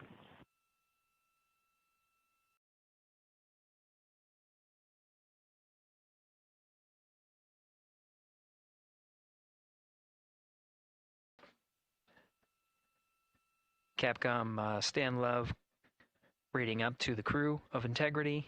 They will switch the navigation source from channel 1, standing by for confirmation that that switch has occurred. Pilot Victor Glover will receive confirmation when, and as at least watching to confirm that that switch has occurred. Again, the perigee raise maneuver that we're heading towards, not too long from now, we're actually inside 20 minutes at this time from the time of ignition of the perigee raise maneuver. We did have a successful deployment and launched of all 4 solar array wings. This is the configuration needed to commit to the perigee raise maneuver. Of course, flight controllers here in Mission Control Houston will continue to evaluate that everything is good before committing to that burn. The perigee raise maneuver does raise the perigee, the lowest point in the orbit, from 15 to 100 nautical miles. The 100 nautical mile mark is needed to continue in low Earth orbit and hit the target for the apogee raise burn. That will put them in a high Earth orbit for the remainder of the day and set them up for the right position to execute the translunar injection and head to the moon tomorrow. The burn duration of the perigee raise maneuver is 26 seconds. It's a relatively short burn, but it does raise the perigee and do the job to get into the correct position before firing that main engine on the ICPS. The pad had a teacher's handover. This is the tracking and data relay satellites. East to west, they are geosynchronous satellites that are positioned around the globe. And as Orion makes its way around the Earth right now, above the west coast of Africa, at an altitude of about 923 statute miles, and counting.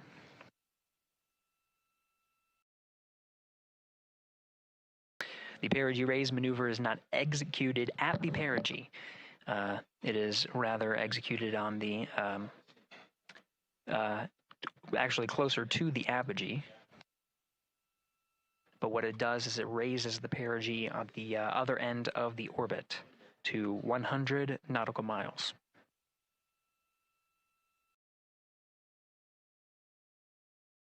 The 26-second duration burn does not conflict with the time that they've reported of the tracking and data relay satellite handover from TGERS east to west.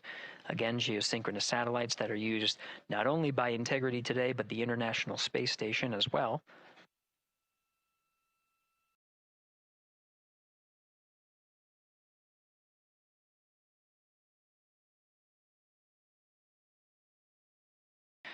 That time of handover is 51 minutes, 26 seconds. Plenty of margin before the perigee raise maneuver cutoff happens, and the trajectory is analyzed to see whether it was a good burn. A good burn means that the burn was performed as expected and sets the trajectory on course for that 100 nautical mile perigee target mark.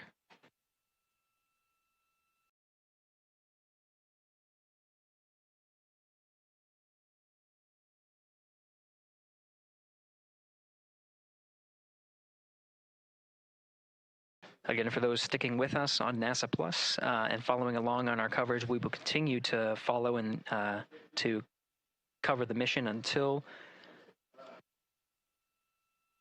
actually, we'll continue to cover the mission 24/7.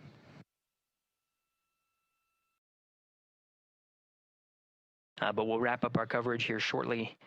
And now that solar array wing deployment has occurred on NASA Plus and Amazon Prime. Again, we will continue coverage 24/7 at the NASA YouTube channel. For those that want to see all of the upcoming milestones, there are select times where we will be coming back to NASA Plus and other streaming platforms. You can go to nasa.gov to find the latest on when to find those activities. Given that this is an operational mission, we do want to make sure that we are maintaining transparency in the mission and providing you all the information on what's happening in space as Reed Wiseman, Victor Glover, Christina Cook, and Jeremy Hansen head on their mission around the moon.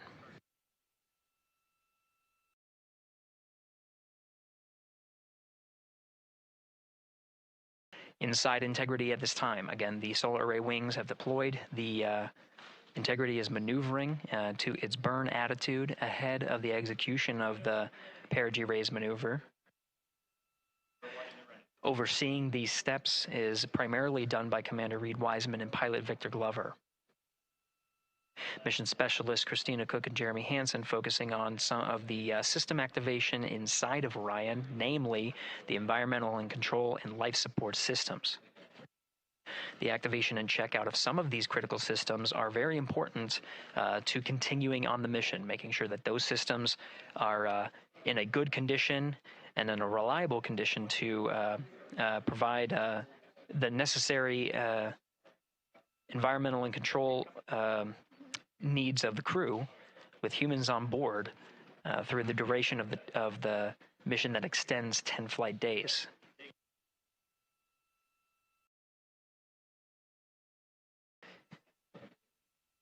Standing by for an update to the perigee raise maneuver time of ignition. Should be right up to the crew very shortly. Integrity Houston, updated PRM numbers when you're ready to copy. All right, Houston, we are ready to copy. TIG is 2 seconds earlier at 4 minutes, 48 seconds. TIGO unchanged at 26 seconds. 49, 48, TIGO 26.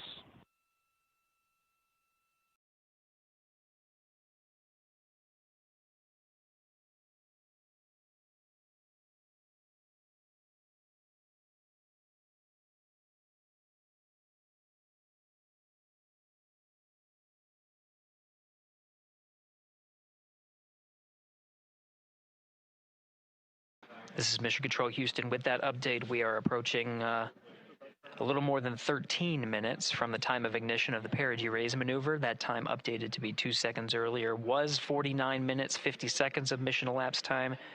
Will now move to 49 minutes, 48 seconds. The duration of the burn, that's what was referred to as the TGO, will still remain at 26 seconds. Relatively short duration burn, again, just raises the perigee of the orbit today.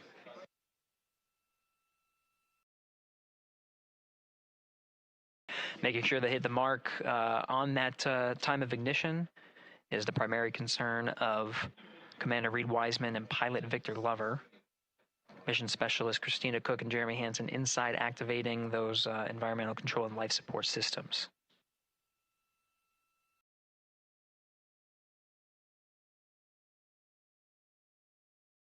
At this time, all 4 crew members are wearing the launch and entry suits. Integrity Houston, for Optimus on the PCD, we have time update instructions when you're ready.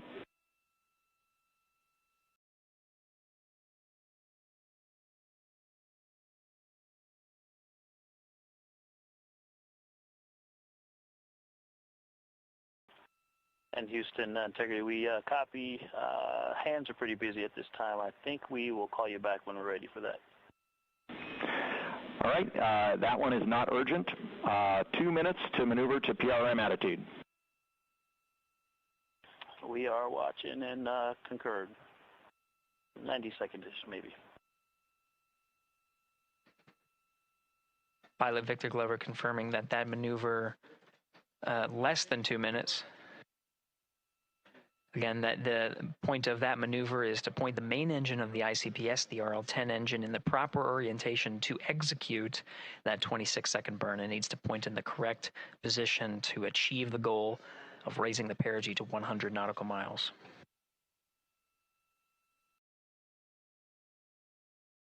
You heard some of the environmental control system activations over Orion to Earth. Jeremy Hansen activated the O2 sensors. They'll be measuring the cabin of Orion.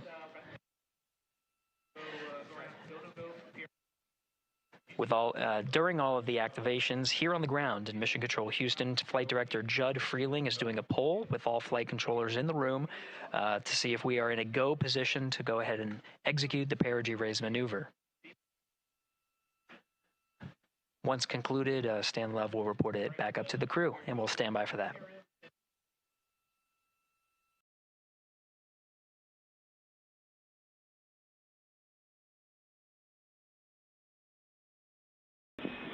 Integrity Houston, MCC polls go for PRM pending attitude and saws.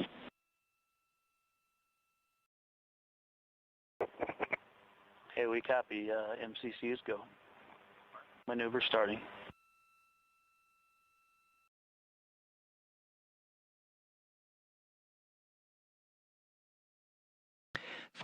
Minutes of mission elapsed time. The maneuver to the burn attitude has begun. The maneuver also is paired with reorientation of the solar array wings that have been deployed. They will have various positions throughout the duration of the flight. Of course, solar array is meant to maximize the draw of power from the sun. So when deployed, we're in a biased solar array wing configuration that was called solar normal. This allows for the greatest surface area of the solar array wings to be drawing power and powering up those batteries of integrity, of which a cross-tie was enabled between the four batteries, the four battery buses that are inside of Orion.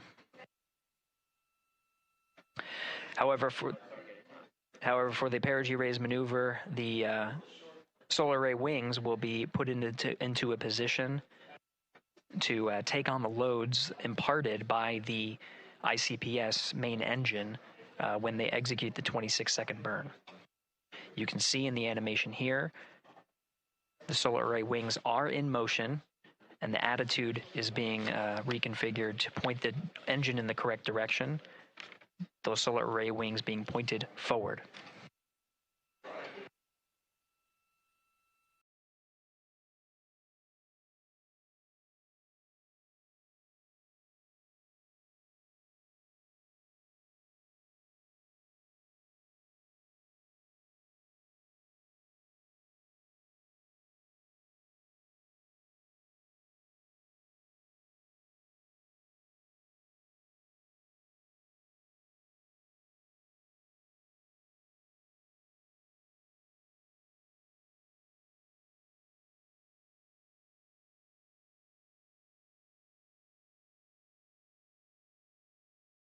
You're getting a live look inside the Artemis II mission flight control room. The team you see here oversaw the ascent of our four astronauts inside Integrity, launching at 6:35 and 12 seconds p.m. Eastern Time.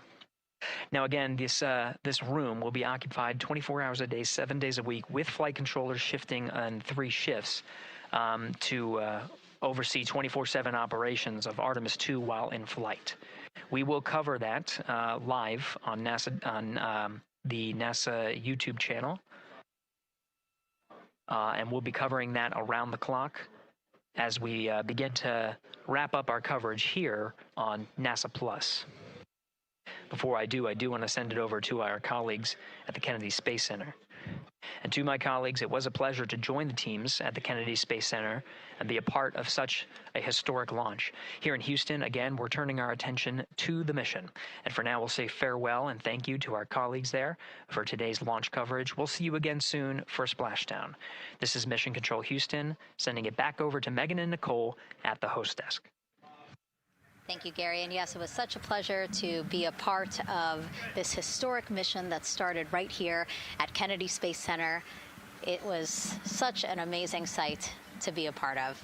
And now, as Reed Wiseman, Victor Glover, Christina Cook, and Jeremy Hansen begin their journey, we here at the Kennedy Space Center are about to wrap our broadcasts. We'll, of course, though, have 24/7 coverage with our colleagues at Johnson Space Center starting as soon as we sign off, so don't worry. You can follow along our 4 astronauts every minute of their nearly 10-day journey to the moon and back. Nicole, I'll definitely be watching it, and I'm sure you will, too. Yes, of course. You know, they just started, right?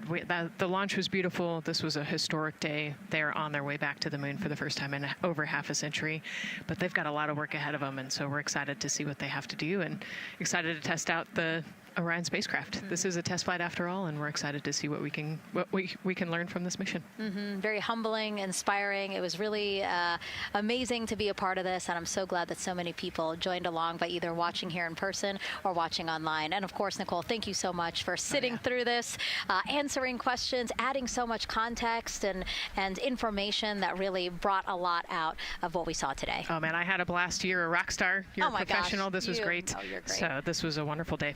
Well, again, thank you so much, and thank you to you for watching at home. You know, tonight we didn't just launch a rocket, we launched the next chapter of human exploration. Our Artemis II crew now on their way back to the moon, and we're taking you with us. So thank you again for watching, and go Artemis II.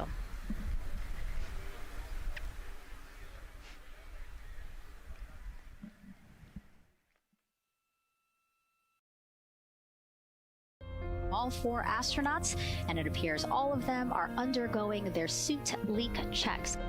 Yes, a pre-flight tradition that we have seen with our crewed flights, the card game. The astronauts who have just left crew suit up and are now walking down a hallway. And here they are, NASA's Artemis II crew, taking their first steps outside for their historic